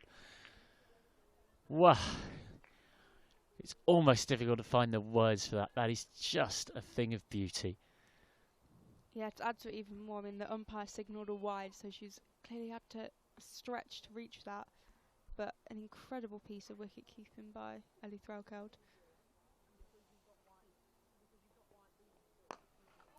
Short. Hit hard into the covers. He's a bit unlucky to get nothing for that, Scott. The footwork to get down the leg side so quickly and then take it so cleanly. Good hard hands. So much work and drilling goes into that you don't see.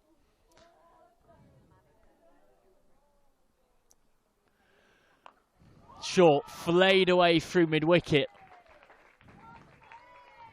Getting the hands through the ball. There is 2 set for the bouncer behind square on the leg side. It was very early onto the pull shot, Lizzie Scott. It's a valuable boundary for the Diamonds. Yeah, Lizzie Scott proving to be a bit of an all-rounder. Excellent shot. It was really good timing, but then just the power she had on it to take it all the way to the boundary and the confidence to do that in this scenario.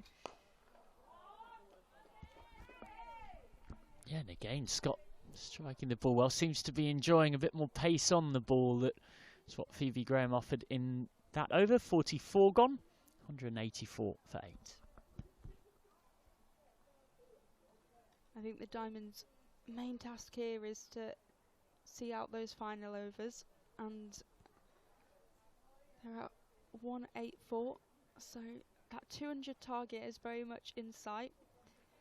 But at the same time, the Thunder will be very, very desperate to get an early lunch and bowl them out. As, I think Naomi. Oh yeah, there's no feeling like it. And it's also just, there's a little psychological thing of walking off, being like, we've bowled you out early. Yeah, definitely. I think it is. I think also for a team like Diamonds, who usually are quite batting strong, I think it's quite a, a confidence builder for Thunder to say, well, we bowled you out and now we're going to chip off those runs.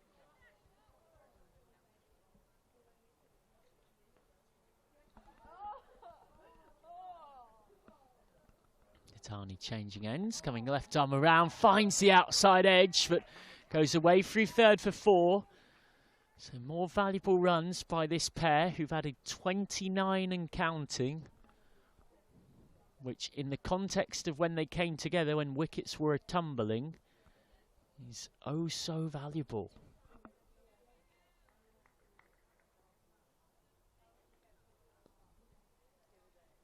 Yeah, Ellie Thelkow just having a little chat with Naomi Datani there in the middle. Datani was a bit expensive in her first spell, conceded 25 off 3. Oh, brilliant from Naomi Datani. Straight through, clatters into the top of leg. And in this Roses clash, Thunder find themselves just 1 wicket from bundling the diamonds out. Datani with her first of the day. Yeah, Brilliant great from delivery Naomi by Datani. It's always good to see when bowlers kind of come back from difficult spells and they can have that impact. It does feel like the game is very much in Thunder's hands, and they've got that 1 wicket left with Jess Wilson coming to the crease.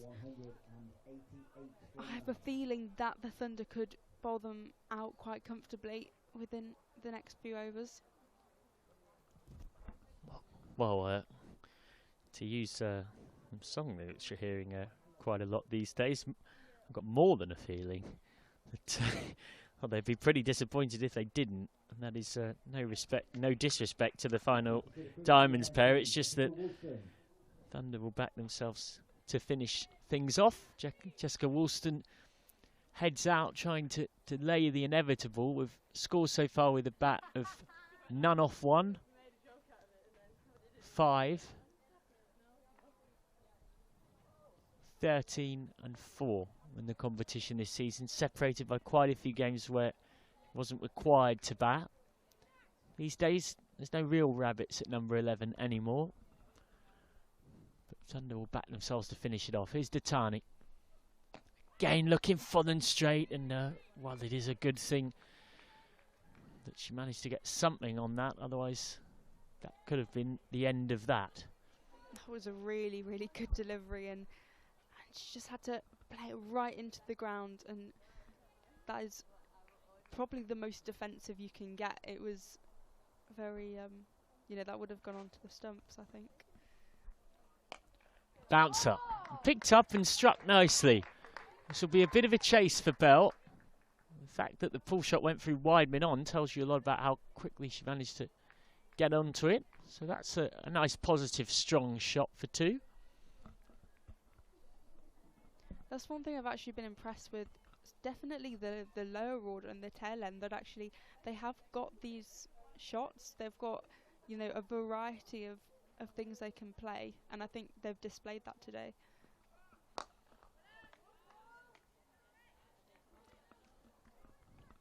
Datani hunting 1 more to get us to the interval early.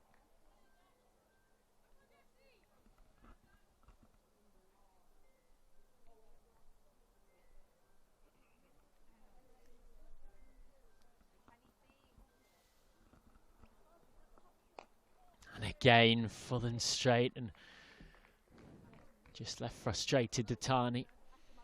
Not quite able to get a second in the over to finish that off, but really good work from her coming back on and making an impact. 190 for 9 of 45. She, of course, ripped through the Northern Diamonds when these sides met in both teams' 8th fixture of the Rachel Hayhoe Flint Trophy. Took 4 for 16 of 6.5 overs. Winfield Hill top scored that day as well, as she surely will today for the Northern Diamonds, but only made 33. The Northern Diamonds 167 all out.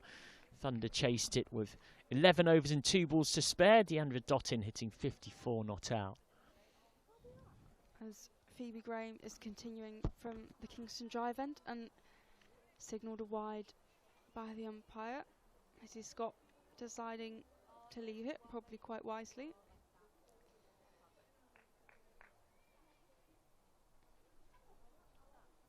Phoebe Graham has given away a few extras, but it's a very fancy looking split screen for viewers on Lex T. Look at that, he's showing off now.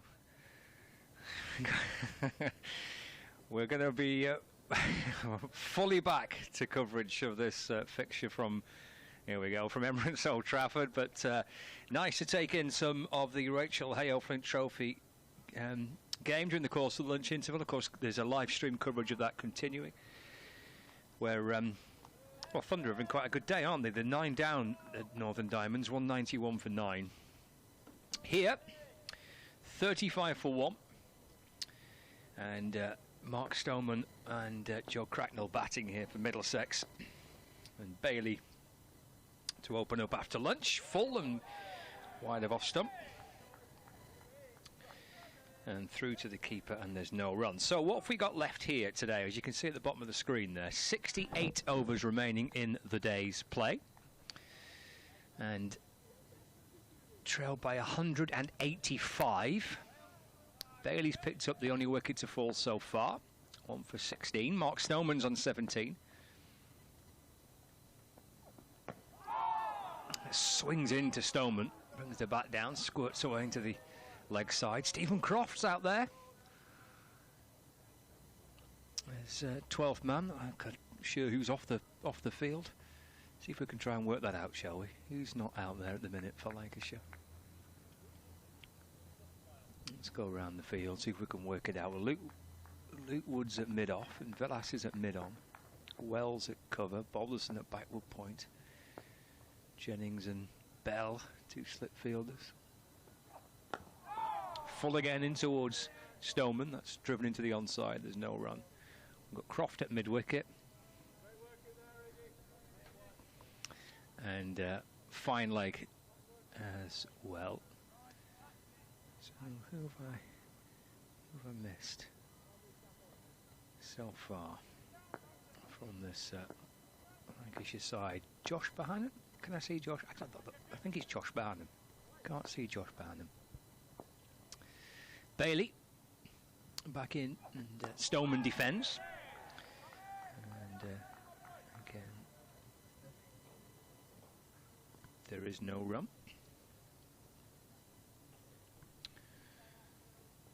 So 4 balls into the first over after lunch. So yeah, Josh Barnum currently not out in the middle. So Stephen Croft on for him. 2 balls left of the first over in the afternoon session. Important afternoon session this as well for Middlesex. With a draw, absolutely pivotal, potentially pivotal for their season. Got 1 ball remaining of the over. 35 for 1. You've changed, Kevin. I mean, is this your afternoon outfit or something? Well, I was getting enough grief from Howes and I about wearing shorts. And it ain't getting any warmer, is it? As this game goes on. Might warm up again at the weekend. I won't put the shorts away for the winter just yet. I tell you what, those stairs don't get any easier by the end of the match. I thought 4 days up and down these stairs. I'll have it by the end of the 4 days. Yeah, the lift's still not working. No. Neither lift is working. There's Bailey in and balls. Forward goes Stoneman. And defends away into the onside, and there's no run. So that's the end of the over. 35 for 1. Hal's just got an extra bit of exercise in and did a once up and one down. Really? Yep. My inside information tells me. Mainly went down to buy a bottle of pop and then walked back up with it, so he'll have walked off a 1/5 of that bottle of pop. There's Josh Barnum. He's not re-emerged after lunch. That's the reason why Stephen Croft's out in the middle. Barnum in the minute. What was lunch today? I haven't had a chance to have a look yet. Oh, go and get some. No, I'll do it after this stint. No, you don't need to do it after this. You're on for a bit. No. Well, it might have all gone by the time you finish. Do you think so? Yeah, I'd go now. I think Hal's will a bit of... Go on then, Hal. Sit down for 2 minutes. Hal's I'll go and get myself some lunch. will come and do a bit. Only an over. You go and get yourself some. Don't miss out on that. Meatballs. Meatballs. He's gone. He's disappeared. Kevin's here. Where's he gone? Where's Han disappeared to? Can you dispatch your camera to the meatballs, please, and see if he's in there tucking into some meatballs? 35 for 1. We're going to get Luke Wood to open up from the Anderson end after lunch. Just off the back foot, played uppishly, but nice enough by Cracknell through the offside. Who's chasing after that? Balderson, it will be out towards the boundary. Flicks it back. And run 3. 38 for 1. So Stoneman on 17, Cracknell on 14, and a deficit now 181 runs. So while Hand gets his lunch, Howells is here. Why did he not get his lunch at the same time as the rest of us? I don't know. I think he went to go and change his outfit. He likes an afternoon outfit. He has a morning outfit and an afternoon outfit. Oh, right. And in the evening, oof, it's Yeah. interesting for him then in the evening. I bet it does. Wood left arm over balls, and Stoneman defends to mid-on. You got the scores up there. Have you seen that Warwickshire thing? Hold that thought. We'll just take a little look at the update in that Rachel Hale Flint Trophy fixture, because the Diamonds have been bowled out. This is the final wicket. Datani with that final wicket. So all out for 196 in the Rachel Hale Flint Trophy game at Sale. So 197 to win for Thunder. There's Stoneman waiting for Wood, who's in and bowling. It's defended, and there's no run. What's happening at Edgbaston? Well, they've got a contrived quite slow, finish down there. But still some Oh, positive dear, signs. I Liv like Dobson that. out for 6. Well, it happens. Phoebe Tanner out for 9. But I mean, it's quite a ridiculous one. Okay, excellent. Sounds even better. 175 or 176 for Warwickshire to win with 2 final sessions of the game. 176. And I'm guessing this is all because, of course, Northampton El Desperado. Yeah, they are El Desperado, yeah. And they'll take whatever, or had to take whatever Warwickshire were prepared to give, and they weren't prepared to give a lot. Not a very generous mood, were they? Here's Wood balls, and that's defended to mid-on by Stoneman, and there's no run. The implication, really, I mean, gosh, Northampton, surely they've gone. Surely they've got too much to do. They need 3 wins and some snookers along the way for other teams. So it has an impact on Middlesex. It could also have an impact on Lancashire for where they finish in towards the top of the table on prize money and things like that. Yeah, that's right. And I can't remember the exact wording, and it probably changes just a little bit with an extra comma here and there every now and then. But I think that, you know, contrived finishes, they have to be agreed with the match manager on site, I think, these days. Wood balls, and Stoneman again defends. And there's no run. Because every game now has a match manager. Match manager, yeah. So there's no more ringing Alan Fordham up to see where he is. And Borders. And a couple of hours later he pops up and says, hello, problems? Oh, yes, Alan. Big problem. Yes. But it's all happened. Oh, well, we'll have a meeting in November about it. Suspended points. Well, we'll have a chat in November. See like that. Here's Wood, left arm in, over, bowls to Stoneman. That's pushed out into the offside. And there's no run, 38 for 1. That's the end of the over as well. Stoneman 17, Cracknell on 14. Have you got some other scores, though? Can you tell me what's going on at Canterbury? Yeah, hang on. Because Knott's lost some quick wickets. Hogan was on a hat-trick, he 2 and 2, and they looked to be in some bother. 7 down, Notts. They were still behind, I think, by 1 or 2 runs at that stage. Latest, the very latest, Scott Reed. Still 7 down, Nottinghamshire. 242 for 7. That is? Clark's on 74 not out. Yeah. And Hudson's on 51 not out. Okay, the that is question was, what's the lead? 61 runs. Oh. 3 wickets left. Oh. That could be good. That could be good, that couldn't it? Warwickshire lost a wicket, 15 for 1. In their relatively modest target. Well, if Northants do win that from there, crikey, right. To use a cricketing term. Yes, a well-known one. Bailey, 3 slips go down. He's in, and that is just cut behind square on the offside. But here at the moment, the fight on for Middlesex with Stoneman and Cracknell. And for Lancashire to get these wickets, which is not going to be at all easy. No. Overs remaining of the match, 65.5. That's a lot of cricket. It is a lot of cricket, but Paul Allett talking about, you know, it doesn't really get changed as this pitch. It stays the same, so it's not going to necessarily become any more useful. But this man's got a wicket, 1 for 16. He's into his 8th over. Now it's Bailey coming into bowl to Cracknell, who's on 14 not out. And that's driven to Luke Wood. Didn't look the truest of shots, but it's okay. Out to mid-on. And because I just popped in. You did? You I popped in to say hello. Well, it's very kind of and you. now I'm on. But I'm genuinely intrigued, if you don't mind. Could you give me the score for the... I haven't got anything with me.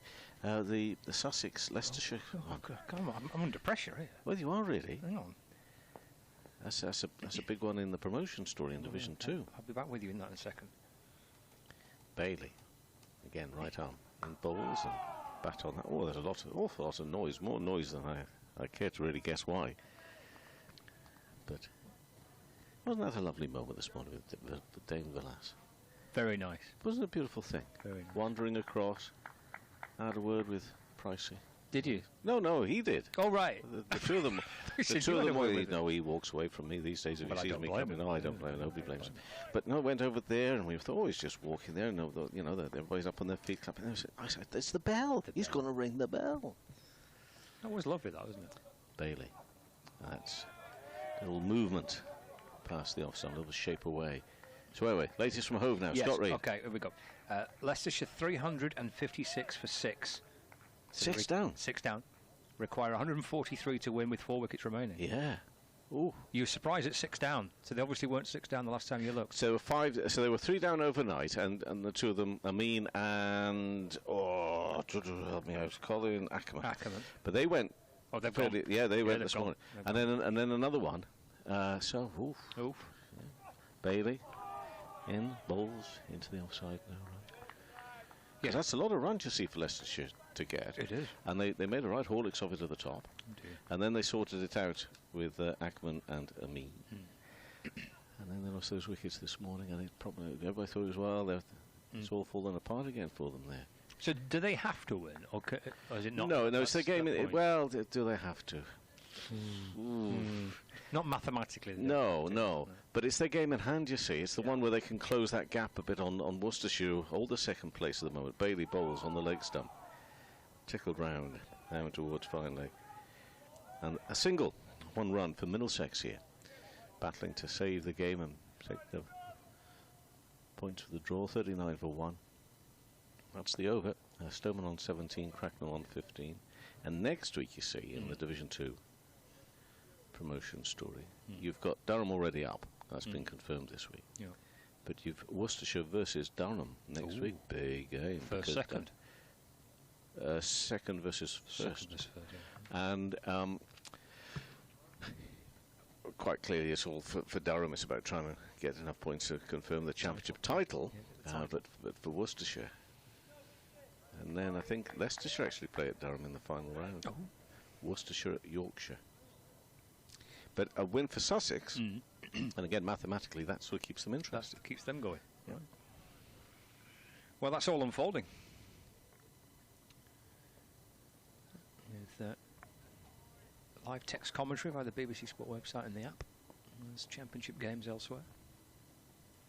There's Wood, left arm around the wicket, bowls off the back foot, cut away by Cracknell. Luke Wells is there at back point to field. And there's no run. 39 for 1 here. Just a reminder for you that Northern Diamonds all out for 196 in their match against Thunder at Sale Cricket Club. So 197 to win for Thunder. The Rachel Hayo Flint Trophy.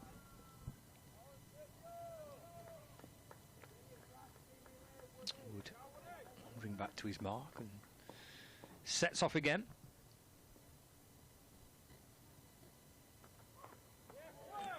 Ducking underneath this one, Cracknell through to the keeper. Sent in a couple of those short balls as Luke Wood. 1 or 2 just before lunch to Cracknell.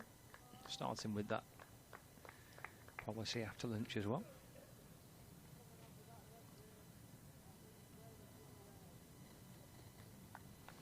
Looks like Kev's had his meatballs, so he can come in 4 or 5 minutes from now. Let them settle. Oh, yeah. You don't want to come in and not having let your meatball settle. Well, there's nothing worse. Nothing. Wood balls again. Nice shot by Cracknell off the back foot. Forced it away through the offside. Throw comes in by Balderson. And they run 2. 41 for 1. See a bit of Balderson and indeed Luke Wells potentially bowling there for Lancashire today. Balderson will be an option for Lancs, and maybe a bit of leg spin from Wells. Tom Hartley in the side as well. Left arm spin for Tom Hartley.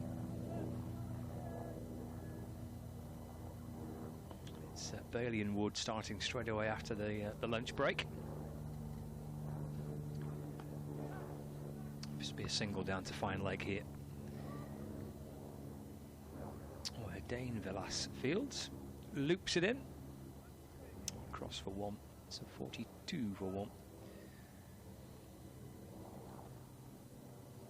He moves on to 17. Moves on to 18 now, Joe Cracknell. Brings Mark Stoneman back on strike. I think there's a little bit of something with Dane as well in the circle of plays. You know, they all group together about half an hour, 45 minutes now before the start of play. I think he may have uttered a few emotional words to them then as well. To say, that's it, lads. I'm off ski. Forward Stoneman in defence, no run. There's a loud round of applause. Well, I did see that. You saw that? Yeah. And your physio man? Yeah, Sam. Big Sam? Yeah, Big Sam. And he is big. He's Big Sam. He tapped him on the shoulder in a sort of way that made me wonder whether he'd got a splinter in his eye or not, a little. Just one of those, you know, those little taps. Nothing too touchy, no. But a little sort of, come on, you're all right. Well, you've been quite keen to make sure he's emotional this week, haven't you? You've mentioned it a couple of times. I don't want him holding it back and it all coming out when he doesn't want to. Fair enough. A short ball to end the over, 42 for 1. Let's just have a little look at some of the wickets that have fallen in that Rachel Hayoflint Trophy game at Selkirk Cricket Club over the course of the morning session for viewers on Lax TV. Started with Phoebe Graham getting the first one. Back in the side, actually, Phoebe Graham did not feature too much for Thunder through the course of this season. And then Hannah Jones with a couple as well for the Thunder. It's a good partnership in the middle of all this. Lauren Winfield-Hill making 89, holding the innings together really for Northern Diamonds. 4 wickets for Bell, 2 for Datani, 2 for Jones, 1 for Graham and 1 for Norris. And that total of 196 all out. Bailey bowls. Now there was quite a bit of batter, I think, on that, which meant that they were sort of stifled in the end, but it was a good delivery right there in front. Seeing the end of this Diamonds innings for viewers on Lax TV. Final few wickets to fall. 197 will be their target to win the match. Datani there with the final wicket for Thunder. Bailey turns again, coming past the umpires, who's now swapped end the course with umpire Milnes at this end. Full, driven on the onside. They'll go through for 1 left arm throw, but they're safely through for that single. That was Luke Wood with the throw. Scores moved to 43 for 1. This 17th over, 1:30 on the final day. Next week is the penultimate round. And I don't think, is there a word for the third from end of a season? I don't know. Penultimate, last round, obviously. I might have a look. See if there's a word that you can use for the third from the end. Pre-penultimate. Tax out of the way of that one.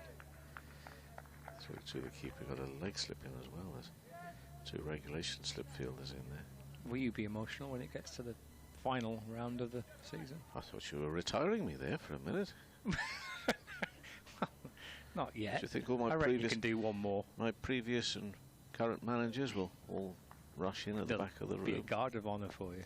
I'll tell you what, I'd like to think I'd be all dignified and very gracious on them all turning up, but I'll tell them exactly what I thought of them for the first time ever. Yeah, it's more like Bailey coming around the wicket, bowls. It's through to the keeper, low down. The only problem is they might tell me what they think of me for the first time ever as well, and that might not be so nice. No, emotional. Why do we get emotional? Embarrassingly so. You know, programs I quite hate, like X Factor and things like that. When they bung people off those programs, I get really emotional. Yeah. And I think to myself, I just hate this program, so why am I getting upset for the people that are on it? I'm that sort of a guy. Just very engaged. That's past the off stump and taken low down to the right hand side, but there's no run. It's the same with the voice Well, I tell you what I can't be doing. Well, that's the one to turn around, isn't it? Can't be doing with these programmes where kids are put up. Well, I say kids, it doesn't matter whether 14, 15, I know kids are strong and all that sort of stuff, stronger than me probably. But when they get bunged off as well, and the look on their faces, I'll tell you what, I'm thinking it's wrong. I'm thinking it's wrong. That shouldn't happen. It's a free world out there, everybody. Do what you like. Bailey round the wicket, driven straight down to his right-hand side, can't cut it off. Mind you, might have got something on it, which, there's 3 of them. Eventually putting a stop to that, there was Wood and Villas behind him as well. Having a bit of fun, the end of that over. 43 for 1, up to 17 overs. Stoneman on 17, Cracknell on 19. They still trail by 176 runs, and that's a thing we need to keep an eye on, and we need to keep an eye on overs left of the day and left of the game, and that's at 63 at the moment as well. Wickets have fallen in Birmingham. A hat-trick for Ben Sanderson. No! Warwickshire on 19 for 4. Whoa. I'm gonna let your man Hand come in here, because this has obviously impact now possibly upon the mighty Middlesex. See you again. So I'll let him deal with the trouble. Cheers, Kev. Hat-trick for Ben Sanderson. Warwickshire 19 for 4. This is all after these declarations. Warwickshire 147 for 4 declared. Northamptonshire 72 without loss declared. So kind of 176, I think, was the target to win for Warwickshire, and they are 19 for 4 in that pursuit. We're going to see some spin. Tom Hartley replacing Tom Bailey, and Kevin replacing Kevin. We'll be seeing some spin, all right, if Northamptonshire finish above Middlesex this season. That will be a turn-up, wouldn't it? We cross live to our swingometer now. Northamptonshire. What does that do to your swingometer? Late in the play. Yes. Have you factored in a Northants win? No. What does a Northants win? No. We'll put that into your computer. Well, no one's they're not playing Middlesex again this year, so nobody thought they'd win another match. Here comes Tom Hartley, left arm round the wicket, balls driven into the offside. I tell you, what is that? No, but in all seriousness, right. Middlesex probably won't mind that too much, because Warwickshire are having a rough old time of it. And you play Warwickshire, and Warwickshire at Lords next week, which really, out of the 3 for Middlesex, that's a must-win. Hartley to Cracknell again. That's back to Hartley, no run. And going into the September, as it was really everyone was looking at Kent and Middlesex. It was, look, either Kent or Middlesex win one of their final 3, 4, they're probably going to stay up. And if they do, fair play to them. Hartley to Cracknell off the back foot, playing it late, cutting the ball away through the offside for a single. Moves on to 20. The score moves on to 44 for 1. So Northamptonshire started the round 26 points behind Middlesex, who are currently taking 3 points from this game. If Northamptonshire win, they will either be 11 or 16 points behind Middlesex. 11 points behind Middlesex at the end of this round. If Middlesex lose and Northamptonshire win, that is as tight. Goodness me. What an end to the season. Northamptonshire defying all the odds. Do have 2 horrible games to play, don't they, Northants? Their final 2 games, Essex and Surrey. Yeah, not much more horrible than that. It's beaten by Hartley, beating Stoneman through to the keeper, no run. No, quite right.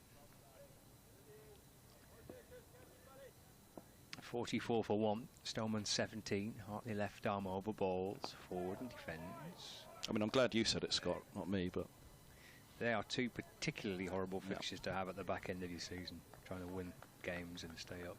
Definitely. I agree with you on that. Final ball for Hartley into Stoneman. Driven to mid-off, and there's no run. End of the over. 44 for 1. As you can see, Kevin's changed. He's gone to his afternoon outfit. Preparing for afternoon tea. What have you brought me? There's a flapjack just Thank you. there for you. It's a start. Go with the yoghurt that I stole from the breakfast bar. Is there a sign saying borrowed? Do not take food away from the restaurant? Here, listen, when I brought up those coffee sweets, I mean, Howes is going to buy his back coffees today, apparently. I thought that was why he was going downstairs earlier, but... Oh, did you miss that round? Live in hope. Live in hope.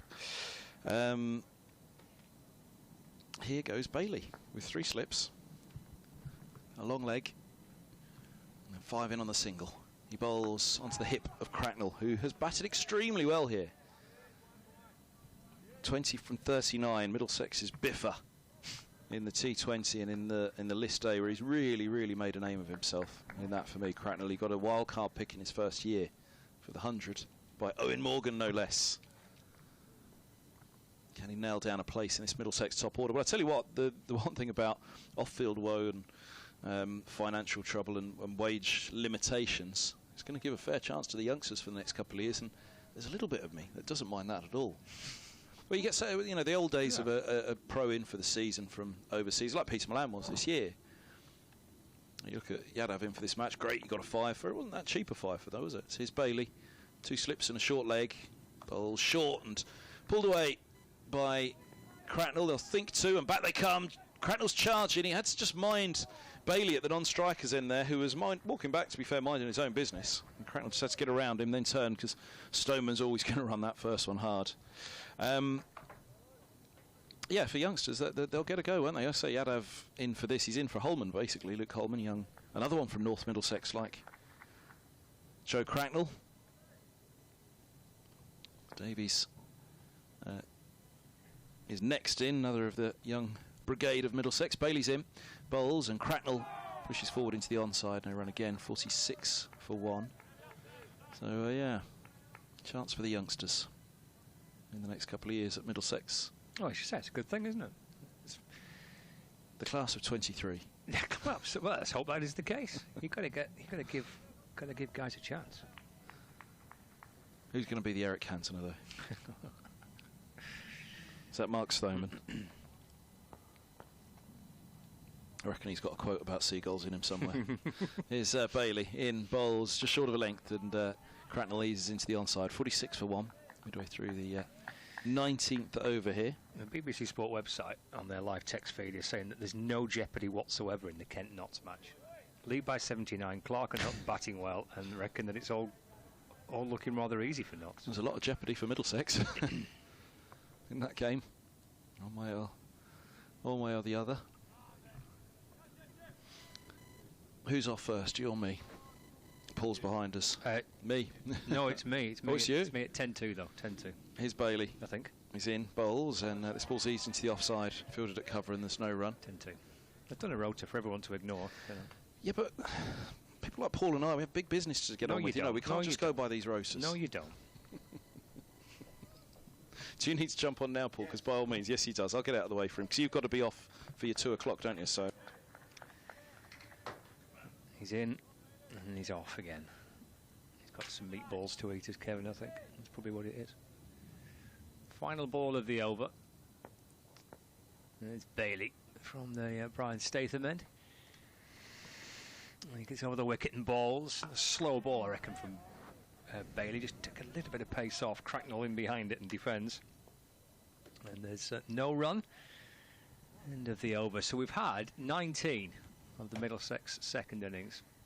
It's actually been quite a calm start to the afternoon session, which for Middlesex is quite nice. That's what they need. There's not been any sense of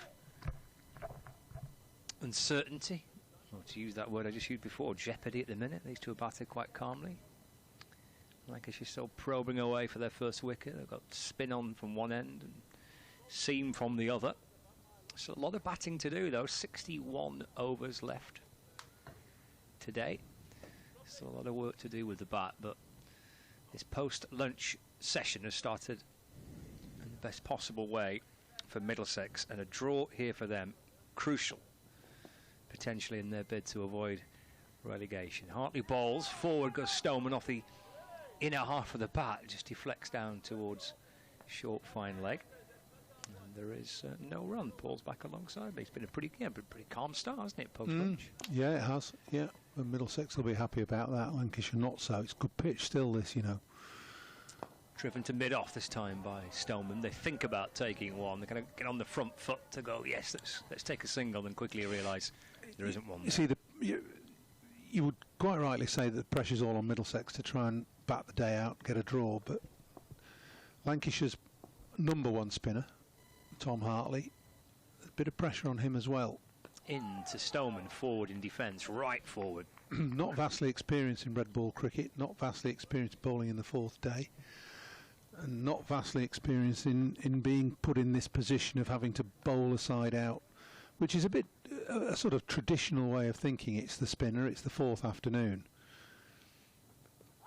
Appeal for LBW here. He's got the first wicket that he's been searching for, and it's Stoneman he's got for 17, and he's got him LBW.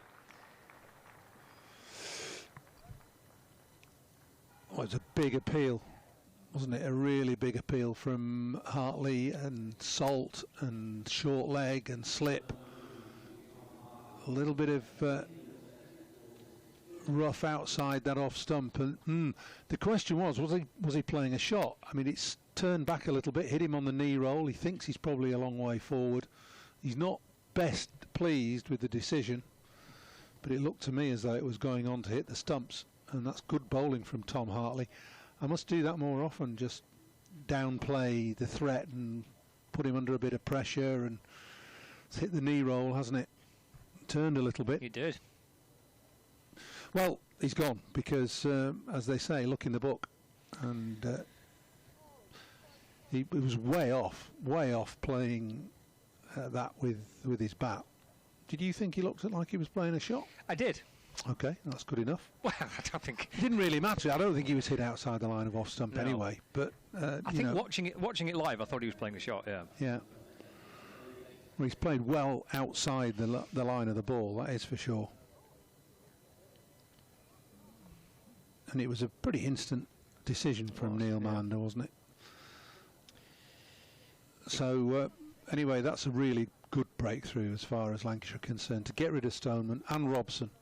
I know there've been 20 overs, or near enough 20 overs, but that really does open up some inexperience in the Middlesex ranks.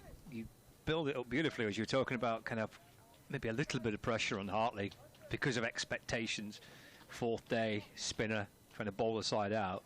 He'll be excited by the fact he got that one to grip and turn.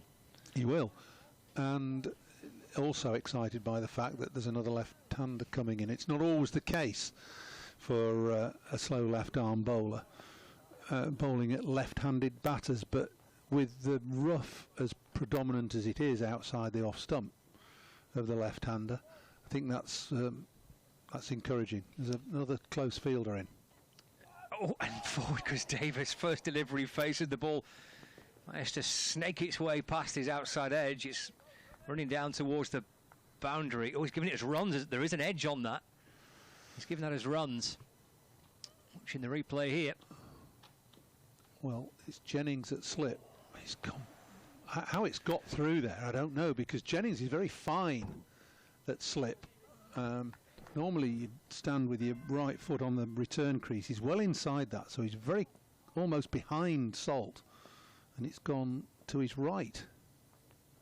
When he pushes at this next delivery, not firmly, not aggressively, but drawn into it, and the ball carries on through into the gloves of Salt. That's a really intriguing over. That's an over where Tom Hartley will think he's absolutely in the game. 50 for 2. Yeah, it'll give him cause for encouragement, certainly. I'd also look to be a little bit more attacking with his field placing. I'm not sure that fine leg slip is the place for the additional fielder. I think probably more on the line on the offside at Silly Point. That disturbs batsmen a little bit more. But we'll have to wait till the next over to see if there's an adjustment there. Still can't quite make out whether that was a chance to Jennings. It's gone to Salt's left, hasn't it? And Salt's Jennings is left, right. Jennings right, and it didn't look to be any room at all. No. It may have just deflected off Salt. That might have been the... It's given us runs, obviously, so it was nicked, but it might just have clipped his pad on the way through. It's such a narrow gap, isn't there? To Jennings is right and Salt's left. Done well to... done well to find a way in between it. It's Bailey in and bowling to Cracknell, who's having to defend. Pushed away into the onside. Now let's take another look at it here on the replay. There's not much room for this ball to find its way past Salt and Jennings. Well, that wasn't the... No, it was the final ball of the over, wasn't it? Yeah. Could do with having another look at it, though, for the viewers and listeners, and we'll try and talk you through it a bit, give you a bit more of an explanation as to what happened. Take a look at it at the end of this next delivery. As Bailey's in to Cracknell again. He's nicely in behind and defending, and there's no run. Go on, Paul. Yeah, well, this is pitched way wide, actually. Well, it's still difficult to say. I'm not sure it carried, but I'm not quite sure why it didn't. I think it might have just clipped the pad of salt on the way through. Anyway, no matter. It was 4 runs, and it's no wicket to Lancashire. There's another Bailey slower ball, which he appears to have introduced into his game this season. A loopy slower ball. It's an angle from behind. This might give us a clue as to whether it's clipped. Could have just brushed that pad of salt, yeah. But anyway, it seemed to die before he got to Jennings. That, you know, if it didn't clip the pad of the keeper, then don't know. It's done something peculiar off the surface. 50 for 2. Trailed by 169. Bailey from the Brian Statham end in pretty bright sunshine. It's down the leg side to Cracknell, gathered by Salt. And there is no run. It was nearly ball 4 and got that, because second slip came out to go to very fine leg slip. Tom Bailey looking to bowl. He bowls cutters as well, Tom. As the game wears on, he looks to increase those variations. You mentioned the slower ball a couple of times, and he bowls a bit of an off cutter, which is a ball that comes back from outside off stump into the right hander. And there's a fine leg slip waiting. Bailey over the wicket, and Cracknell rather awkwardly in position there to try and nudge the ball away. Just deflects away off his thigh pad. He's shaping to try and flick it maybe to mid wicket, but well, I think that the presence of the fine leg slip made him pull out of the stroke.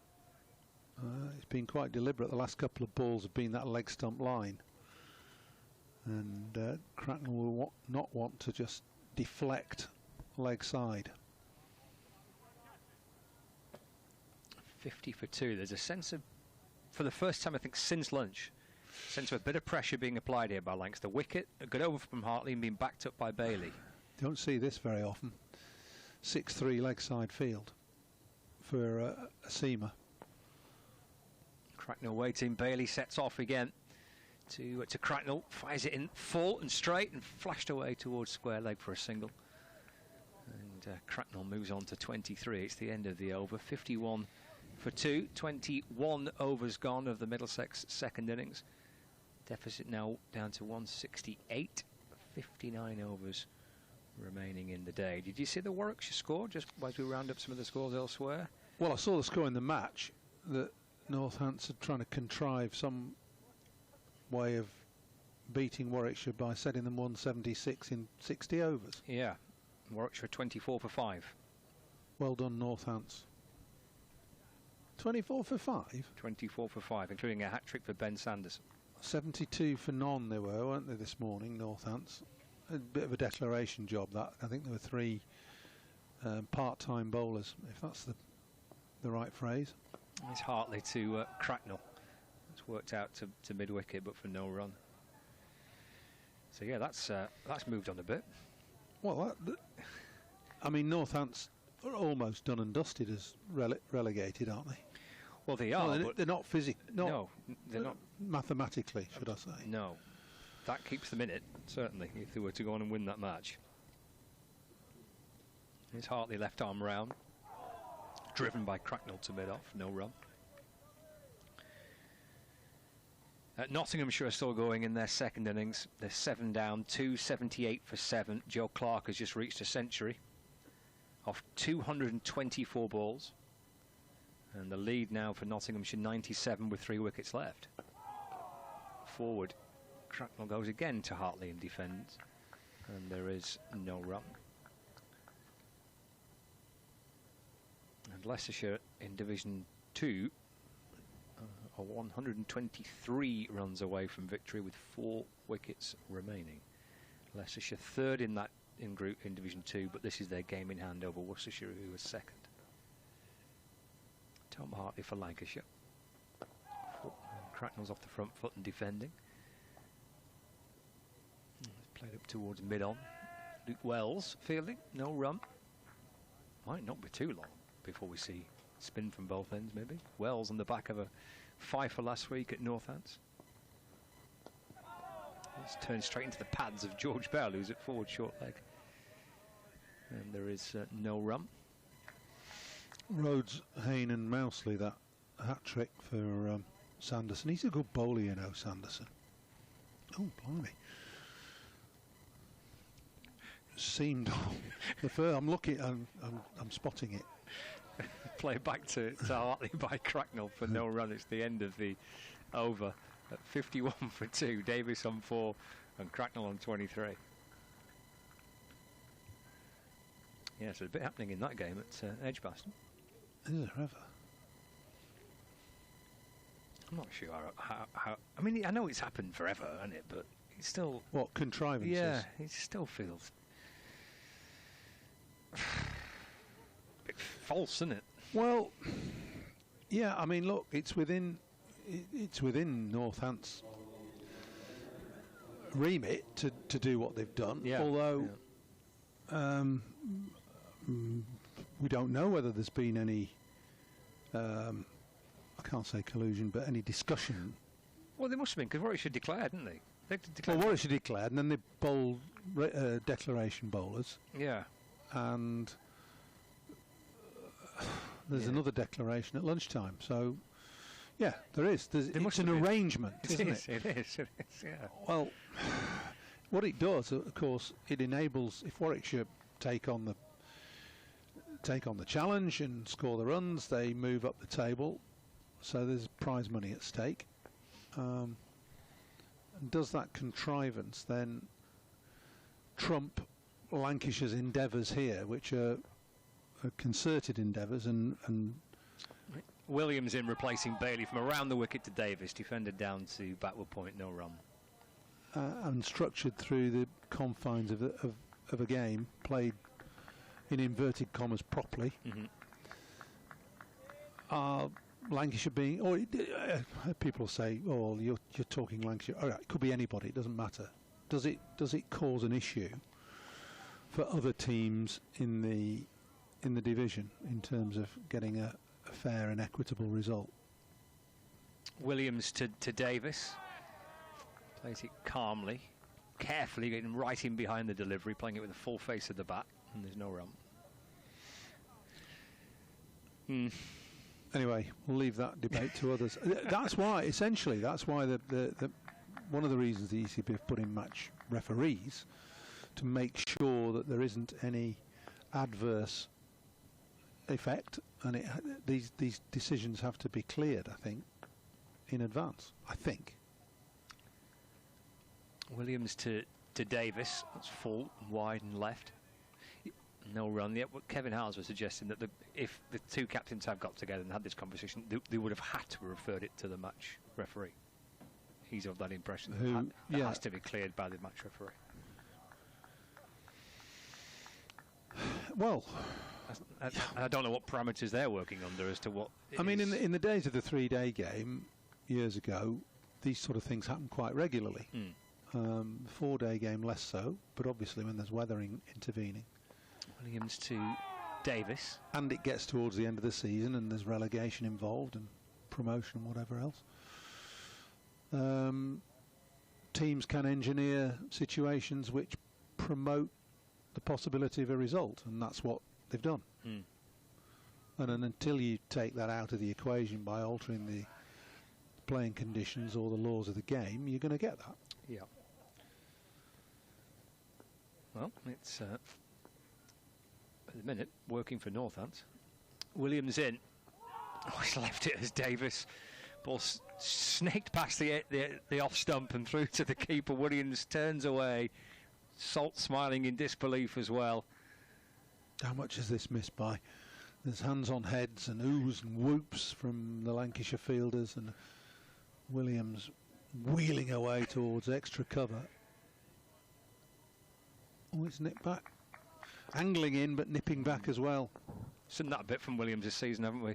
And batters misjudging it. Being bowled, not offering a shot. That one moves away from Davis and through to Salt. He's been kept busy. It's the end of the over as well, that. So it's 51 for 2. Davis on 4. Cracknell 23. Trailed by 168. I'll bring Kevin and Paul to join you.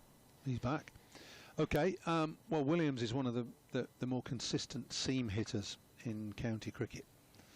And he is a genuine seam bowler. He'll land the ball on the seam and it will invariably, I think his stock ball is the one that comes back towards the right-hander, but can also move it the other way.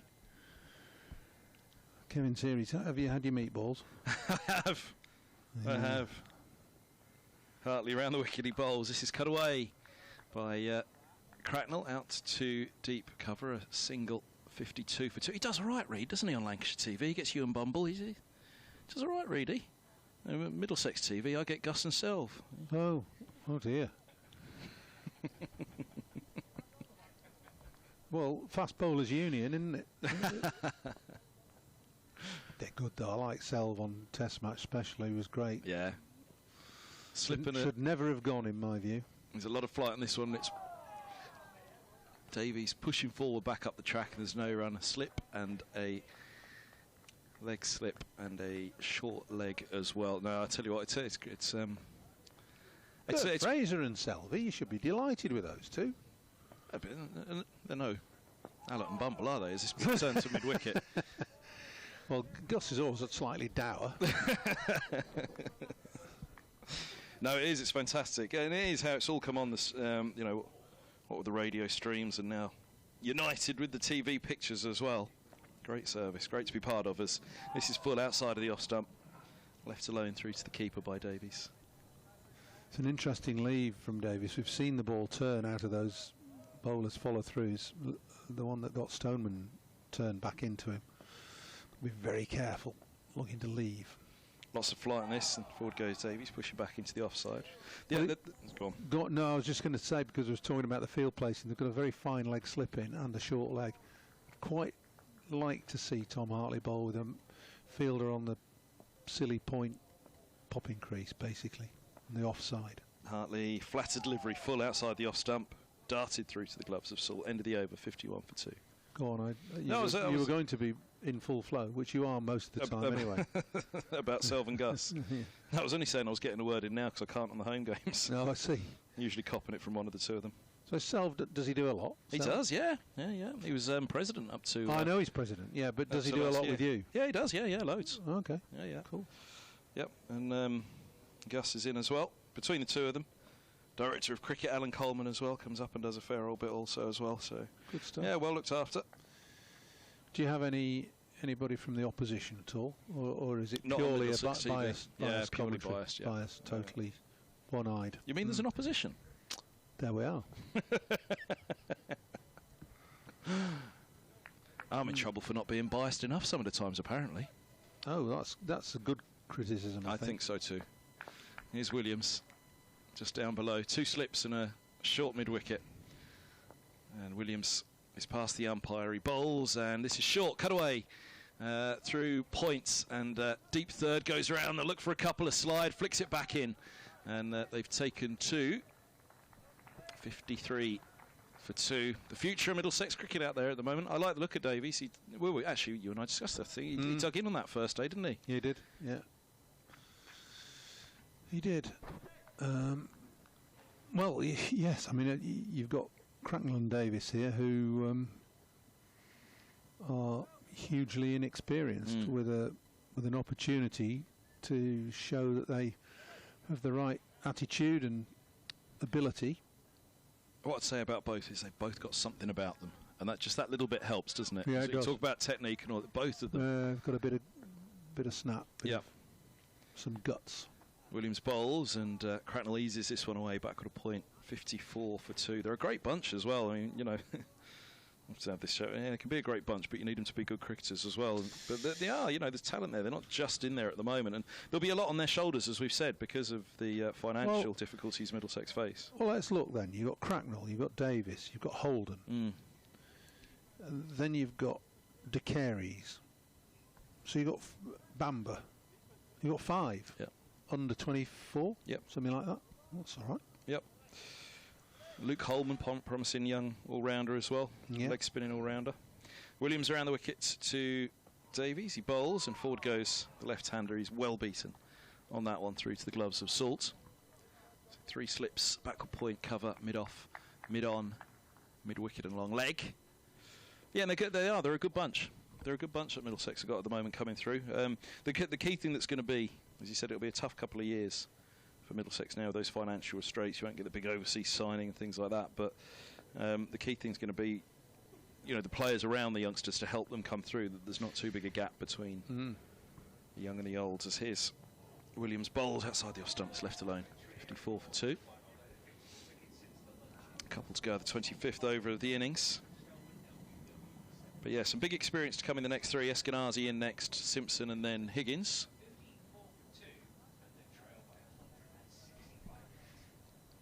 Well, Higgins was the standout in the first innings, in terms of aggression and positive attitude. Robson played nicely. So Lancashire have got work to do. Williams to Davies, right up there, right in behind it, Davies. He ramped to 6 at the Oval in T20, where Middlesex ended that 10-match losing streak in the Blast this year. Oh, God, I did that. I was on commentating on Sky. Were you in the pod for that? That was an unbelievable game. Yeah, unbelievable. You know, Surrey riding high. They couldn't make it up. No, and they kept winning and scoring runs and breaking records and whatever. What was it, 240? 248? Yeah, something like that. Just over, was it? Was it Maybe just over 250? I don't know. Yeah, it was extraordinary. This one's full. Davies works down to long leg, just riding it a little bit. And single taken wasn't quite as full as I thought, just managed to wait on it and turn it nicely. For a single to end the over, he'll keep the strike, 25 gone, 56 for 2. Yeah, early in that innings, he ramped into the Mickey Stewart Pavilion, didn't he? He did. Big 6. He did. And like I say, the first time that I laid eyes on him was down at Canterbury, or maybe it wasn't his debut, but the first meaningful innings that he had. He batted for a couple of hours, only about 14 runs. Robbie White at the other end hit 99. He's out just shy of his maiden century, and distraught young batter as well, Robbie White. But over leaden skies, really under the pump, Middlesex at Kent. That 2019, I think it was, maybe 2020 actually. But yeah, Davies only got 14 or so, but he batted for a couple of hours alongside White, which really helped White to build that innings that he had. So he's got it about him, he's got the guts, he can dig in. Hartley's over the wicket, he bowls full outside the off stump, thrust in the pad, Davies through to the keeper. Yeah, Stoneman didn't like his, did he? He certainly made that known when he walked off. No, he stayed there a long time, didn't he? You get into trouble for that these days. Yeah. Hartley bowls and Davies works to mid-wicket. I mean, batters don't like LBWs anyway. But it was spinning back from outside off stump. I must admit, it was given pretty quickly by Neil Malland, and it looked on first viewing as though it was out. Hartley, a lot of flight left alone by Davies again. The reflex would have been, no, that's out. Anyway, he's gone now. So yeah, there we are. But experienced top 2 now to the inexperienced 3 and 4. Flight again. This is driven away by Davies. This one he doesn't resist, full and outside the off stump, and he almost wristily snaps at that outside of the off stump to make sure he was over the top of it and pushes it away in front of the umpire at point. 60 for 2. Yeah, he was making very sure that he smothered any turn. Didn't try to be too expansive and hit it too hard, which is fair enough. Difficult for a left-hander when you're hitting out of those bowlers follow-throughs. You've got to be right at the pitch of the ball. Still no change in the field. I was just about to say, still 3 crouched down around the batters. Davies right over the top of this one, drops the single in front of that field in the offside, just either side of the umpire at points, covering backward point come round. Single it is.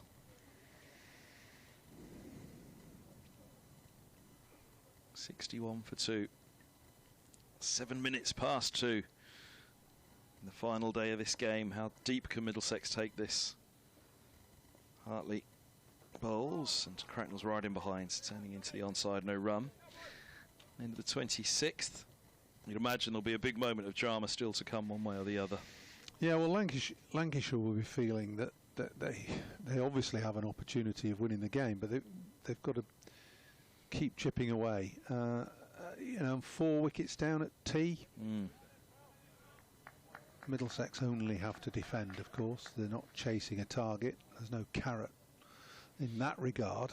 So that may play into Lancashire's hands to a degree, because sometimes you can become too circumspect and introspective. But Lancashire will keep chipping away. They've got a variety of bowlers at their disposal. Luke Wells to bowl his variety of spin. 5 wickets in the game against Northants last week. Around the wicket comes Williams. Davies leaves alone, full outside the off stump. Coming back in again. Quite as close as that one a couple of overs ago. Just missed the top of off stump. 23 now, Jack Davies. Reading born, one of the Berkshire bunch that have come through as well. North Middlesex and Berkshire have produced a lot of these youngsters. 2 extremes of the reach of Middlesex, really.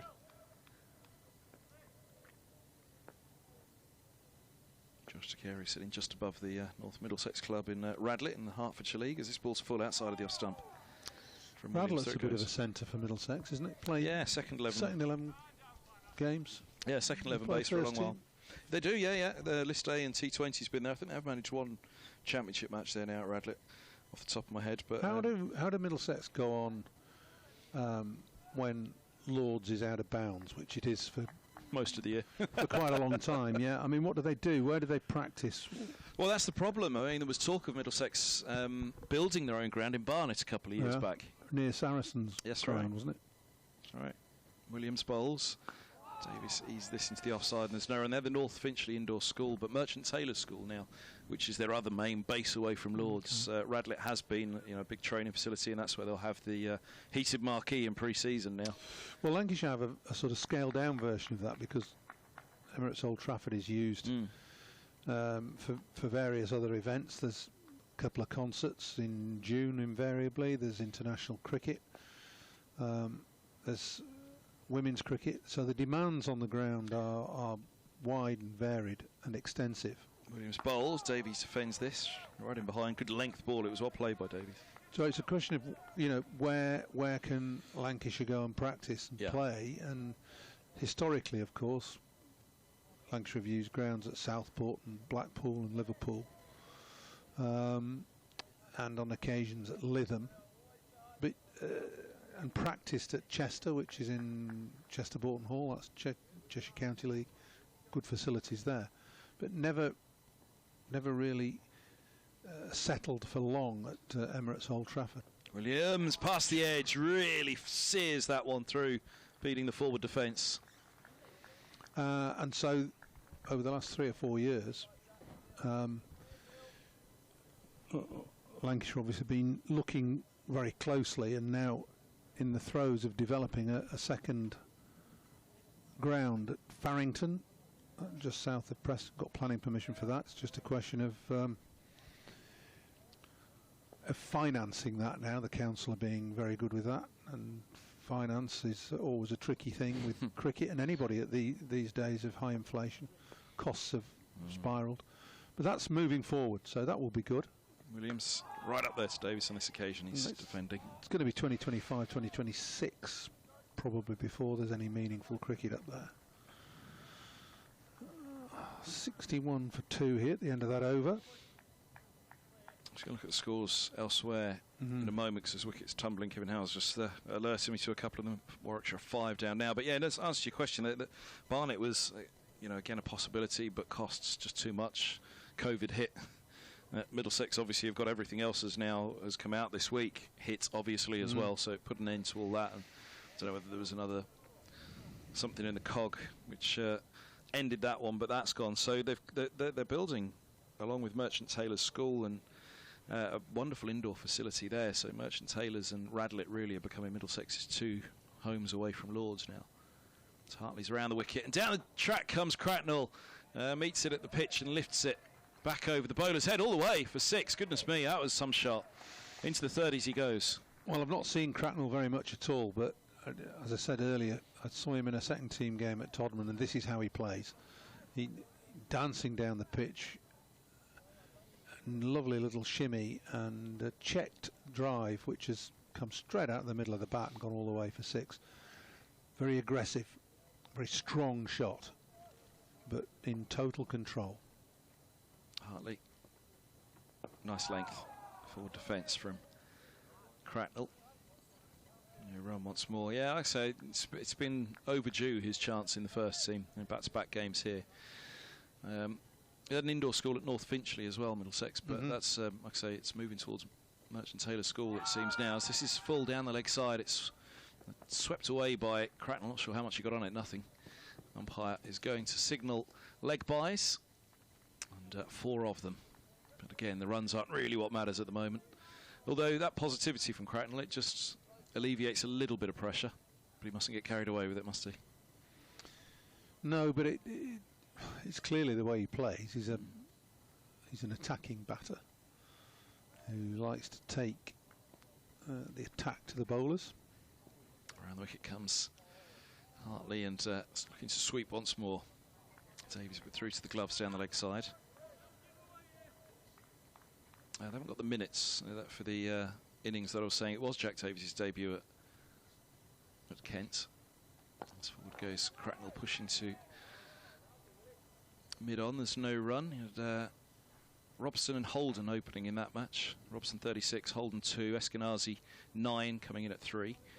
And then Robbie White 99, 220 deliveries for his 99 before he was caught Jack leaning.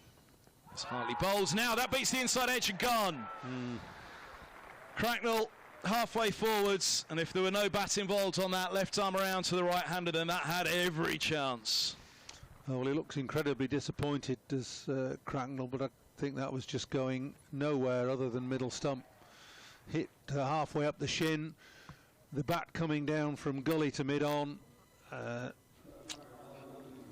feet stuck in the crease, and that was a fairly easy decision, I think, for Neil Mallender. And Cracknell's disappointment self-evident as he's taking very short and slow strides to get off the ground.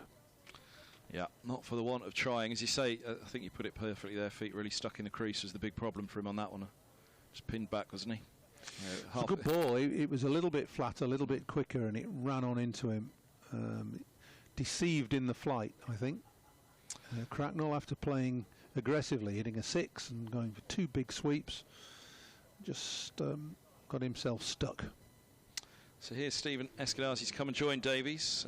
Davies, yeah, it was 13 from 64 deliveries. Can't tell you the minutes, but that would have been circa 2 hours, wouldn't it, that he batted alongside White for that 99. So Eskenazi back into this side because of the concussion injury to Max Holden. Holden in the first innings batting, but then done in the warm-ups out in the fields. Hit on the head by a ball and out of the match. Concussion sub Eskenazi called up from indeed he was at Merchant Taylor School for a second 11 match when he got the call. He was called back into this game. So back into the game, he was part of the squad at the start. Dropped at Chelmsford, left out again here, but back in through the back door really. And he nailed down his place for the last 2 games of the season. Point to prove. Yeah, absolutely. And, yeah. Doesn't like being snubbed, I wouldn't have thought. Williams around the wicket, start of a new over to Davies. His ball's clipped away, backwards around the leg side, and they'll pick up a couple here. Davies moves to 12, 73 for 3. Let me quickly say those scores. Tell you those scores elsewhere. Warwickshire 40 for 5, requiring 136 more against Northamptonshire. That bold declaration of 147 for 4.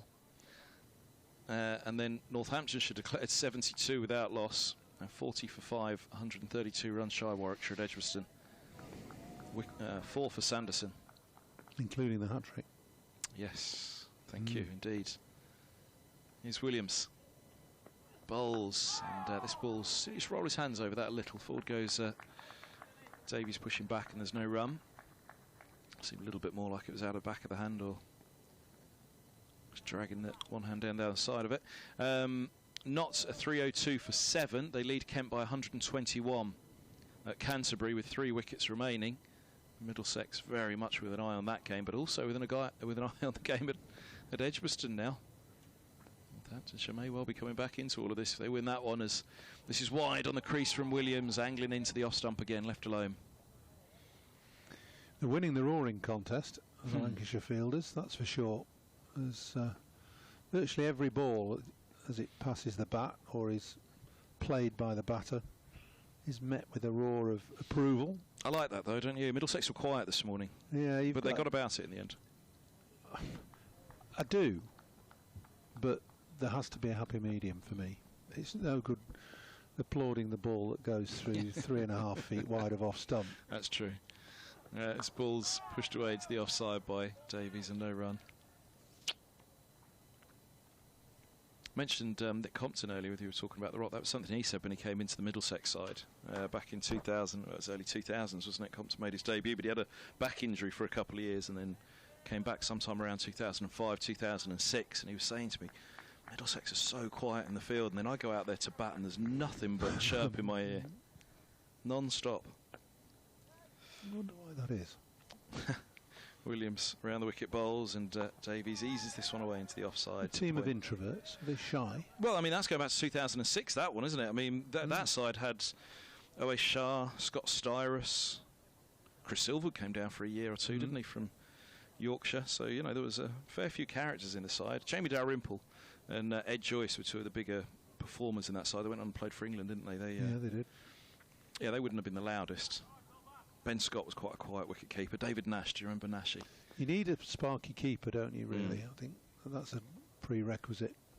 Wide on the crease again, Williams. Right, all the way around outside the off stump there, as wide as he could be, angling that back in. It's pushed back and there's no run, 73 for 3. Looming figures behind me, I don't know who for. It's you, it's Paul's done. No, thanks for now, Paul. I'm being subbed.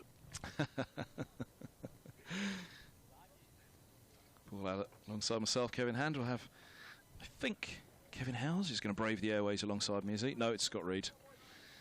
I thought he was dodging me still. Yeah, he's been dodging me all year. I told you, 4 days at the Oval. We weren't on together once. 73 for 3, Davies 12, and Eskenazi yet to get off the mark. Scott Reed, welcome back. Don't take it personally. Yeah, try not to. No, don't blame me. Slip and a short leg for Hartley. 2 for 17 from 6, and left arm around to Eskenazi. First ball darts down the leg side. There was a cry of catch. There was a fair bit of bounce, and it's a bye signalled. It didn't even take the glove. That was pure bounce down the leg side. Nothing of the pad or the hip or anything looping up off the batter. It's a bye. It's pipping out of the gloves of salt. 74 for 3, back on strike Davies. Yeah, big point to prove. Stephen Eskenazi out there. So he's been dropped for the last 2, this one and the previous game. So before the one-day cup started, he was in the team. Yeah, Okay. Sorry. Here's Hartley.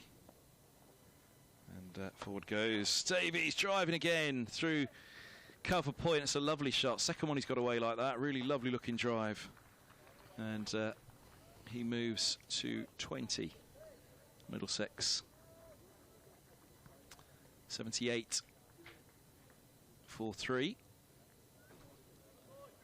Just showing a fair bit of grittiness out there again. Davies in this match situation. Look back over his shoulder there towards Slip. I can't imagine it was towards the dressing room. It was probably Jennings. Just talking about Paul and I chirping away in the field as here's Hartley bowls, and Davies over the top of it, angles the bat and picks up a single just fine of backward point. 78 for 3. I did the Division 1 scores. I haven't got to Division 2 yet, so you've got them up in front of you there. But yeah, what's else? Northamptonshire and Nottinghamshire and Kent and Middlesex could be 4 teams in it now if Northants can pull that off at Edgbaston. Hartley bowls, forward goes Eskenazi. So it won't be solely Lancashire having the say in who goes down this year, because you don't play Northamptonshire in the final few games. Well, they beat them last week, so they played the part already. So you need to beat all 4 in this. Yes, you will have indeed. As forward goes Eskenazi, pushing back up the track and no run. So, so we can now extend it to the final 4 games of the season. Lancashire. I bet you wish you started the season against that form. You'd have been right up there now. Hartley bowls, and Eskenazi turns to short leg. It ricochets back off short leg, and it ricochets right back towards the stump. So Eskenazi had to turn and get his bat back in. 79 for 3 after 30 here. It is one of the frustrations, actually, about the start of the season. It's one of the things that was mentioned a little bit, because Lancashire were looking at their running and looking at the end of the season. So before the One Day Cup started, Northants at home. After the One Day Cup, Northants away, Middlesex at home, Notts at home, and Kent away. And they were of the opinion that if they could have a half decent start with that running, that they would have a very good chance of challenging again for the title. They just couldn't force wins in the first month and a bit of the season. So they identified Middlesex as one of their bunnies already by that point when the fixtures came out? They had, yeah. Fair enough. Where's Gus and Self when I need them? No, you're on your own here a bit, aren't you? Here's Wood. Yep. Into the attack. Yeah, with his little extra pace from Luke Wood. I think Paul was mentioning before lunch, a kind of short, sharp little burst from the left arm seamer. Fires running full to Davis. And that's played up to Stephen Croft, who's back on the field. Going back to the makeup of things, I'll tell you what, if Leicestershire were able to come up and Northampton should stay up, that would really be quite the... As I say, that those that would put them down, those that would like fewer teams playing county cricket. Actually, you can't do the stuffy old... There are people wanting that. You can't do the stuffy old voice with we need fewer teams. They don't. We want more teams. The stuffy old voice want more teams, play more cricket, don't they? It's not the stuffy old voices anymore that we're knocking. Wood from the Statham end to Davis. Short. Oh, it's a good take by Salt. He'll wind that back and watch that one again. Leaping away to his right-hand side. Down the leg side. Here he goes. One glove, tumbling roll.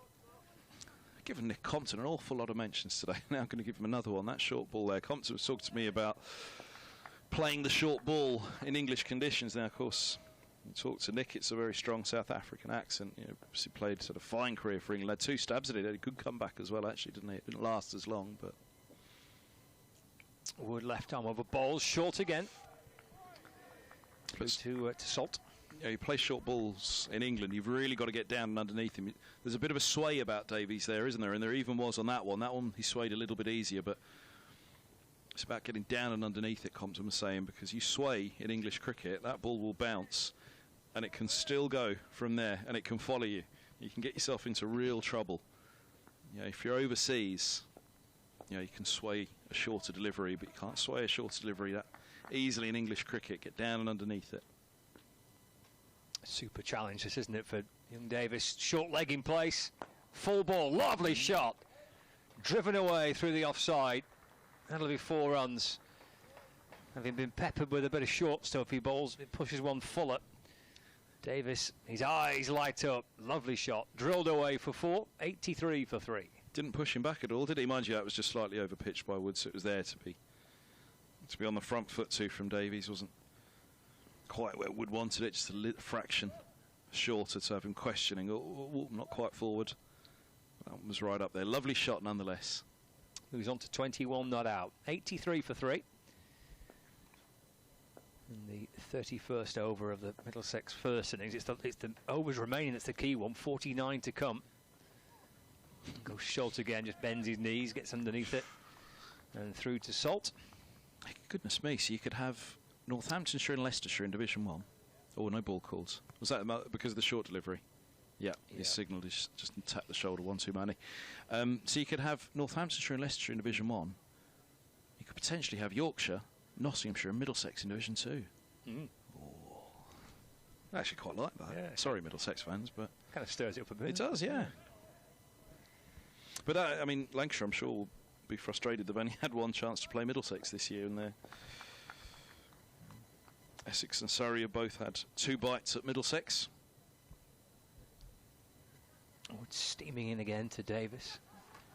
That's deflected away from Salt, down towards the boundary. Well, nothing on it. It's gone for 4 byes. Just shaping to try to flick it away off the hip there. Yeah, nothing on that. Keeper couldn't get to it. Down towards the boundary. 4 byes. Takes the total on to 89 for 3. 1 ball left of the over. Actually, could be 2. I'm not sure if that's included the no ball on that. Here's Wood to Davis. That's off the back foot and defended into the offside. Yeah, it was the last ball of the over. 89 for 3. Davis on 21. Eskenazi to get off the mark. Division 2 scores. Glamorgan 322 for 4. They lead Yorkshire by 95 runs at Cardiff. Gloucester 131 for 6, leading Derbyshire by 105 in their second innings at Neville Road.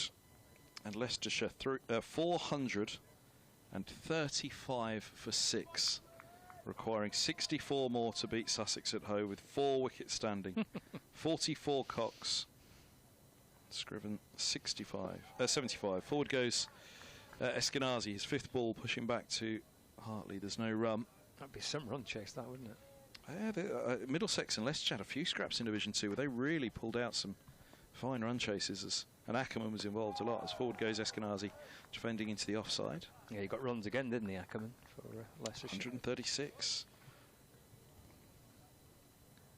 Good way for them to start ahead of the One Day Cup final on Saturday. They can get a win there. Eskenazi defends to mid-wicket, no run. 7th ball on naught. Is this... Sorry, go ahead. I say it would be a fantastic story, wouldn't it, if the 2 to come up from Division 2 were Durham and Leicestershire. Are you putting Durham down amongst the minnows, are you? No, it's the backstory involved, isn't it, with Durham? Forward goes Eskenazi. Yeah, push back up the track. And I was just in case Martin Emerson's listening. You cheeky sausage. But yeah, it would be... You'd have got decent odds on that being your top 2 at the start of the season. Little flight, and Eskenazi clips to mid-wicket. After a moment, they were about to get excited. Was he going to clip it uppishly? But he's controlled it nicely all along the floor. Rachel Hayhoe Flint Trophy games as well today. 54 for 1 Thunder, chasing 197 to beat Northern Diamonds. As forward goes Eskenazi, defending to cover. There's no run into the 32nd. 89 for 3. Sunrisers 295 for 5. That's Loughborough. Got the runs there. Wow, 107 Scrivens, opening with a young Douse. 2 really young openers for Sunrisers. Scrivens captain now. Darnay van Niekerk's gone back. Injured South Africa. Douse with 105 as well, so an opening stand of 200 out of the last ball of the 37th over Douse. But what a lot there. 295 for 5, and in reply, Blazer 14 for 2. Eva Gray and Kate Kopak with the wickets. Thunder have just lost their 2nd wicket, actually. Datani, former Sunriser, is out. Katie Levick with the Middlesex women. Naomi Datani. She's gone. She picked up a couple of wickets at the back end of the Diamonds innings. In fact, viewers on Lex TV, here is the dismissal of Datani after the bowling of Katie Levick. Little glove on that, taken by the keeper down the leg side. Wood continuing. Davis defends, and there's no run. So 54 for 2 in the 10th now. The Thunder, target of 197 to win. South East Stars 10 for 1 in the 7th, chasing 255 to beat Southern Vipers. And Western Storm 241 for 8 between innings against Central Sparks. England 197 for 2 against New Zealand. Milan 69, Stokes 96.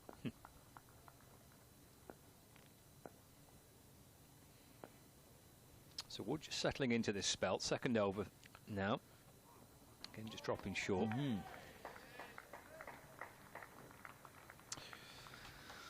They all do their research now. They all have their ploys, don't they? And if they got one against Davies here, because it just feels a little bit as though Wood could be working out his off stump a little bit more here with his pace, just pushing it up there, skidding it up there. But maybe that is the ploy, pushing back and then go full. But they've got the leg gully in for him. We saw him ramp that 6 at the Oval in the T20. I'd say I think he's pretty good. Backward a square on both sides, but maybe not so much on the short. And behind this delivery from Wood, you can see that the leg gully, there's a short square leg, a couple of slips in place as well, fine leg down on the boundary. Yeah, whether they don't particularly fancy Davies against the short stuff, or whether it's just a little ploy of their own at the moment, fancying there's not enough happening through the air off the seam. All 3 down, 54 for 3. 54 for 3. Hat-trick ball for Levick. Oh my goodness, we might be able to get to this. We can watch that. Well, this is the second wicket. LBW, Levick strikes. There's Wood, left arm over bowls, rolled away into the offside, no run. Can we get the hat-trick ball? We might be able to. 89 for 3 here. Hat-trick ball for Katie Levick. Ellie Threlcold, the Thunder skipper, is on strike. But, surviving the hat-trick ball is Threlcold. And she's still there. So 54 for 3. 1 ball left of the 10th. 2 in 2 for Katie Levick in that Thunder match taking place just down the road, a couple of miles away at Sale Cricket Club. And the Rachel Hale Flint Trophy. Here's Wood. Wood to Davies. And defending it safely up towards mid-on, and there's no run. As I say, whether it's Davies or not, I'm not sure, but I'm not quite convinced this is quite the right tactic to be going so short so soon to Davies. With Wood, early in Wood's spell, could he not just be putting it a little bit fuller? Again, we had this conversation in the first innings, didn't we? And I said he'll top edge it in a minute, and 2 overs later, Toby Rowland-Jones top edges and he's out. But left arm around to the left-hander now. Still with that field, that leg slip, short leg, fine leg, square leg. And he's going to York him, isn't he? Mid-on. Left arm round, in. Nope, short again. Ducks underneath it. Taken by Salt. End of the over. 89 for 3. 47 left.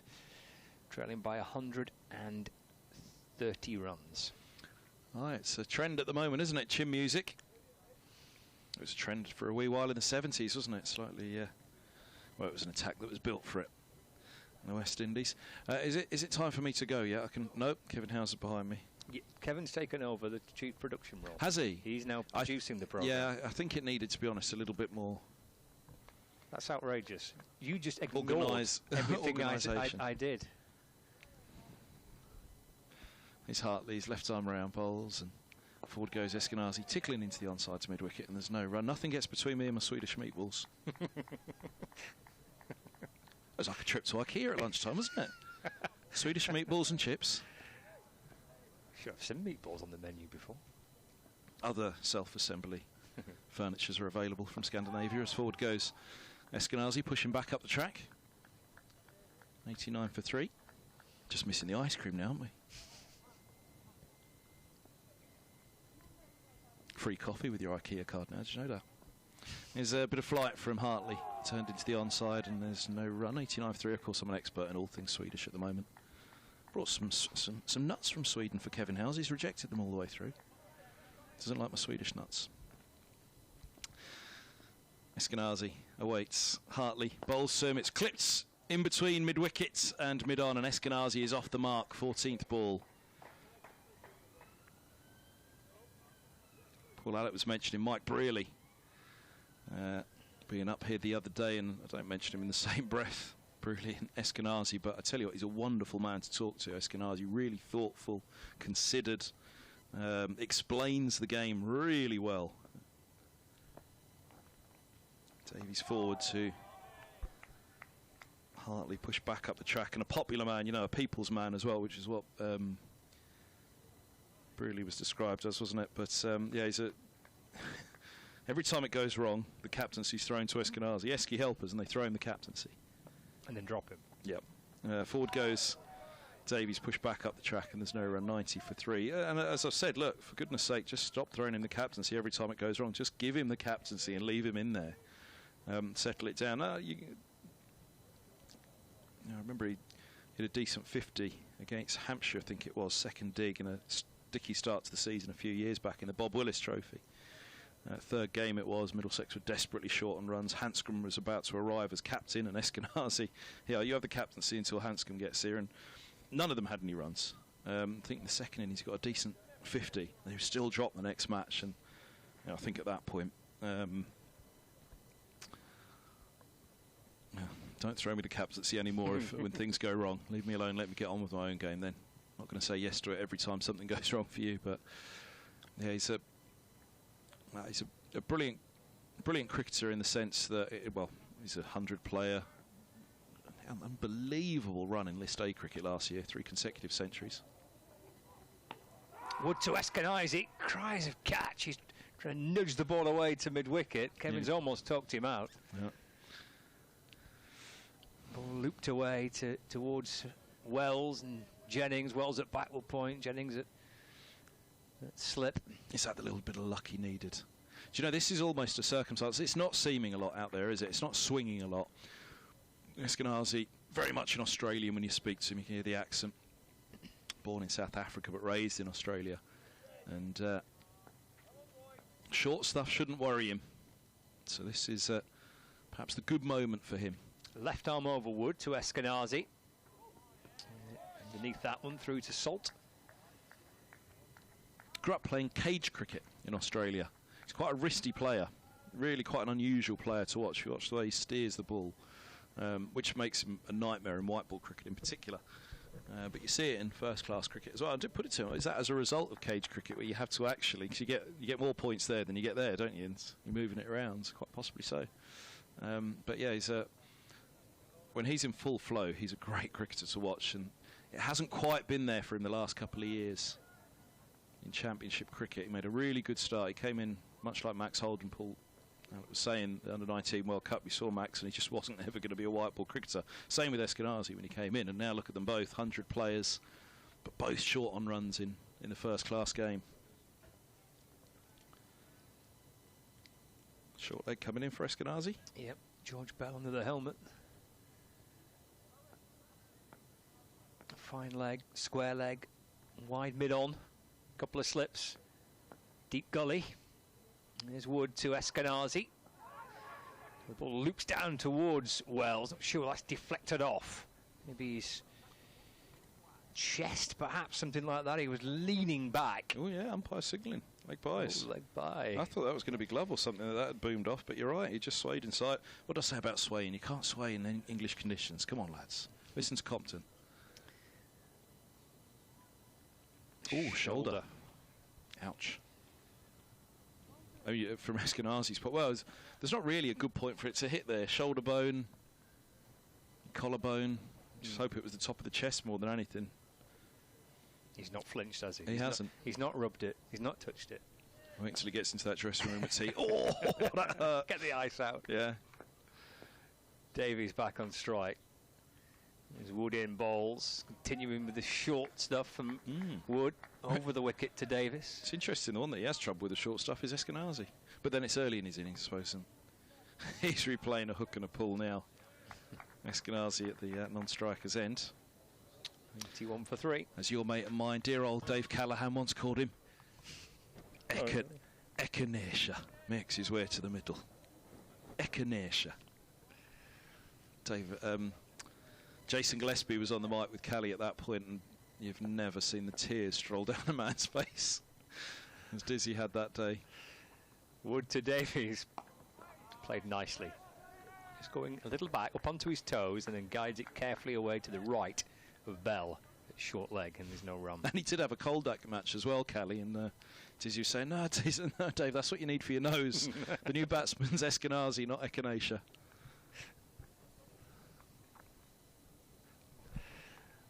Brilliant. Absolutely terrific. 91 for 3. 1 ball left of the over. You were all telling me I overstayed my mark yesterday, and now I'm asking to come off, and how's he saying no? Focus on the cricket.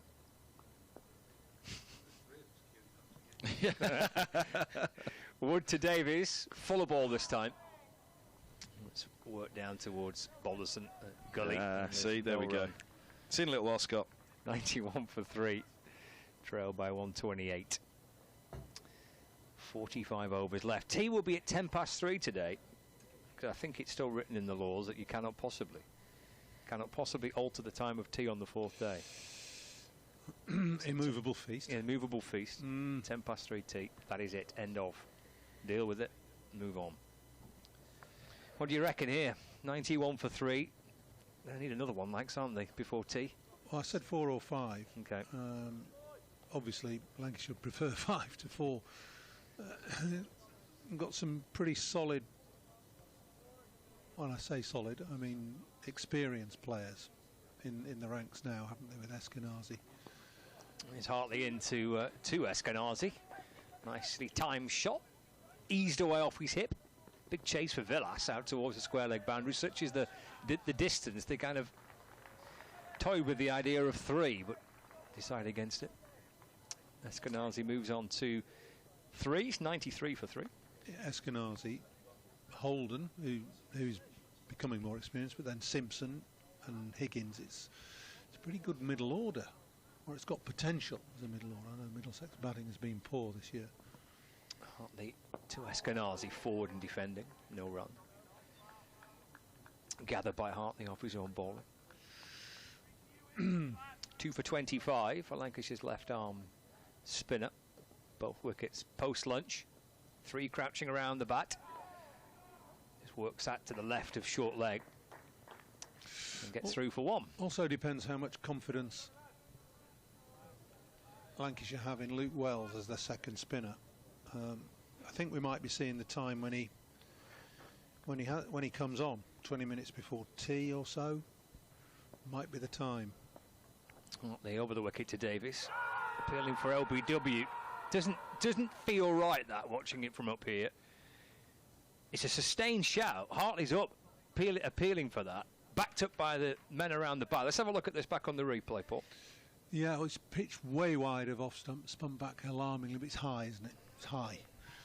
It almost above the pad. And you know with Neil Mallender, if he's going to give it, he gives it pretty quickly. The sustained appeal doesn't work. Defending Davies. Working the ball back to Hartley. He's twirling away and working hard, trying to create chances, Tom Hartley. Trying to see if he can be the man to win the match on the final day. First shout for a while, that. Forward goes Davies, right forward. And that's pushed away into the offside. End of the over. 94 for 3. 2 for 26 for Hartley. Eskenazi 4. Davies on 21. We've got 44 overs left in the day's play. I was interested and intrigued by David Lloyd's comments over the weekend that with the selections for the winter coming up for England tours, he put Tom Hartley high up on the list of possible spinners. And he said especially for India, where you need somebody who's going to drive the ball into the pitch at good pace, and Hartley has got that ability. Tall as well, which helps because tall gives bounce, or equals bounce if you like. And David is a very good judge of cricketers in general, but particularly left-arm spinners, having been one himself. So encouragement for Tom Hartley, and food for thought for the selectors, I would say. Wood to continue from the Brian Statham end. Tearing his way in, bowling short again to Eskenazi. Gets underneath it, taken by Salt. By the looks of things, he's quite enjoying his day, Phil Salt. I mean, he's busy, he's in the match. Interesting field, especially on the leg side. The short square leg, probably 6 paces from the batter, quite deep then in that case. But then there's another fielder about 15 paces behind that one. So there's a short square leg and a square leg in line. Bell and Bohannon, those two fielders. Wood is in. Eskenazi defends, plays it well. Indicates to me there's some homework being done, which there obviously has and is on most batsmen. and that Eskenazi has problems with a short ball from the left arm quick, and that he'll either try to fend it and play it or have a hook and a flap at it. So the fend will go to Bell at short leg, and the flap will go to the square leg Bohannon. That's the plan anyway. Well, he's ducked and he's weaved and he's defended so far. One's in again. It's off the back foot, driven away into the offside. They'll pick up and throw towards the stump. It's a direct hit by Luke Wells. And they shuffle quickly between the wickets there, Davies and Eskenazi. And he's safely back home. Score moves on by 1 run, 95 for 3, and Eskenazi moves on to 5. Kevin was saying that being brought up in Australia, on those types of pitches in Australia, that the short ball shouldn't be something that necessarily would trouble him. No, although you do see quite a few Australian batters succumb to the short ball because they like playing aggressively at it, pulls and hooks and that sort of thing. But essentially, on a faster, bouncier pitch that you get in Australia, then there is an opportunity to become quite good at facing it, playing it, devising a method to play it. Davies is back on strike. Wood still over the wicket to him. Oh, it's a full toss. Low-ish full toss. Similar field, isn't it? Look. So there's the short leg, 6 or 7 paces from the batter, and then another fielder at square leg by the umpire this time, and a leg slip as well, and a fine leg. Get it dug in, Woody. You're bowling little floaty full tosses and good length balls. Turns and sets off again.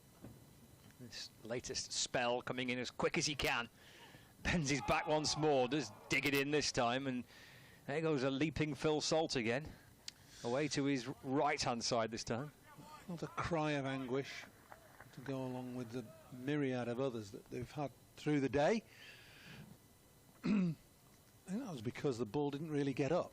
It might have been perilously close to bowling Davies as he tried to duck underneath it. 95 for 3. Final ball of the over for Luke Wood into his 4th spell, 4th over of this spell. There he is again to complete it. Pushed away by Davis. Eased away into the offside for no run.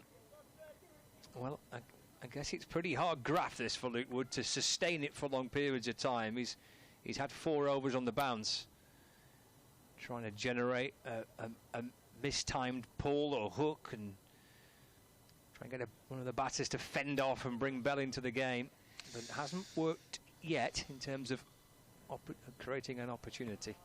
No, you can see the reasons for Lancashire's frustration. It's never particularly evident, but you know about it because of the difficulty of bowling sides out on the last day of a game. It was Hartley in, forward goes Eskenazi, no run. It was self-evident against Northants here when the game was played on the Test match pitch, and effectively it had best part of 8.5 days cricket on it, and it did absolutely nothing. Hartley to Eskenazi, forward in defence, and there's no run. Yeah, this is not an unfamiliar situation on the 4th day of a game here, where it is hard graft to bowl a side out.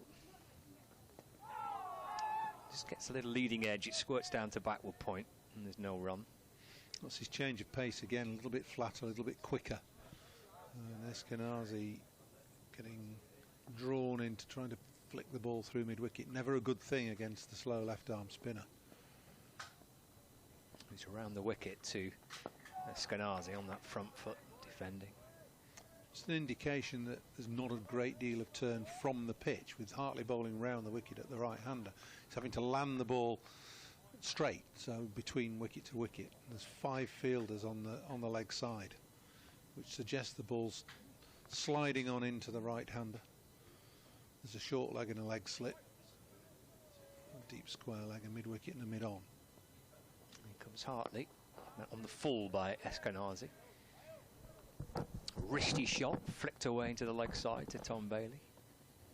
And there's no run. Bring an update on the match in Canterbury, because there has been a wicket in the game between Kent and Nottinghamshire.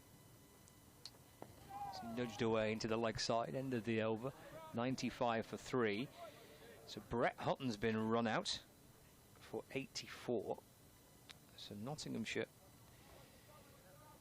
have eventually lost their 8th wicket, but they are now 147 runs in front, with 2 wickets remaining. And they'll look at the Leicestershire match as well, because they are 147, did you say? 147 in front with 2 wickets remaining. There's never too many with Crawley in your side, is it? No, I mean, they could 20 overs, he'll smash those off. Well, he could do. And there's a 50 for Ben Cox, where Leicestershire are trying to chase a total which would be right up there with their record run chasers if they can do it. As Wood starts a fresh over. Oh, it's left by Davis, but it's deflected off, I think, his glove. And gone down past the off stump, and it's been picked up at leg slip by Bohannon. A delivery that Davis was looking to leave could actually have been his undoing. It was a late leave, wasn't it? It was. That Leicestershire target is 499. It would be their 3rd highest 4th innings totals if they were to get it, and they're not far away, 55 runs away from getting there now, with 4 wickets in hand.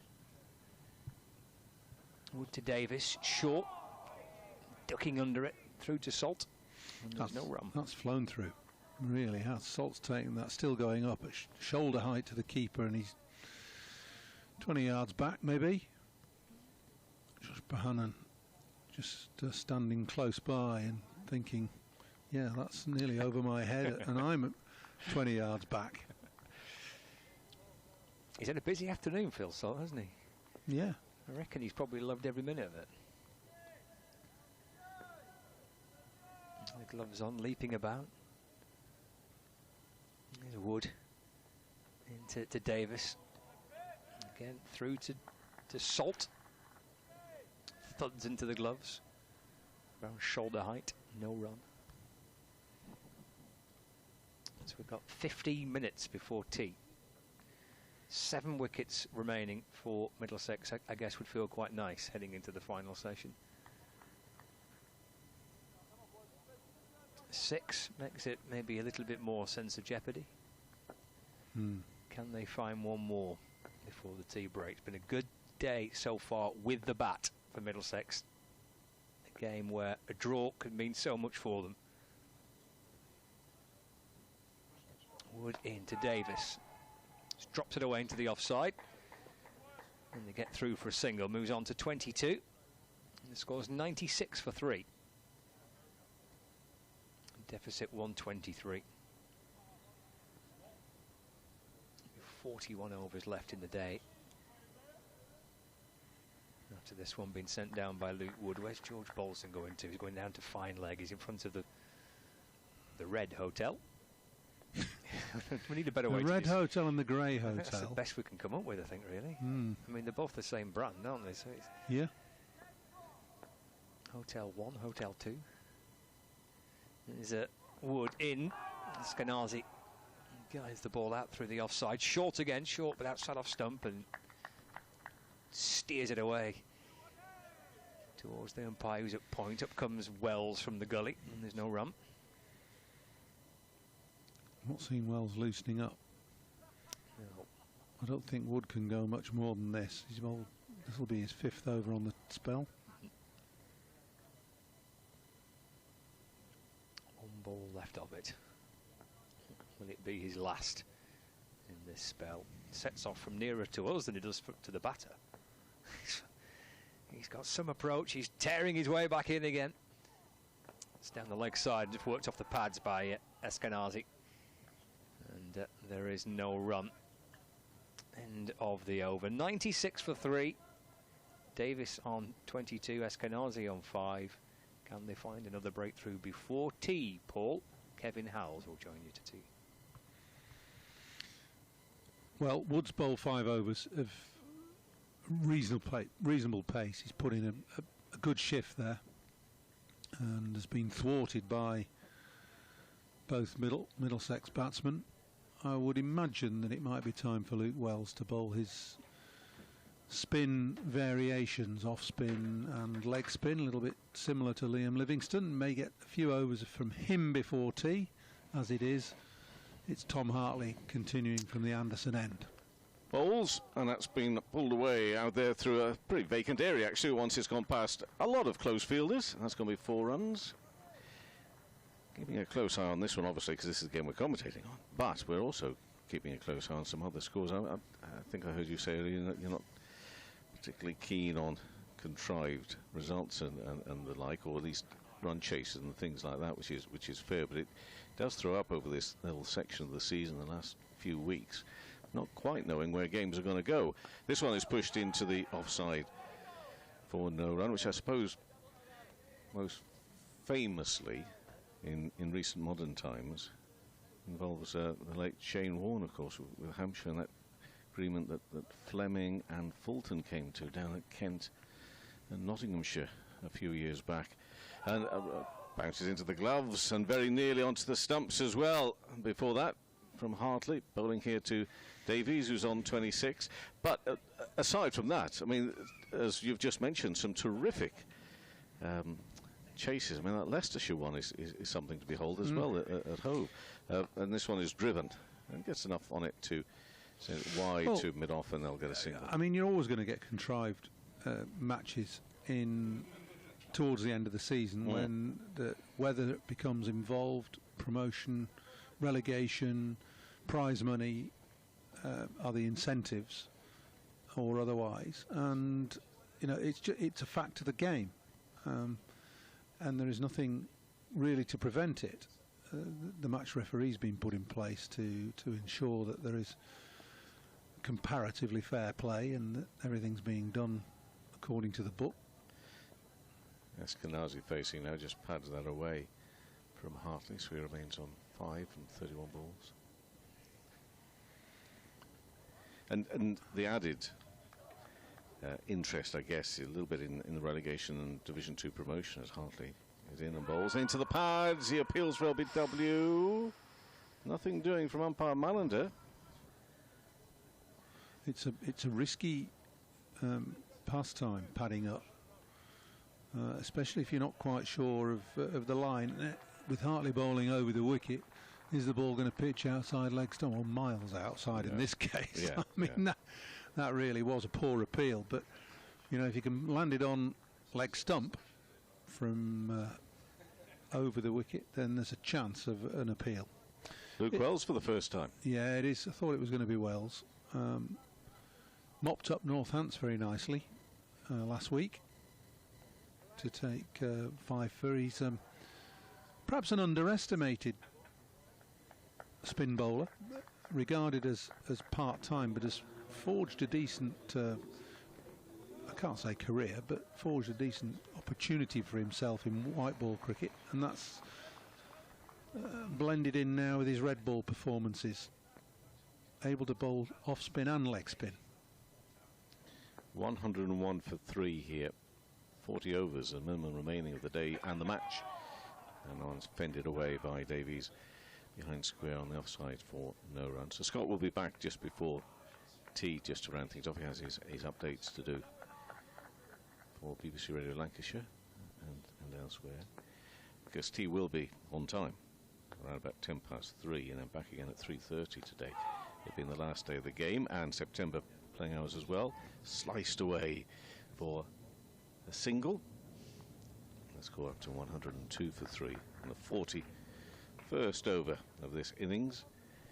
We've got 2 more rounds after this, and I was just going to say, added interest, I think, in sort of from a neutral's point of view, which I'd remain, in the sense that although we're not dismissing totally Essex chance of pinning Surrey back at the top, but Surrey do look to be in a very strong position in terms of defending their title. So then, once that's happened, attention really does turn to what's going on elsewhere.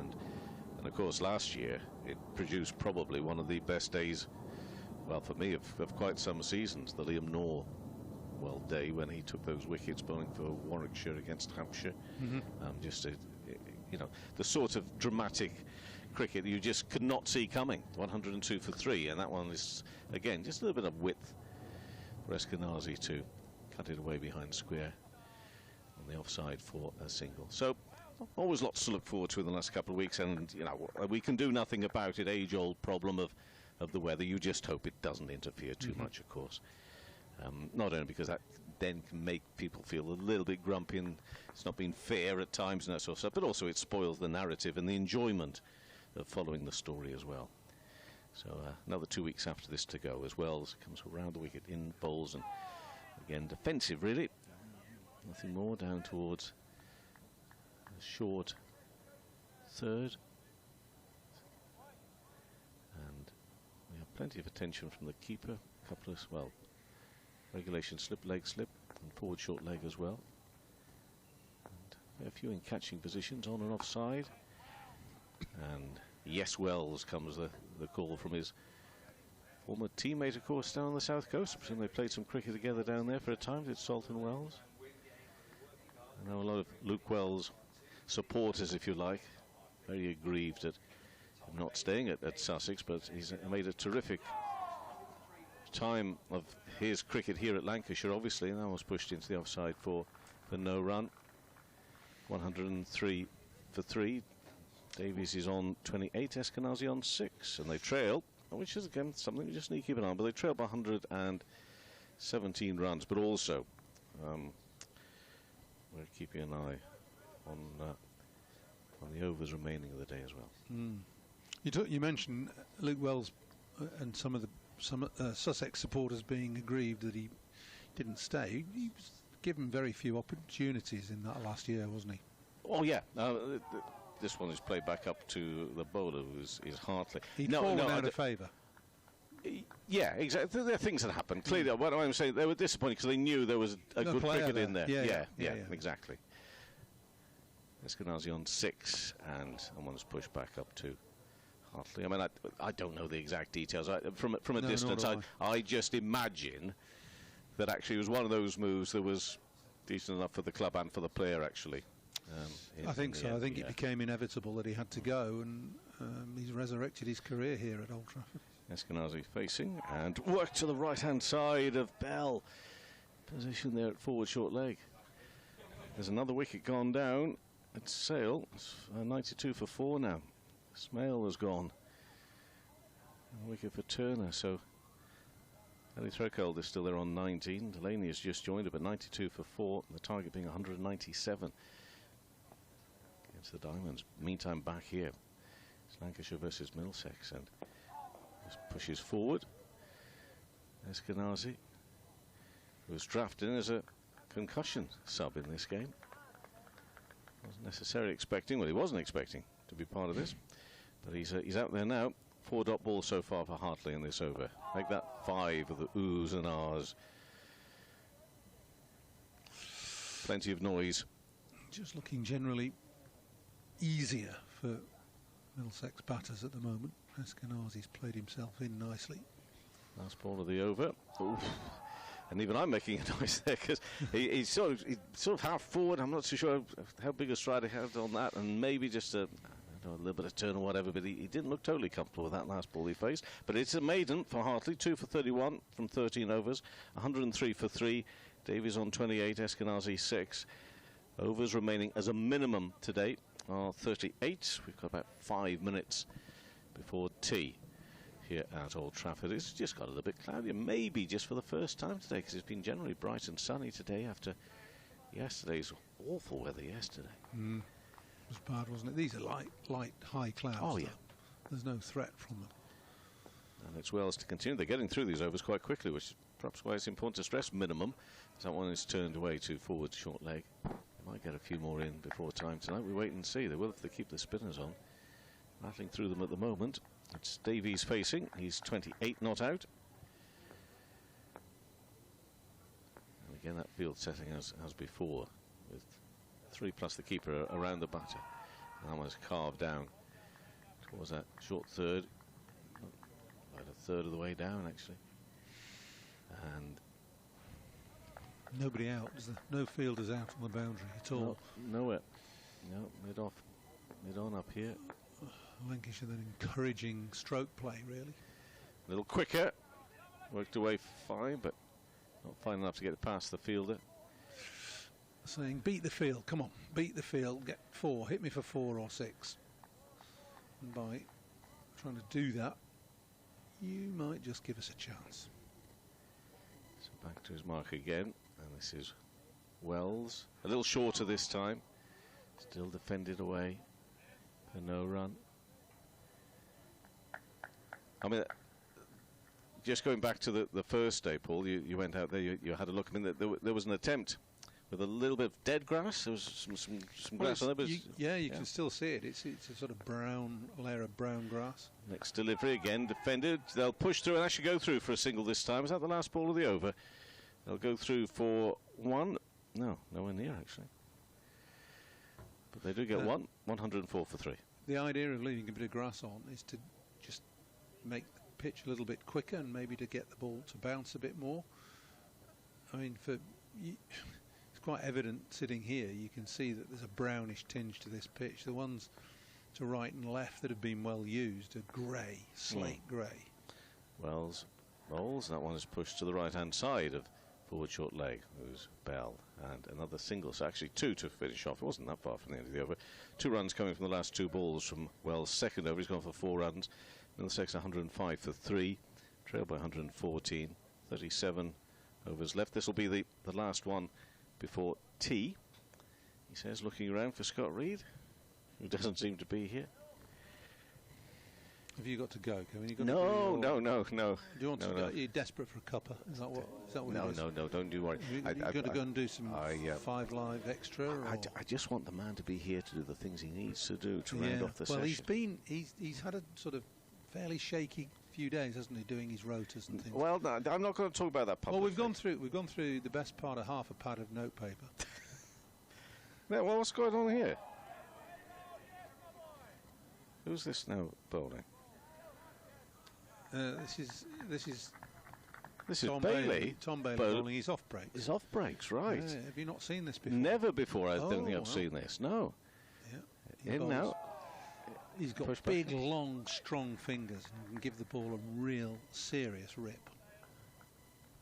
And I imagine that he quite enjoys this opportunity. Loves it. I bet he does. Absolutely loves it. In fact, there might be a second career beckoning. Last over before tea here, and he's bowling to Eskenazi. Well, he's not the first Lancashire seam bowler to revert to spin, is he? Mike Watkinson did it very successfully, and it got him into the England side even, going back 30 years or so. No, no, don't tell me. Is that right? 30 years? Gosh, Bailey. And goes across his stumps. Certainly 25. Yeah. 105 for 3. And then Bailey. He's not turned much yet, has he? No. A little bit. But he's you can just see that he's a buzzing out there at the moment. What was the delay for now? More helmets. Another helmet. Another helmet. Well, so encouraged are they? The buzzing Bailey. Yeah. That they maybe he's demanded. The BBC Resources cupboard has been raided, hasn't it, for notebooks, lead and rubbers. Oh, it's a long time since you've chatted with them, but the BBC don't provide those now. Don't they? Oh gosh, no. No, it's Scott's personal stock. Yeah, we get our own these days. Yeah. And I've to be honest with you, I'm using my own pad now for this last attempt. Well, we're on version sort of 18.3, aren't we? Well, maybe I just want to say on in defence of Scott, if he's a big boy, he can defend himself, but it's because people just didn't take any notice. I know. I'm probably the worst culprit. Well, no, you're not actually. That's Hand. and that's worked just down to the right-hand side for short leg. They'll go through for 1. Looking for a cheeky wicket here just before tea. 106 for 3. So I just felt at one stage it looked as if he was just getting a bit too much for him. As Kevin Hand just sat in a seat, nothing to do with the rotary, he saw a seat empty, and he just sat in the seat. Yeah. So I said to Scott, I said, look, I'll just look after it for the last few hours. And he's going to come in, and he's just going to talk you out of this session in just a second.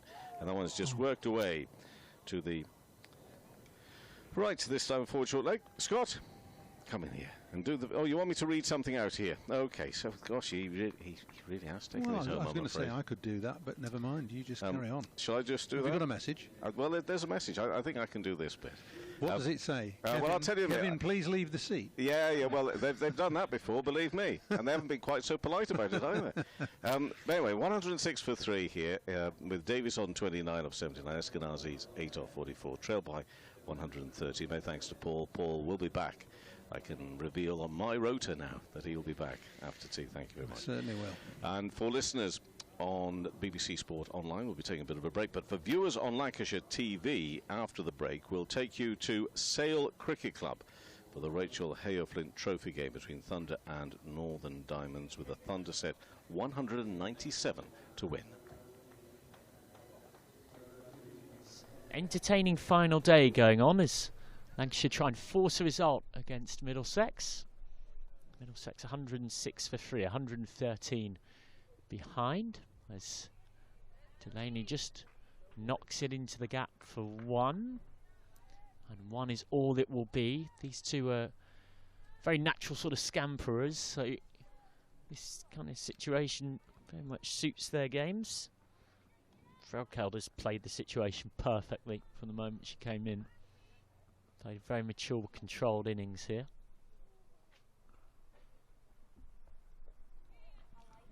And we'll get 1 here. Just worked away. That game is at tea, with Stephen Eskenazi and Jack Davies at the crease for Middlesex. Middlesex trail by 113 runs. Lancashire needs 7 wickets, so we'll hope that a couple of early breakthroughs in the final session can precipitate a collapse. Tom Hartley with 2 wickets thus far. Tom Bailey's taken the other one. Delaney goes for this one, which looks a touch tight, a direct hit, but Frelkeld was backing up aggressively. There was no hesitation, and that is what means they do get home. That was fantastic fielding, but just probably a second too late. We've mentioned before how fast Frelkeld is and a bit of a scamperer. So, yes, it's unlucky. It was so close by the diamonds, and that would have been frustrating for Frelkeld to go out in that fashion. Turner's in again. Don't manage to get the run from it this time. Annie Frelkeld, who I know it meant a lot to her to get those 2 wins against Diamonds in T20 and 50 over cricket earlier on this season. Can they make it 3 from 3? Again, looking for that little guide to third. It's an understandable shot with this field. Even if you mistime it, as long as you don't nick it to the keeper, manage to really get a lot on it, get it down to deep third, you're not going to be caught. Point shouldn't really be in play with a shot like that.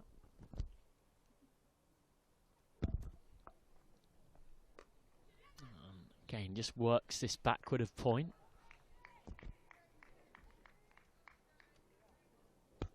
And with every run, as the 22nd over is completed, 106 for 4. 107 for 4, beg your pardon. That pressure just grows on the Northern Diamonds about, well, what are you going to do about this? How are you going to change the momentum? Yeah, the run rate is dropping, which is a bit of a concern for the Diamonds, because it felt at one point that they did have the game a little bit more in their hands, but it's becoming a bit more difficult. That required run rate currently at 3.21. So yeah, Thunder's just scoring a couple more runs, which it doesn't necessarily feel like, but it's just that constant And it's singles. how long they've been without taking a wicket. Exactly. Scott looking for that wicket, driven hard straight back to her on the bump ball, of course, just to be clear.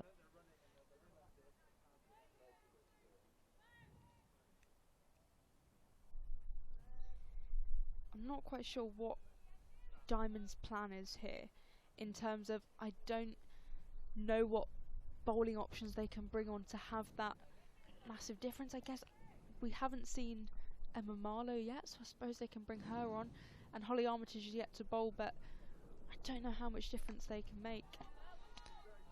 Just a bottom-handed sort of guide out to deep mid-wicket. Frelkeld aware there's not much point trying to hit it too much harder. Just take the one out to the sweeper. Yeah, Armitage this season impressive with the bat. With the ball, in truth, has found it difficult. It's gone at 6.6 and over, and has only picked up 2 wickets at an average of 94. So you're very much into the kind of more unorthodox options, just to try and hunt something. Marlowe similarly 1 for 79 off her 12 in this competition. That gives you an idea. Of course, no Chloe Tran today.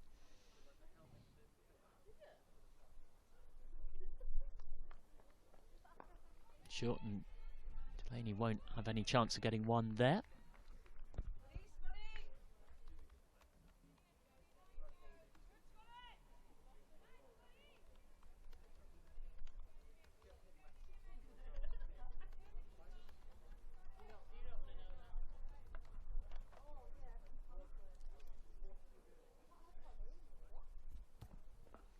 Sure, Delaney does get her hands through that one, but straight at backward point.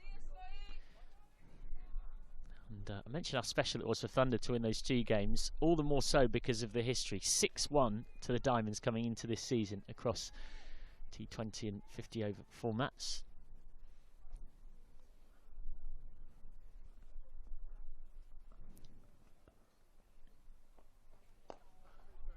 Nice sounding shot from Delaney, but no reward for that. And indeed, it was a pretty bad building history in the Rachel Hayhoe Flint Trophy for Thunder. In truth, Diamonds with 2 wins against them in this competition in 2020. In 2021, it was 1-1 across the T20 stuff, but in the 50 over format, Diamonds won by 105 runs. Then last season, they won by 6 wickets.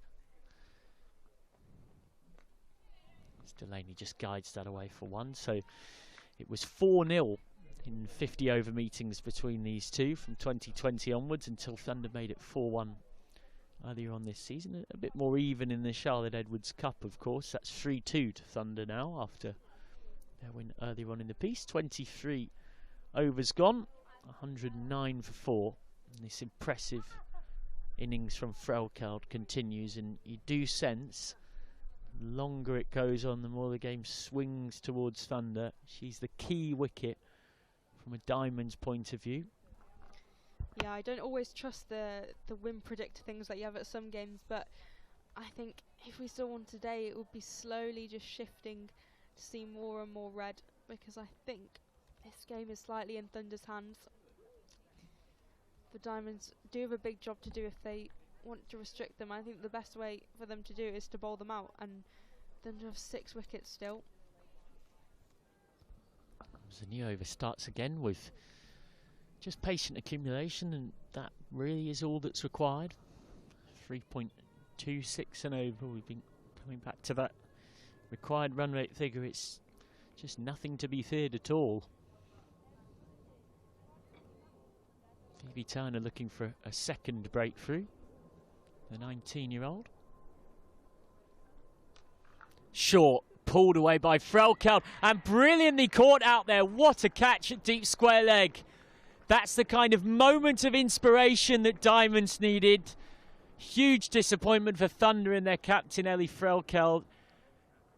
Well, Frelkeld has played a magnificent innings rebuilding after those 3 quick wickets.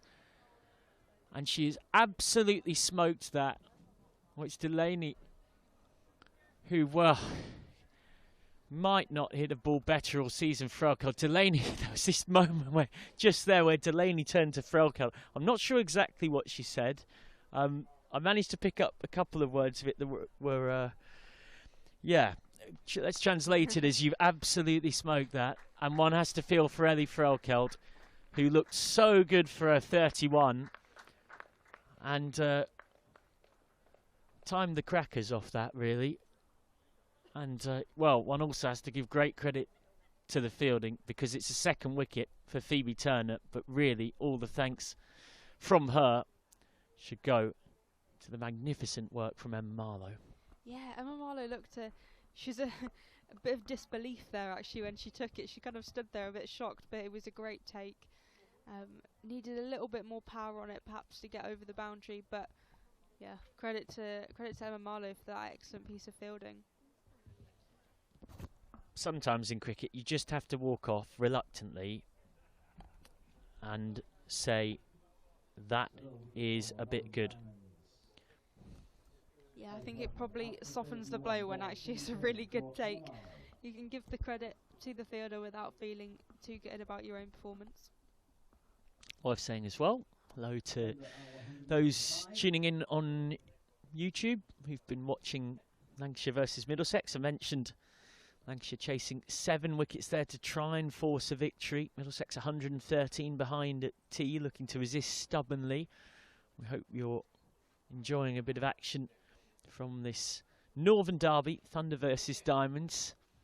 Something of a rosy clash without exactly being so because of the way women's cricket divides up with the regions, easy for me to say.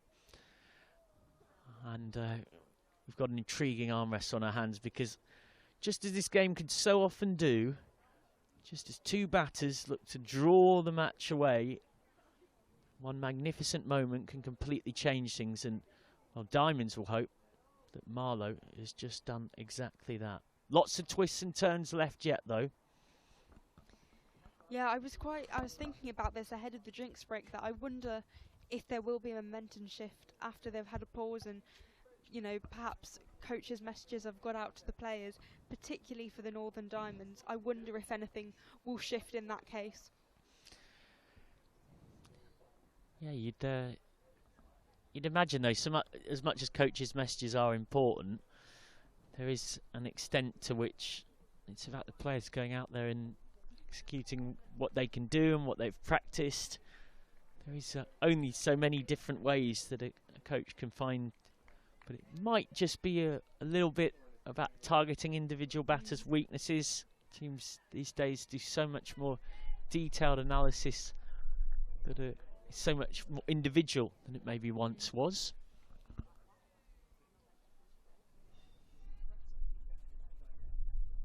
Sort of a wicket fall that became an unofficial drinks break there. Daisy Mullen heads out alongside Delaney here, but she's only just got out there.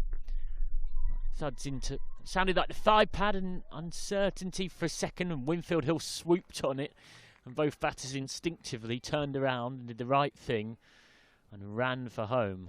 Yeah, that could have ended quite badly. A little bit of miscommunication, and they could have ended up at the same end, but they did head back to their respective creases.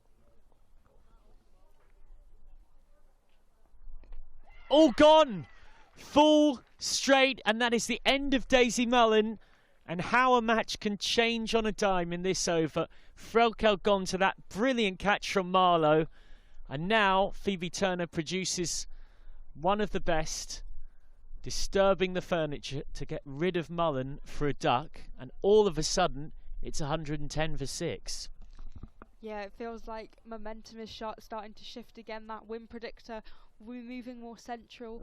It does bring in Tara Norris, however, and one thing to know about Tara Norris is she really is an all-rounder. I think traditionally she has very much been a bowler, but I think she has developed into an all-rounder, and her batting is excellent. She has put in big shifts for historically the Southern Vipers, and then since her move up to Thunder, she's batted really well. So actually, I don't think it's quite over for the Thunder. I think if Norris is there, I think Thunder could be okay. I think it's if more wickets fall, that's when they're really in trouble. Well, that is definitely the end of Daisy Mullen, who, having made quite a handy contribution against the Vipers in the rebuild with 26 of 43, has to go without scoring today. Norris, as we were just pontificating on, certainly has scored in this competition this season. 51 off 27 away against her old team, the Vipers being the highlight. She really can hit a long ball when she gets going. She has 132 runs in this competition and an average of 33, which is very impressive, including that unbeaten 51 I reference, and a strike rate of a very healthy 91 per 100 balls. Also, as you can see, she guides that away for one to get off the mark. She has the point of difference of being a left-hander, which often induces somewhat more errant bowling. There was an article at Reading Cricket Info a good few years ago that showed that even at the very top levels of cricket, left-handers on average get about 8% more loose deliveries than right-handers. And that might not sound like a lot, but when you think that that's a ball every 2 overs, that is actually quite a fair bit. Delaney just looking for more rotation. Norris has to be alert, but there is one there with relative comfort. Yeah, I don't think there were any left-handers within Northern Diamond's side. End of the 24th, 112 for 6. We've got a low-scoring thriller on our hands. Yeah, it really has turned into a bit of a thriller because, you know, Thunder were going along very, very nicely and they had those wickets left, but now they don't. And actually, they can't play risky. They could keep plodding along, but, you know, wickets still managed to fall when they were going along quite gently. So, you know, the required run rate is on their side, but they haven't got the wickets. And as I say, I think if Tara Norris gets out, then I think Thunder will really struggle. One intriguing sub-dynamic here is that Delaney might be slightly more inclined to accumulate, but Norris is definitely far more inclined to attack. And that will make for fireworks here if she's around for any period of time. Now we've got spin coming in from that far in the Kingston Drive end of the ground away from us. It's a change of ends as Delaney can't get off strike. And it is a change of ends after a very impressive 2 for 15 with a maiden off her first 5 from our end of the ground for Katie Levick.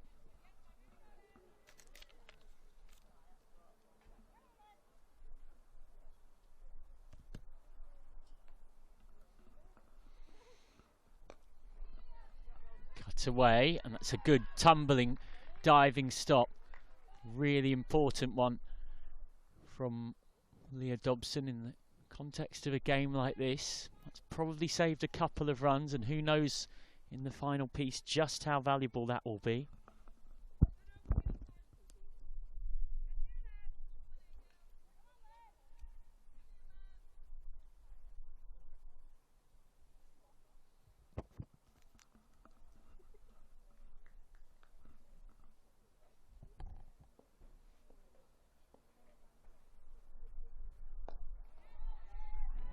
Again, nice from Levick, who still has 5 overs left to exert pressure. It's really rapidly becoming a runs versus wickets situation. That's been clear for a while. Well, a lot of turn on that, but again, this is an example of the difference of a left-hander. This matchup should, in theory, suit Norris in terms of the ball turning into her conventionally from Levick, who might look to bowl a few more that are googlies or the ones that go straight on instead. Well, you can see there Norris wants to take it on.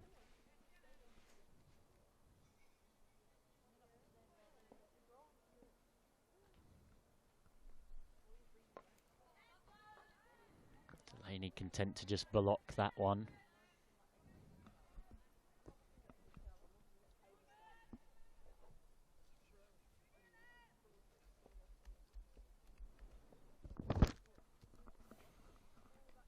Oh, big appeals and gone. given. Tara Norris is out. Thunder have lost another one. It's a third wicket for Katie Levick. And Norris, so often a bit of a hidden surprise package, a destroyer of attacks for Thunder. Did you just hear what I just heard? I just heard what you just heard, yeah. Somebody shouting quite aggressively. Yeah. Come on. Come on. Were they talking to you and me? Possibly, yeah. Possibly Seven wickets down there. That's not so clever, is it? Thunder have lost a 7th. 114 for 7. Gosh, I look as if I'm wrapped up in the middle of winter. You do a bit. It's quite warm today. At least they're getting my best side. Are they? Well, no, there is no best side. Anyway, off you crack. Oh, is it me? Yeah. Tom Hartley to Stevie Eskenazi. The front foot and defending. Away into the offside. No run. So we've got 30 something left. 35 overs left. There's Hartley balls again. Eskenazi's off the front foot and defends. And there's no run. In fact, 36 we started the session with. 7 wickets Lancashire are going to take. 36 overs for Middlesex, or a maximum of, I think it's going to be, to bat. Forward again goes Eskenazi and defends, and there's no run. Do you think the person who made the onion barges at tea time might be listening? Tuning in? Possible. Thank you. Yeah. You were lovely. I agree. Hartley flatter forward again goes Eskenazi, no run. Although they weren't onion barges, were they? No, they were just... They were vegetable barges. Vegetable barges, yeah. Veg bar. Samosas. Well, I thought they had batter around it. Well... There's Hartley forward again, goes Eskenazi, no run. If there's no further loss of wickets in the next hour, perhaps that person will kindly come up to the commentary box and we can talk about what exactly they were. And how you make them. Yes. Hartley to Eskenazi, clipped out to mid-wicket were Croft Fields. And there's no run. That's the end of the first over after the tea break. We're going to... Oh, God. Even when he's not on rotor, do you know he talks more when he's not on rotor than he does when he's on the rotor? Clark not out 141, Nottinghamshire 348 for 8, a lead of 167 runs. Well, who would have thought that? Certainly not the Girdler, our good close friend and colleague Dave. He thought on the fall of the 7th wicket. That was it. That was pretty much curtains. He'd written him off. Yeah. Our man, he's coming on for a bit more spin. I don't blame him. Can you imagine, #1 fan in the world, me, and I didn't know he did this. I know, I did hear you. Yeah. You were very surprised by it. 106 for 3. Well, I thought I must have got this wrong. Next ball. Yeah, that's speared in quite quickly. He has got a wicket with his off spin. Got a wicket last season. Well, he got Jordan Clark LPW. I've lost my title as #1 fan then, haven't I, really? Next ball, full. And push back up to Bailey. I think I've got to be chucked out of the official fan club altogether. I won't be invited for the Christmas get-together. Oh, that's sad. It is sad. Back he comes in now from the Jimmy Anderson end, around the wicket. And actually, I'm loving the U's and the R's. I know that Paul, he quite rightly made a point earlier, but you know, you need to be a little bit sparing of them. But when it's just a little bit tense, as I think it may be just for a few moments, not for that long into this session. Forward. And I think they're trying to encourage Bailey here with a few U's and R's. And I think he's getting in the stride. He looks as if he's got the walk of a man that's encouraged by his mates to have another go. And bowls a little quicker again. And stride in from Davies. He could be rattling through a maiden here.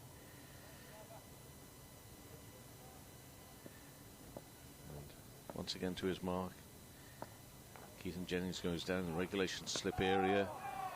Another one which is straight and quite quick.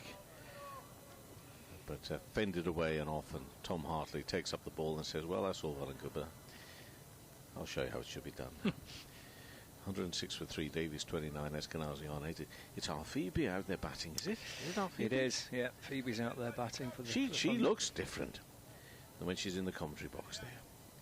Do you not think? Well, I mean, she's got all the cricket gear on. Well, I know that's one of the reasons why she looks different, but I mean, just... Yeah. And she's with you next week? She's here for days 3 and 4 next week against Notts. Part of the coverage of that is Hartley bowling. That's driven into the offside by Eskenazi, straight to point where Villas fields, and there's no run for what will be the final home game of the season. Tom Hartley left arm round, bowls forward again, goes Eskenazi. And there is no run. I don't know if I'm really... I feel a bit of a fool if I do all my big emotional goodbyes to everybody today, because I'm unlikely to be back next week. But Hartley in, dabbed away by Eskenazi, no run. If for some reason, you know, the other games, they're rattled through, and Manchester's quite close to home, I'll be honest. And, you know, I don't want to be, the long goodbye then pop up again next Friday. That'd be a bit embarrassing, Yeah, wouldn't it? Oh, he's back, yeah. Takes a little half step down the pitch, Eskenazi, and that's eased away down to mid-on where Luke Wells fields, no run. But generally, I would like to say my thank yous today to this venue and this place. I love coming here. It would be wrong of me to name people, so I'm just going to name Big Dave down on the desk downstairs. Top bloke, best in the business, best in the country at what he does, and always a joy to come here. Hartley around the wicket bowling, left by Eskenazi. Through to Salt, and there's no run. 106 for 3, final ball of the over. Eskenazi on 8. 2 slips, short leg, short extra cover. Defender back to Hartley. Another maiden over. Another one chalked off for Middlesex. That's the key thing for them. Overs left in the day, 33. It's 106 for 3. Warwickshire are 109 for 6, requiring another 67 runs to beat Northamptonshire. And the not-out pair of Burgess on 34 off 66. Ed Barnard, Shropshire's Ed Barnard, is out for 41, but Briggs is on 13. That's our Phoebe getting out. That's Phoebe Graham's dismissal on the live stream there. Well, I'm glad I didn't see it. Bailey, forward defensive again. Well, we mentioned this before, T. Are they going to rattle through these overs here? And I suppose that adds a little bit of extra pressure upon Davies and Eskenazi to maintain the concentration if they keep up this momentum of quick drill bowling. Oh, and that's a lovely delivery. That's beaten everything. Salt couldn't gather it into his gloves quickly enough, I don't think. Let's have a look at that again. No, it fumbled out here. Well, his foot was in the ground, but I don't think he got anything on it. But he certainly had the beatings of him. Again, bowls turned down just in front of Bell. Forward short leg. He's not hanging about, is he, here? He's on the fast button here. In again. Oh, a bit of a grunt with that one. Into the offside. That's the fourth ball. Fourth dot ball. Back to his mark. And once again, comes in straight and then the long arms of Bailey. Tries to give it a bit of a twirl. Just to repeat myself, it's just fended off, pushed into the offside by Davies, who's now faced 90 balls for his 29 not out here for Middlesex. A scrap in the game, a scrap to stay up in Division 1 for them. And that was pretty much a low full toss, which is just punched for a single. Tumbling stop. Trying to create a bit of fun for themselves out there, aren't they? Wells with the stop. What a shame for Bailey. I mean, he'd be so cross. Look at that. The one right at the end. It could be another maiden. 107 for 3. Davies on 30 and Eskenazi on 8. They trail by 112. And there are 32 overs left. Now, normally when 32 overs left of the day, we go for tea. And quite frankly, it was so nice, I wish we could do it again. But we've already done that bit. We have. We've had our samosas, barges, whatever they were. They're lovely. Oh, dear. Oh, he's a bad neck. Sleeping in the same. Oh, he touched a nerve there. We didn't like that very much, did he? No, we didn't. Don't do that again. Give me the tablets next time. Give me the tablets first. Enough of you feeling the back of my neck. Just give me the pills. There we are. Well, that's 1 and 2. Yep. Oh, 3? Oh, my gosh. Goodness. Well, It must be sore. must be sore. Is it? I mean, it's the pillows. No, it is. He can be. He can, No, it can be. Yeah. It's the pillows. If you don't get a good pillow, then you're goosed, aren't you, really? You are. Yeah. So anyway, hopefully he's sorted that out. But gosh, yes. I mean, he touched him there. There's the old physio and part of his neck. I thought he was going to swing for him. Tom Hartley is left arm over the wicket. Forward goes Davies. Comes off the inner half of the bat. Squirts away to George Bell at short leg. And there is no run. 107 for 3. Hartley in. Forward again in defence. Leaning forward. Good stride by Davies. And there's no run. Leicestershire 456 for 9. Oh my. Need another 43 to win. Oh my goodness. Rocks onto the front foot, offering the pad, nothing else there. Through to the keeper, no run. Is it the thick end of 500, isn't it, that they need to win that match? Is that what you describe it in Burnley? Is it 490, something like that? 499. Oh, it's exactly 99, right? I think so. I'll double check. Driven out through the covers by Davies, along the ground through extra cover. Into the rope for 4. Takes his total on to 34, not out. Exactly.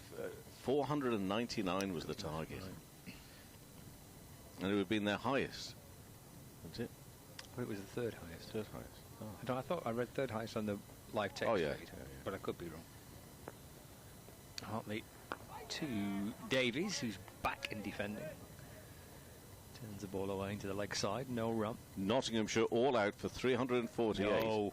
A lead of 167. 168 off 34 overs. Oh, Hartley in, balls. Davies defends, no run. 111 for 3. Trailed by 108 Middlesex here at Emirates Old Trafford. 30 overs to get what? Sorry, Kevin again. Oh my days! I said it once. I know. I was watching the Hartley thing. Oh, you're doing your job. I was. So 168. Yeah. I think at that stage it suggested there were 34 overs remaining, but whether that's knocked them off for the. Oh, I changed winning thing. Yeah. Oh, Bailey's continuing here. He's having a lot of fun. He's going to bowl to Eskenazi. Another quick one, which he tries to whip away Eskenazi. That's not going to do his neck any good. Is it? Doing that? Serious? I'm being serious. We're used to the wrist to whip it away. And it's the pillows. Well, it could be this bowling, actually, at the moment. It's causing more problems. That's better for the neck. Get the front leg forward. Just bend down a little. All this business of firing it in and twisting your body in your neck. Mind you, that physio won't do that again. He'll say, get on with it yourself, I think. Defended. Quite a big stride. To the offside. Oh. So, we have Bailey. And now sun shining here at Manchester. Is he glinting off the... Am I allowed to call them sunglasses again, or are they still shades? Well, I think it's either, isn't it? Yeah, Either of, or. Of Either Bailey. or.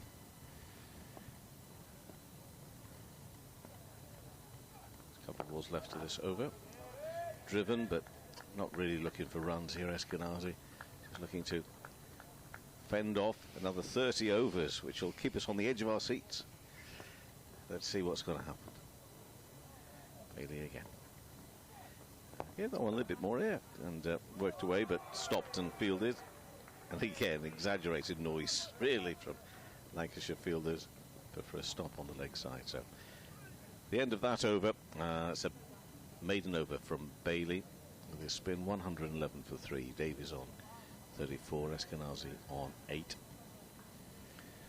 Yeah, it's saying on the live text feed now that 43 runs still needed for history for Leicestershire. So, yeah, it must be a record Well, I have to say that Paul Edwards told us all about this downstairs. Oh, I wasn't listening. Oh, well, I thought I was. And now you've made me question myself. I thought it was their highest. Yeah. I thought he was telling us about their second and third, Right. if they got this one. Oh, okay, right. It's Hartley into to Davies. It's defended into the offside, no run. 111 for 3. Davies on 34. It's a gutsy little knock this for Middlesex. Some good shots in there as well. Reaching forward again off the front foot, pushing it up towards mid-off. Wells fields, no run. 111 for 3. Slip, short leg. Back and across. Easing the ball carefully away through the offside. Getting through for a single. 35 now. Exactly 100 balls for Jack Davies. 112 for 3. Lancashire have been here before trying to get wickets late in the match and everything. They It's very difficult, isn't it? It's very, very difficult. Particularly hard work. There's a lot of draws here. On the end, forward again goes Eskenazi. Oh, we obviously we'll talk about the weather here. I mean, we've had problems with the weather, but sometimes it's not just the weather. No, it's not just the weather. No. Hartley in, forward again goes Eskenazi. Defending, no run. In fact, when I spoke to Dane in our emotional farewell interview, he referred to, it shows how few and far there have been the victories here in Championship cricket while he's been at the club. He referred to that Yorkshire match. And his Hartley's in, forward again. Eskenazi defends, no run, where they beat Yorkshire right at the very end of the fourth and final day. And Parkinson went running off to Altrincham, do you remember? He did, he was off. And he picked that one out as being one of the real standout Championship games, because they managed to force a win late on the day, fourth and final day. Obviously, it helped the fact it was against Yorkshire. Yeah. And it was a pretty dramatic finish to the match. But yeah, we've been here a few times, haven't we, watching teams trying to bowl sides out on the last day to win games and struggling to get over the line. Warwickshire 7 down, need another 53. 7 down now. Briggs is out, LBW to Sanderson for 24. He's had a good game, hasn't he? Well, he has, 5 for 25 from 10.5 overs. Good effort. Including a hat-trick. Took a hat-trick, he did take a hat-trick, yeah.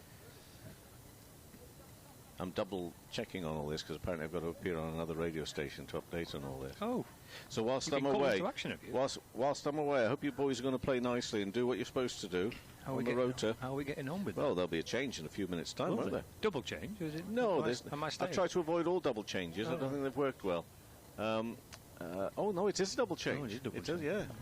Meanwhile. Oh, it's hurt him. Was it down on the ankle, Bell? Or he's come running back in. He's, or his toe.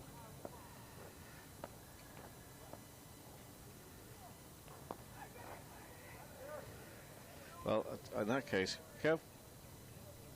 And Paul will come in and replace you at the end of the over. Okay. Bailey continuing with his off spin from the Anderson end. And Davies almost kind of crab-like in defence there. He's got plenty of company around the bat. Look at those fielders. 4 around the bat. Leg slip, short leg and a silly point, all in position. 3 dot balls to start the over. Driven away. 4 runs for Davies. Up towards the deep extra cover boundary. He's played very, very nicely indeed for Middlesex here under pressure. Coming out to bat. Batting to save the match. Batting to earn a draw. And he's played very well. 39 not out. It's 116 for 3 with 2 balls left of the over. Kevin Hand's back alongside me. And it's Bailey's off spin continuing. And dropped away into the offside, no run. The old swingometer's having a rough time of it at the moment. Where's it at now? It's feeling a bit dizzy. It's more like the Wheel of Fortune at the moment. They're difficult ones to call, these, aren't they? Oh, he's left it. He's left it, Davies. And through to Salt. And that does complete the over. 116 for 3. Davies on 39, Eskenazi on 6. You talk us through your swingometer. Excuse me. He's up. Paul's coming in. He's pulled rank here, all right, hasn't he, Hells? He's tapping Paul on the shoulder and hooking him in. He's in charge. He has. The rota's paramount importance now, it seems. Howells is in charge of it. 116 for 3, 52 overs bowled this innings. Middlesex trail by 103, but crucially, how many overs to bowl left today? As in comes Hartley again, and this ball's dabbed into the onside for a single by Eskenazi. He is on to 9. Davis is on to 39, and overs remaining today 27.5. Welcome back, Paul. Thank you. Kev, it's always good to have a little bit of direction, isn't it? Control. Well, Reed tried his best for 3 days and 2 sessions. Direction and control, and penetration is what Lancashire need. Full ball from Hartley, pushed back by Davies, and there's no run. There was plenty of debate at sea over whether this is absolutely dead in the water. Oh, well, what's dead in the water here, the pitch or Middlesex's batting? It was a heavy debate. Well, forward goes Davies again over the top, pushing back, no run. It's a flat pitch, isn't it? It's good pitch. Yeah. Too good a pitch, really, as they are. They last forever. Hartley bowls, Davies defends into the offside, no run. Scott Reed's alerting me to another wicket.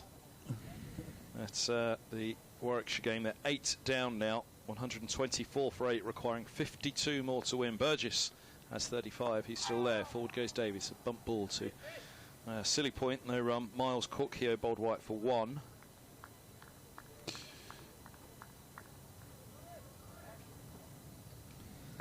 Kent, 1 without loss, requiring 167. Lots of flight. Right in behind this Davies. He backs right up to defend to that one and keeps it out. End of the 53rd here, 117 for 3. I was saying earlier about the state of these pitches here at Emirates Old Trafford. They played Northants on the test pitch, which had been played on effectively 3.5 days, hadn't it? And so another 4 days, and it just got flatter and flatter and better and better. Yep. When I say better and better, I mean that's a relative term, isn't it? Because I don't think it produces better cricket. It's just easier to bat on. And everybody, generally, people say, "Oh, it's a great pitch," meaning it's a pitch that's very good for batting on. Well, is that a great pitch? I mean, there has to be an element of interest for the bowlers, in my view. Eskenazi tickles a single to long leg to start the new over from Bailey, 118 for 3.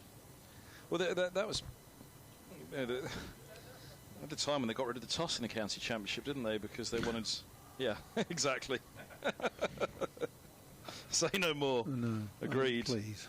This ball short and hooked away down to deep backwards square leg. Just dragged it a little straight as well, which meant Davies, who isn't the tallest himself, was quickly onto the length of that. Pulls away for a single more. 119 for 3. 4 go down around the bat. It's Bailey. Sunglasses on, bowls, and Eskenazi defends. Well, it was all part of this. We need 90-mile-an-hour bowlers, a quartet of 90-mile-an-hour bowlers. Yeah. And, you know, better pitches will make for faster bowlers, but or encourage quicker bowlers. Bailey bowls and forward goes Eskenazi, dabbing into the onside, no run, 119 for 3. But well, yeah. good firm pitches that promote stroke play and give pace and bounce to the bowlers are, I suppose, the gold standard. Bailey wide in the crease, forward defence from Eskenazi. And then, I mean, I've always advocated that you need, on the staff here at Old Trafford, you need a good leg spinner, a couple of good fast medium bowlers, quick bowler and a left armour. Flight from Bailey on that one, back and across Eskenazi defending, end of the over, 119 for 3. Which I suppose isn't rocket science because it virtually covers all the bases, but you have to have pace and you have to have somebody that can turn the ball. in order to be successful, I think. And Lancashire over the years have had various elements of that. It's trying to get everybody together at once. That's the tricky bit. And the pitch is essentially Surrey loam with a high clay content, so they don't break up much, but they generally produce good batting surfaces, good one-day pitches. He starts turning over around the wickets. Davies, the left-hander, defends. And there's a bit of a debate at the moment about how the pitches here in the square can be made to produce. Oh, it's a full toss, and Davies puts him away through the covers. Deep backward point, might get around to cut it off. And it is a big chase, but it's a big boundary, so it will just slow up, and they've taken 2.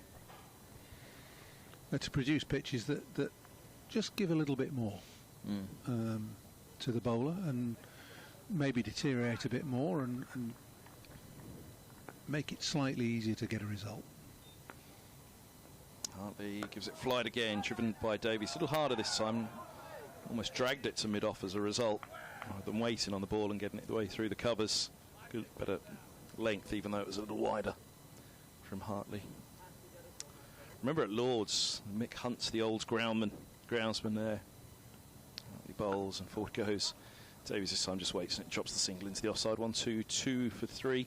There was loads of excavation work around Lords. The Warner stand was dropped, wasn't it? And they said it created a big well and sucked all the moisture out of the because I remember there was one against Northamptonshire. Chris Rogers was the captain, and he was seething about you're never going to win a title here at Lords, with pitches like this, a featherbed. And that was the time the excavation was going on. They were top end of the square where you expect. They took all the moisture out of yeah. Is that what he said? Yeah. Well, that was one of the theories that were put forward. I mean, Rogers was just slamming the square, to be honest, in general. But I mean, that's home advantage as well, isn't it? Middlesex don't particularly have that at Lords. They've got no control over the pitch. It's the MCCs to prepare. So try as they might, they'll ask for things, but they don't quite get it their way. Carl's the new groundsman there now, though, isn't he? So Carl McDermott works hard and has produced some really good surfaces as forward goes. Eskenazi defending into the onside. There's no run. 1-2 for 3. But then come 2016 when Middlesex won it, they had the attack that pretty much said he had James Franklin, the left armour.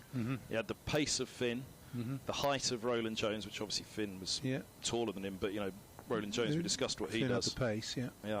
A bit of flight from Hartley and turned by Eskenazi to short leg to end the over. 1-2 for 3, and then you had Mercer. So you had and Ollie Rayner was the spinner. Now Lords has never been a great turner, has it? No. Well, not in recent years anyway. But Rayner at least was 6'5", so he was always looking for a bit of bounce. So he had a 5-pronged attack there, and you had all bases covered. I'm just looking. There's one more championship game here at Old Trafford. Starts next Tuesday. Just looking to see where the pitch may be, and the one I can see is a bright emerald green thing. 3 pitches in from the left of the square. Yeah. Just wonder whether that might be a pointer for next week. I don't know. Can't see any others. This is short and pulled away by Davies. Again, just dragged it down a little. Bailey, he's a tall off spinner, isn't he, against a more diminutive left armour in Davies. So as soon as it's just a fraction shorter for Davies, he's back quickly and pulling hard. 4 more for him. 1-2. 6 for 3. Yeah, that was the one we fancied when we were looking around the other day. It must be. Although there is 1-2 away from this, which is very bare at the ends and got a bit of grass in the middle. Anyway. Bailey bowls, forward goes. Davies pushing back up the track, no run. It's looking increasingly like Middlesex are going to get through this last session intact and draw the match. Darting one in, Bailey, defending. Here's Davies. Yeah, how many overs left now? 24.3. I think the only thing being is pressure, isn't it? That you can put 2 on the board, and all of a sudden Middlesex are under an awful lot of pressure season-wise. Oh, this is a full toss from Bailey, and it's clipped away wide of mid-on for 4. Davies moves to 51, and a fine 50 it's been for Davies. 130 for 3. Davies 120 deliveries, 9 fours. He gritted it out in the first innings for an hour, and he's reaped some reward for his hard work in the second innings here with a fine 50. He's played very well, very well. Watchful, but put away the poor ball. It's been a very accomplished little innings so far. This one's short and he cuts hard into the covers. There's no run. Good tumbling stop in there. Yeah, as I say, he hasn't really pulled up any trees yet for Middlesex, but every time I've seen him I've been impressed for varying reasons. I mentioned the 6 that was ramped at Lords, but the 2 hours at Canterbury, which really helped Robbie White in salvaging that game for Middlesex. Bailey bowls and forward goes Davies, turning into the onside, and there's no run. With Eskenazi, 75 deliveries Eskenazi's faced. He likewise is nudging the selectors for next week at Lords against Warwickshire. Davies in his 9th first-class match, and his average for this format was just 10.4 coming into his first 50, isn't it? And it is indeed. His previous high score was just 25. A couple of 50s in List A, where again he's shown his potential. As Hartley's left arm around. Bowls and Eskenazi went right back to that one. Defends into the onside. Short leg goes up to collect.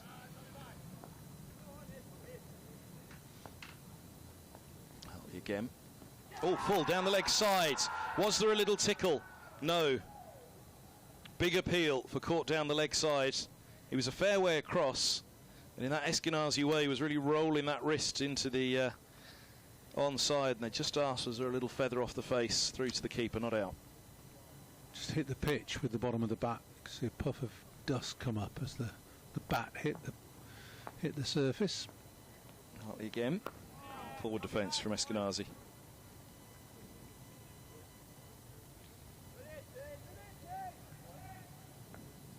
Week for him, he'd have been mightily frustrated to have been left out again this week. Hartley bowls and forward goes Eskenazi. If you've just joined in, that might sound a strange thing to say for the batter on strike, but well, he's in as a concussion sub. Yeah, true, but it's given him a chance of proving a point, hasn't it? Hartley turns for a single just fine of mid-on. Eskenazi moves to 11. Yeah, and he has, I think, 79 deliveries. It's not about the runs at the moment, is it? It's about the balls faced. About the time. Won't help his average much this season, but no. Hartley bowls and Davies turns to the onside once more, and there is no run. End of the over, 131 for 3. 23 left of this match. Seen a replay from the other end of the ball down the leg side, which Eskenazi looked to clip. As you say, it was a big puff of dust as he hit the ground with the toe end of the bat. Yeah, it wasn't a particularly convincing appeal either. It was a uniform appeal, but it wasn't. It was one of those that demanded of the umpire a serious consideration. Change of bowling at the pavilion ends. Luke Wells is back. I don't think any surprise. Bailey just laboured through that last over a little bit, didn't he? His off spin, part time. Yeah. He's enthusiastic and he likes a go at it, being a seam bowler. But Wells a little bit more accomplished. Wicket at Canterbury.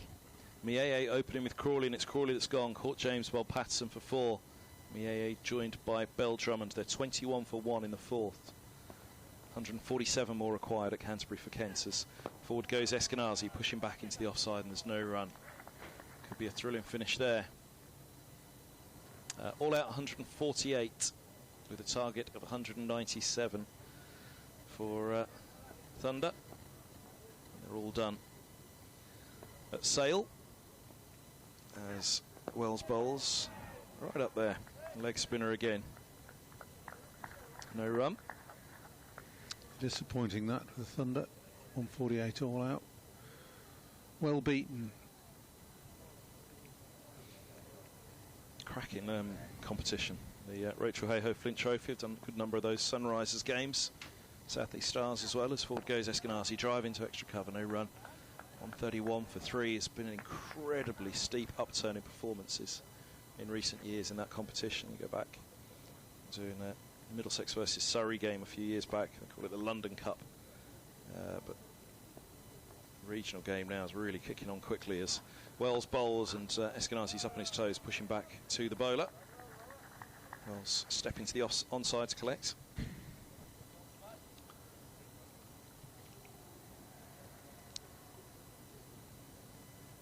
Eskenazi just signalling up to the balcony. Looking for something as here's Wells off a lengthy run up. The leg spinner just drops a little bit short on that, but Eskenazi defends to the onside once more. His 85th delivery. Offering very little, this surface, is it? You know, you'd really want or expect a couple of balls to be ripping past the outside edge or turning sharply.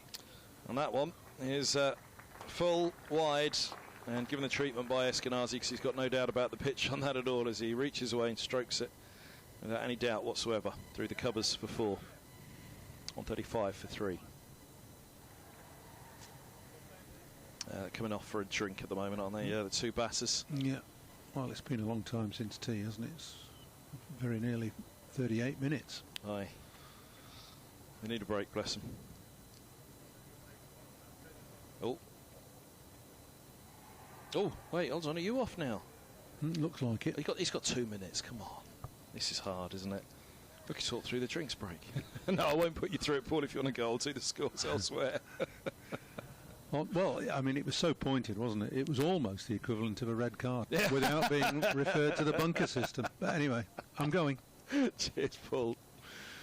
Yep, something needs to happen quickly here for Lancashire. The one thing that I would say for Lancashire fans in this one is that Middlesex are under an awful lot of pressure in this match, in this season, and the reason that they're under pressure has mainly been the bat. It was Paul and I that discussed it earlier, that, you know, the bowling hasn't perhaps had the bite it needed to this year, and in turn that puts even more pressure on the batting lineup. What's the complaint out there at the moment? Eskenazi's having... Oh, yeah... Paul, you better come back. Eskenazi is falling foul of umpire Milnes. I think Jack Davies has gone off for a comfort break. No, Jack Davies is there.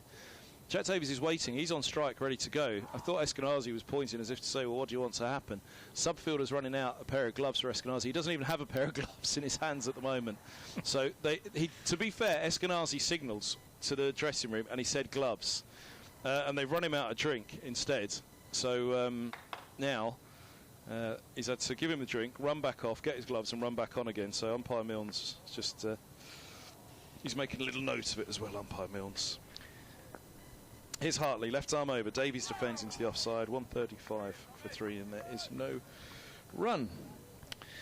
Welcome back, Kevin. Scott Rees. Hey, you mentioned the Thunder defeat, didn't you?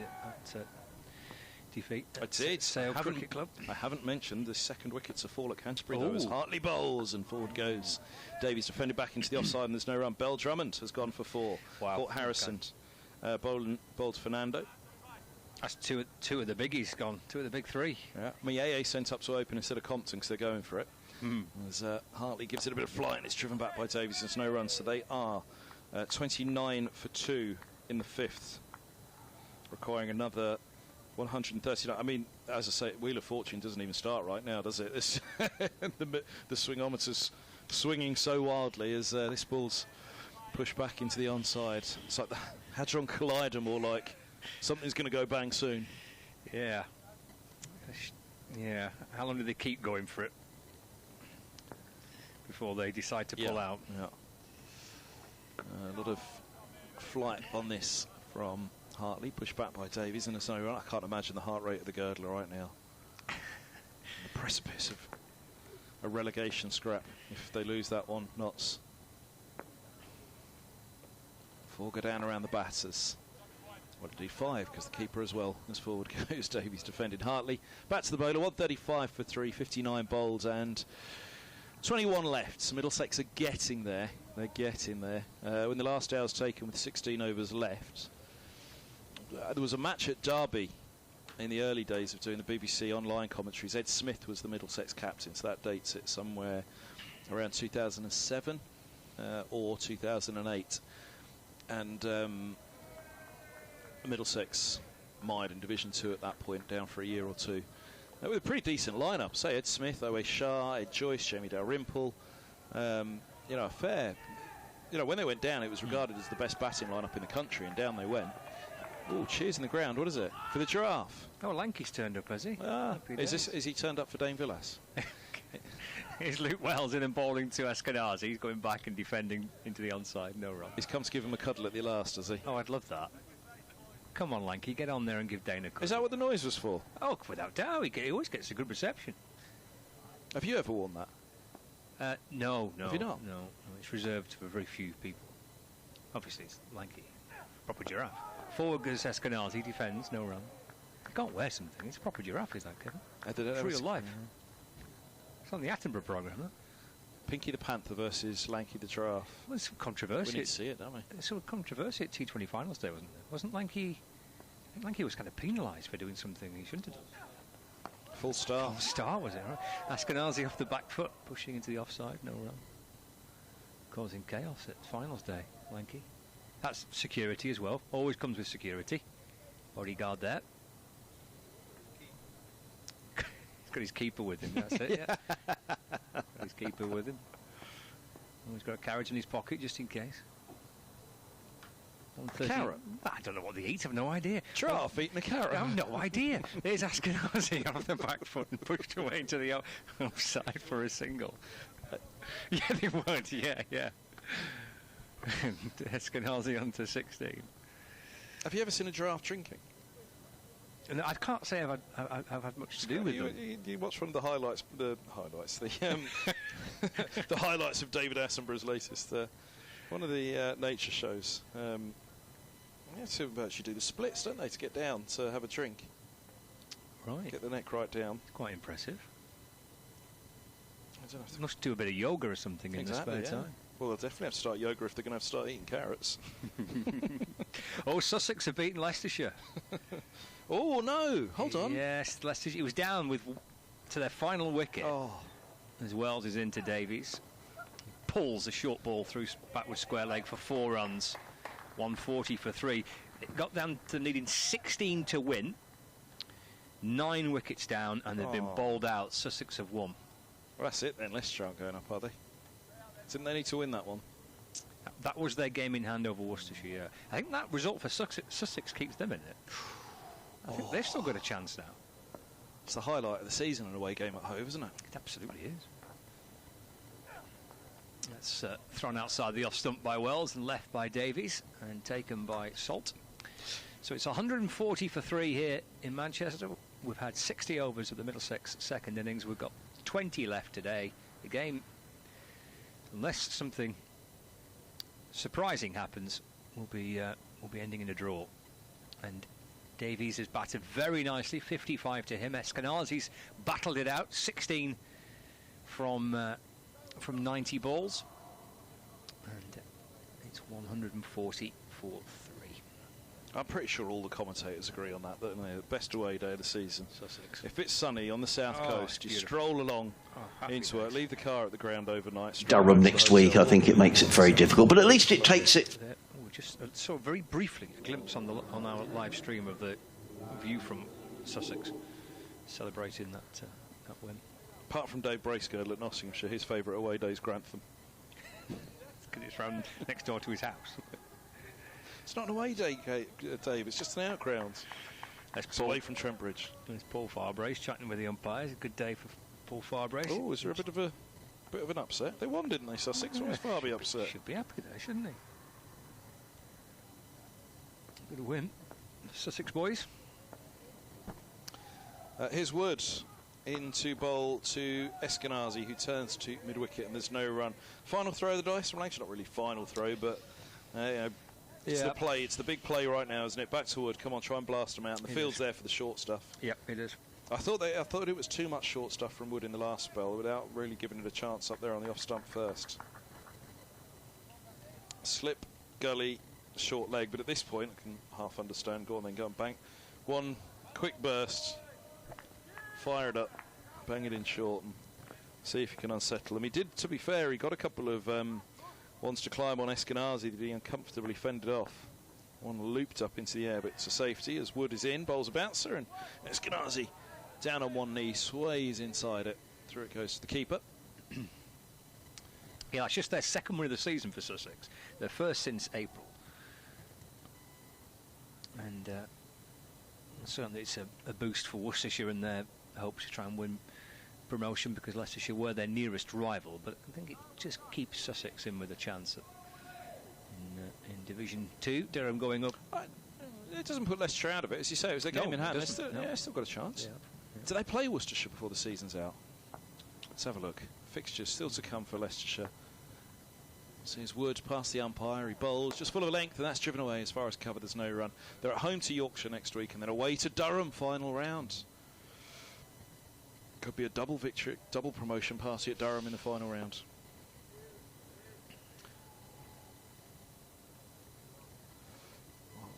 Wood slowly making his way back to the top of his mark. Kent are 38 for 2, 42 for 2, with one ball left of the sixth. So I'm going for it. Mieye 24, Leaning has 6. I suppose you got to, haven't you? I mean, I don't know. Yeah, why not? Do you kind of settle? Is a draw any good for Kent? Really got the. Well, it ain't bad, but it's a chance, isn't it? This is what's a chance to try and win. Well, this is the whole point of 5 points for the draw rather than 8. As his Wood bowls and Eskenazi dabs it down to short leg, and there is no run. I think we're all in agreement that the bonus points have got to go back as they were. 200 for the first batting point, not 250. Yeah, especially with the amount of cricket you play in April, May and September. Yeah. You are really penalising sides when you play the vast majority of the first class in those 3 months if your first batting point is 250. You can really, see some wonderful innings, and thank goodness me, that deserves a few batting points. They didn't get any. Yeah. In April, May, and now here we are in September. Sun's shining at the moment, though. Shadows cast across Old Trafford as Wood runs in, bowls, and it's a bouncer that Eskenazi just about gets inside the line off. And again, it's the swaying, isn't it? He swayed inside it, but he had to make sure that he was dropping the gloves as well. Salt smiling behind the stumps. Eskenazi, I think, is just about smiling as well. 94 balls faced. He's on for a century of sorts, Eskenazi. I was saying to Paul, this isn't going to help. What's a pretty rough average for him in the Championship this year, but 100 balls faced for Eskenazi right now means an awful lot to Middlesex, doesn't it? Absolutely does, yeah. These are a vital partnership, isn't it? It's a proper gutsy knot between the two of them, this. Woods bowls just short of length, and he nudges that fine. Typical Eskenazi shot. It's that funny little angle that he plays things. 144 for 3. One ball to come at the 61st. We saw the story of, speaking of Sussex, Ben Brown was the Sussex skipper at the time, but not in the T20 side, so he came up and did the commentary with us on that game.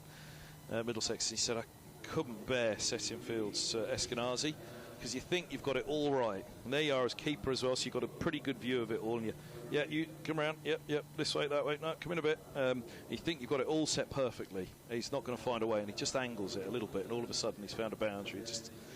And again, that wristiness that he has, he just finds strange places to score in. And even just the way he nudged that, it wasn't your typical little glance, was it? It was almost a dab down the leg side to tuck it away for 4. 144 for 3. Just saw that little glimpse from Canterbury of that game between Kent and Nottinghamshire. Run chase for Kent. As Wells is in and bowling, defender by Davis. And there is no run. Warwickshire still going, 142 for 8. They require 34, 2 wickets to go. Good finish, some good finishes around. Oh, Kevin Howes is back from England duty as well in next door. He's having a go, Either that or he's practicing for the Amdram Society this weekend. Wells in bowls 4 goes Davies. Dropped away into the offside. And there's no run. 55 to Davies, 20 to Eskenazi, 144 for 3. You could see Kev on the Amdram Society, couldn't you? Bit of waiting for Godot.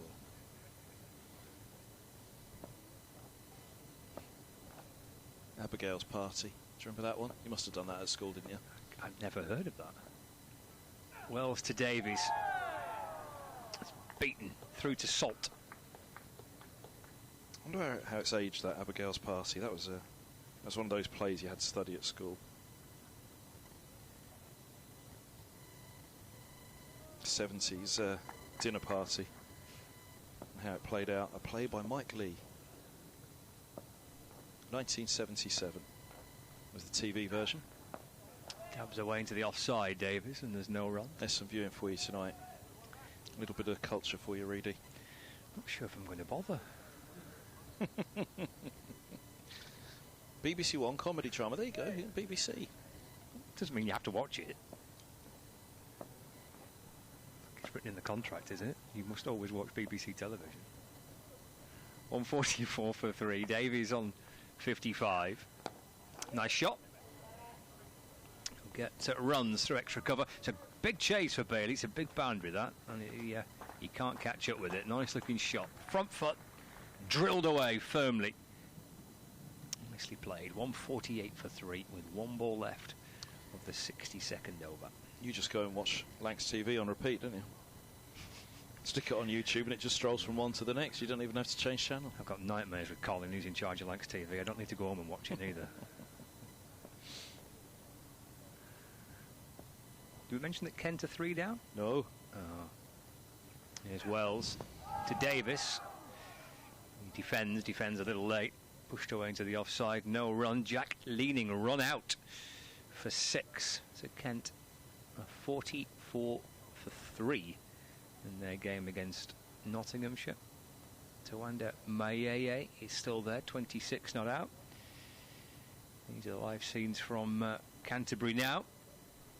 So 44 for 3 it will be. A target of 168 to win for Kent.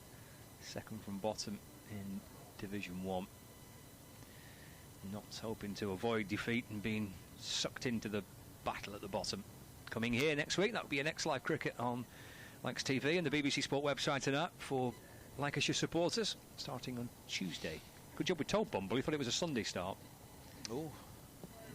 Tuesday start next week. Who's driving him? Comes by helicopter. That was it buzzing overhead earlier, wasn't it? It was, yeah. We need to get helicopters for Howes, don't we? Challenge Annika next door. He said, where's he going to go the last 2 weeks? Here's Wood. Left arm over bowls, and this ball's clipped. Ooh, comes back off the short leg bell, and then there was a yes-no as it deflected behind him. They settled on the no. Eskenazi looks back at Davies. Now is not the moment for Middlesex to lose a wicket. There is still time for them to lose this. They'll be watching closely at Canterbury. Let's see what happens here. If Middlesex do get this 5 points, could be so vital come the end of the season. They've got to win their home game against Warwickshire next week now, though. You'd fancy come what may, really, because the cat is very much amongst the pigeons at the bottom of the table right now, especially if Northamptonshire can pull off that victory against Warwickshire at Edgbaston as Wood bowls. And this is short, push back up the track, and there's no run. Do you know that, actually, speaking of wasting for that's the one I really regret missing. They, you know, it's often not in the West End, but they had, for a run, Sir Ian McKellen and Patrick Stewart together again on stage. And I was like, yeah, I'm going to get there, I'm going to get there, I'm going to get there. And time just goes by, doesn't it? And I never got there, and then it ended. It's like, it's one of those moments, you can't miss that, can you? Patrick Stewart and Sir Ian McKellen on stage together. Actually, I told you he'd be good in Waiting for Godot, couldn't he? He could have done it with David Townsend. I won't say which one was which out of Patrick Stewart and Ian McKellen. He's not listening at the moment, Halsey, is he? He's talking to TMS by the looks of it. Here's Wood in bowls, and this ball's just short of a length. It's pushed back up the track by Eskenazi, 148 for 3.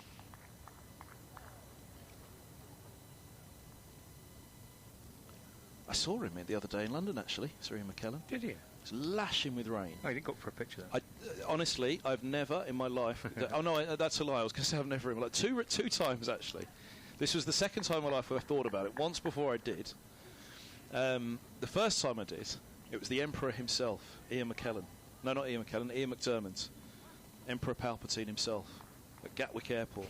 And through security, they were checking your bags.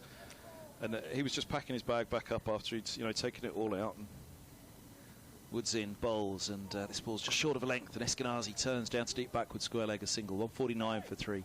Eskenazi's on to 21. So anyway, my bag's coming through. Come on. I need to go and get a selfie with the Emperor. The first time in my life that I've ever asked anybody for a selfie. You would have done it? Absolutely, yeah. 100%. My bag got stopped for a double check. It's like, oh, you're joking. Come on. And it eventually came through.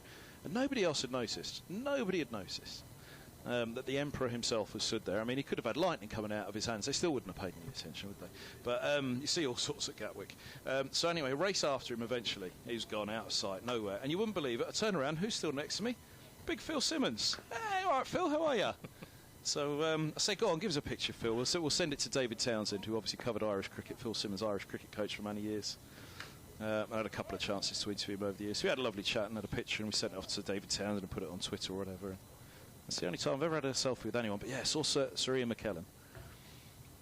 This ball's just short of a length, pushed back up the track by Davies, and there's no run. Famously Gandalf, Magneto, and the X-Men. Actually, he had the hat on, the wide-rimmed hat, like he did in X-Men as well. Walking along, but it was lashing with rain. I thought, no, I can't stop him. It's pouring with rain. Can't stop him for. And he stopped briefly to have a look in the window of. That was your chance. It was, yeah. When I was walking towards him, I saw him coming towards me because it was really empty as well that day, London. I don't know why, but middle of the day, but pouring with rain, and he stopped to have a look in the window of a shop, which is some beautiful paintings in there. And then he quickly moved on again. Was walking towards me. I just thought, I've got it. I bottled it. I didn't stop him. Here's Wood bowls short of a length through to the keeper. It goes 149 for 3, end the 63rd. But he must be a fair age now, Sir Ian McKellen. I thought, I'm not going to stop the old fella in the rain and ask him for a selfie. But I do regret it. I should have done. Speaking of stopping myself, I've got to get out of the way. Kevin Howes is here. Well, sure, it will be too much longer in this game. Half an hour or so. 149 for 3. See Tom Hartley having another go again from the Jimmy Anderson end. Davies on 59, Eskenazi on 21. Kevin Howells returns. I've got an update to do elsewhere, so I'll leave you. Paul Alex will come in and join me, and we have vowed together we will lift this off the page for the next 20 minutes or so. It'll be 20 minutes like you've never heard before. And in fairness, although it may be not the most thrilling, Middlesex are doing a job that they had to do here, whilst other teams, well, Kent, for example, I mean, that's a fascinating game going on at Canterbury. The 50 for 3, need another 118 against Nottinghamshire. Forward defensive here. We've got Warwickshire now, with 2 wickets remaining, 144 for 8. They need another 32 of 44 overs. That's about an hour's worth of cricket to score 32 runs, so that's not a problem. But the wickets are clearly a bit of a problem. Hartley in bowls and Eskenazi into the offside. So the battle remains to try and stay in Division 1, and it's a massive issue to these players, massive issue, and to their supporters. It may not grab always sort of the attention, the headlines, as this one again just goes forward. Some other cricket does, but it's a massive issue. And actually, just going back quickly to that match I mentioned, the very last day of last season, Warwickshire against Hampshire, which of course it was Yorkshire who got relegated as a result of that Warwickshire win. And they have a lot of supporters, so a lot of followers around the world. This one is pushed out onto the onside for a single. Lancashire came second as a result of that. Yeah, and there was a bit of extra dosh for the lads. That's right. But the attention actually that did gain. In terms of the numbers on the BBC website and all round and on the streams and everything, it exploded in the last couple of hours. What about the year before, when...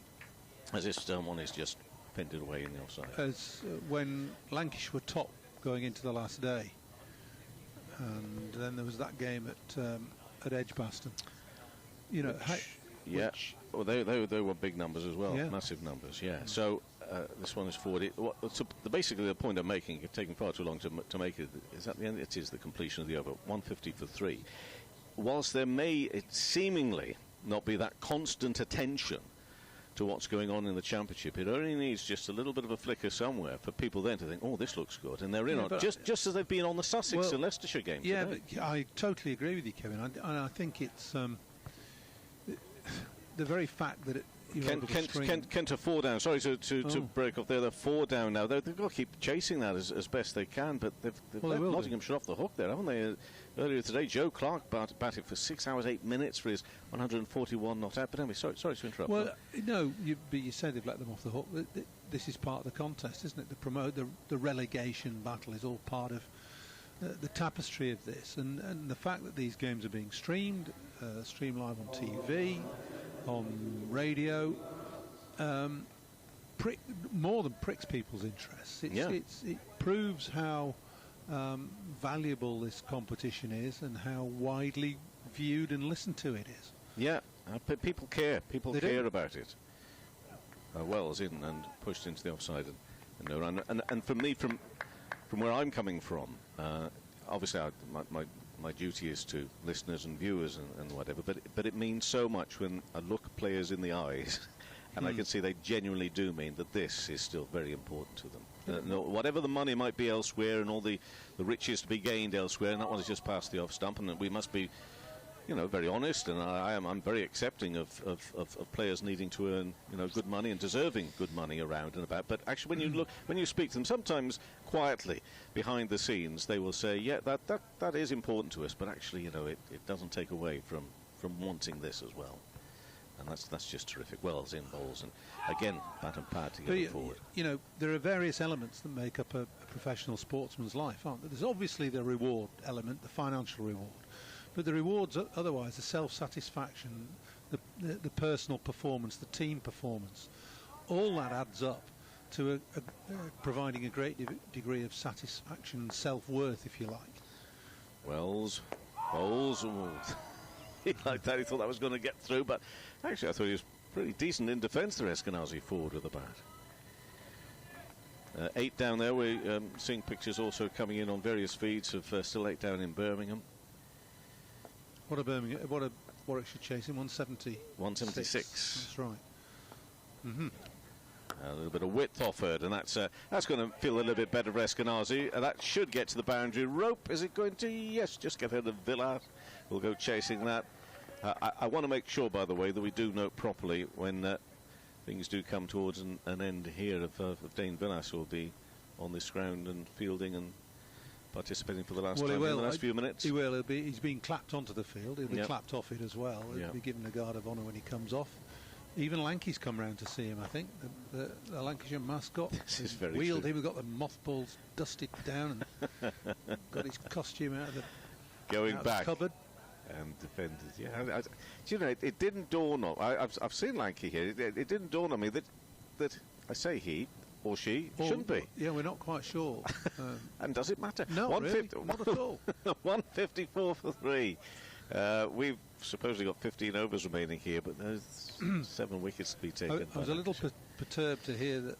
Well, that Scott Reed thought that giraffes eat carrots. I think genetically they've been designed to reach the taller trees, and as far as I know, carrots grow underground. Yeah, anyway, but there you are. It's a novel. Maybe he does like carrots. Who knows? He's confusing his giraffes with his rabbits. He is. How do you do that? I don't know. No. He's sitting down now, Lanky. Yeah, yes. That's East Lancashire for you, I think. Paul. I think that's what I'm going to say. Left arm there from Hartley into Davis and up towards mid-on. But it's just. But you're right about the excitement and the climax of the season over the next 2 weeks, really. And that one's just worked forward short leg. And as I say, someone's a little bit uncomfortable with perhaps some things have gone on there in Birmingham today. But I tell you what, it just keeps, expect the unexpected basically over these next few weeks. And it does make for an interesting narrative. Forward again, Davies. A word maybe from your Paul, if you don't mind, on Davies here. It's 15 out of 144. High score. He's played well. He's played very few games, very few innings, and this is a test for him. Another delivery. Can he keep it out? Yes, he can. In fact, he'll get a run. Not in a quest for victory, but as we know, in a quest for saving the game and batting long, batting positively, which he's done, on a 4-day-old pitch against a good bowling attack. All these things will give him great confidence. Indeed. He's hardly played a poor stroke, to be honest. And that confidence in the short term could keep them up. Mm-hmm. Hartley thinks about coming in and sort of I think that I'm getting the impression there was a comment from his own teammate there which might have put him off. Anyway, Eskenazi surrounded, wicketkeeper and 4 close catches aside from the keeper, but pushed back up to the bowler. I think that's Tom Bailey who offered a little bit of commentary, which put Hartley off there for a moment. He's still offering something to him. 155 for 3. And this should be the last ball. Bit of a this tester over. doing commentary in here at the moment. We've got a live match out in front of us, and we've got monitors. That was squeezed out and away, but for no run. Which flitting between all sorts of games. We're in Canterbury 1 minute, and now we're in Birmingham, and there's a monitor with Lancashire on it there. There is. Anyway, I'll concentrate, which is something that I should be doing anyway. Can I just say, I'm talking of myself here, but for a simple man, it can sometimes just get a little Gets bit too much for you, does it? Life often. I think we all know that feeling. Yeah, good. Yeah. But terrific work from Ben Sanderson there in Birmingham. He got a hat-trick, and that's the thing about all these teams. You talk about them struggling, and you look at second division. Even some of those teams are towards the bottom of the second division. There's always more than just a handful of really skilled and talented players in these teams. You've just got to get it together and try and put on a good team performance. Davis is on 60. Wells a little bit quicker, and that's into the offside. I mean, they do say, well, they used to, and probably still do, but one of the differences between first and second division is that in the first division you'll have some good up-front bowlers. It's in that first change of bowlers that sometimes things can drop off in the lower division, but not always. No. But that is a general feeling.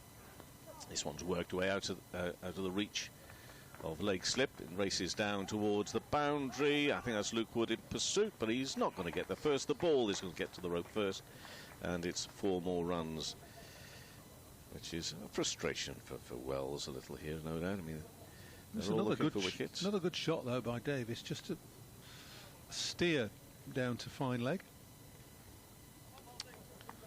Yeah. 64. I don't know how long we're going to go on for, but he might just have a sniff at 100 here. Yeah. Well, yeah. I hope it don't pull out too early. This one's pressed square on the offside. They think about a second, decide against it. Just the one. Jaidev Unadkat, the Indian left-armer with those 6 wickets, which helped Sussex to that victory. Sussex just about keeping in the race for promotion. Actually, I think the big winner is really there today at Hove, as this next ball is on the leg stump, just turned around the corner, but for no run by Eskenazi of Worcestershire. Quite frankly, they're in second, and what they and for Sussex to have won, I mean, a draw probably would have been their ideal result there, but for Sussex to have won, it was obviously the team a bit further behind them, so that gives them a little bit more wriggle room over the next couple of weeks as Wells bowls, and that's full into the offside. And of course Worcestershire and Leicestershire both have got Durham and Yorkshire to play one week and another, so plenty going on there. And yeah, lovely story. What I also just want to make sure, and I'm not too sure when we are going to be calling it quits here exactly, but Eskenazi on 26, Wells comes in and bowls and into the offside, no run. And just to throw this to you, here we are in September. At the start of the year, even the cricket year, I really did think, in fact, is that handshakes all around now? I think it is. So we're just bringing things to a conclusion. So almost not, but let me just keep this going just for a little bit longer. Lancashire, just not quite this year, just not quite there. No, nearly but not quite. It's been the story of Lancashire's summers in recent times. But let's not dwell on that too much, because Middlesex have done well here to fend off Lancashire's best efforts, finishing the day on 160 for 3. They've got the draw that they wanted. They obviously wanted a win, but a draw second best, and that will maintain an element of their chances of staying in Division 1. It's Dane Villas' last game. It is. And he's being warmly embraced and shaken by the hand by everybody on the field as he makes his way off. He's raising his cap around the ground as well. Thumbs up, waves. You can hear the applause. And no matter what the number in the ground today, applause from the players as well. This gang in here today, the supporters, Paul, they'll be the ones that will have no doubt followed Lancashire up and Dane Villas for the last 7 years, up and down the country and around and about.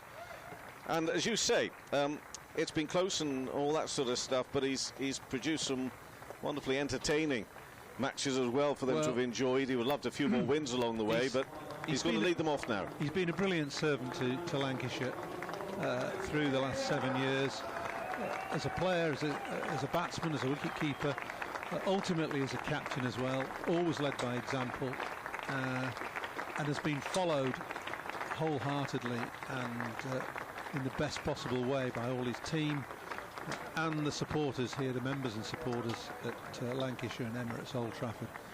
And he'll be sorely missed. His contribution has been nothing less than exemplary all the way through. And you can see also genuine appreciation from Middlesex, so players and support staff. He's a very well liked individual. There's nothing not to like about Dane Villas. He is passionate and committed to the game and fiercely loyal to Lancashire. But he plays the game in the best possible way, in the best possible spirit. He's an attacking player, and he's done an awful lot to help and form a lot of the younger players that are now making their way at Lancashire. So in all respects, it's been a wonderful career here at Lancashire for Dane. And leaves the county stronger than when he arrived, pulling things together a little bit. Oh, yeah. I mean, you always get a turnover of personnel, don't you? But I think what is instilled in the dressing room, the values that is instilled, and the levels of behaviour and commitment and fitness will all prove to be partly his legacy. That's another part of this part of the year, of course, as well as all the excitement, the thrills, the spills, the intrigue of the promotions and titles and relegations. We get these situations where players are saying cheerio to us, some retiring, and for some, of course, they move to other clubs. Then they're going to have a nice little team photo as well, just to mark Dane Villas' last game for Lancashire. There are 2 more games. He announced a couple of weeks ago, was it, that this was going to be his last season with Lancashire, retiring. I think he's going to play a little bit more cricket in South Africa. What we didn't know until overnight and into this morning, that this was going to be his last appearance. Not sure that anybody knew, to be honest, apart from Dane, who decided that this was the time to go. And that century yesterday, what time? That? Well, exactly. That's the way for that to I think end, isn't it? He's given his all, to be fair, and I think he's nothing left, and he thinks that now is the right time to go. It'll enable Lancashire to blood probably another youngster over the next couple of games, and that will be no bad thing. Final. I know you quite rightly said we needed to mention Middlesex. I just want to briefly just touch on them again. I mean, a performance like that should stand them in good stead going into the last couple of weeks. It's likely to be a rough couple of weeks for them. Well, yeah, they're going to have to win a game, if not 2, aren't they, to stay up, and they will gain a little bit of confidence from what they've done here after a bad first morning. They've stuck at the task pretty well and batted nicely today, and done what they set out to do, which is save the game, and they've done that comfortably. Of those other scores, Kent against Nottinghamshire, Kent 59 for 4, required another 109 runs to win the game. They had, 11.3 overs. They had 32 overs at the start as a minimum to score those runs, so they're going to keep on going if they can, but they've now lost Miei as well for 28, so it's Finch and Compton. They're not out pair. Compton's not known for his scoring quick runs, but he might have to show another side of his game there for Kent this evening in Canterbury. All these matches to be followed on the BBC Sport website and app as well. And Warwickshire still 8 down. They need another 26 to win. Burgess 56 not out of 110 balls. He's likely to get really good support from Hannon Dalby, i.e. he'll hold on to his wicket. They're 5 not out of 32 balls, but it'll be up to Burgess to try and get those winning runs. Well, the board has said a very big thank you to Dane Villas. We will echo those thoughts, and we look forward to being back with you next week, whether it be on Lancashire TV, because we've got Nottinghamshire, of course, who could well find themselves part of that relegation struggle as well as for those listening on the BBC Sport website and app. But for myself, Kevin Howells, and all the team, I wish you a very good evening.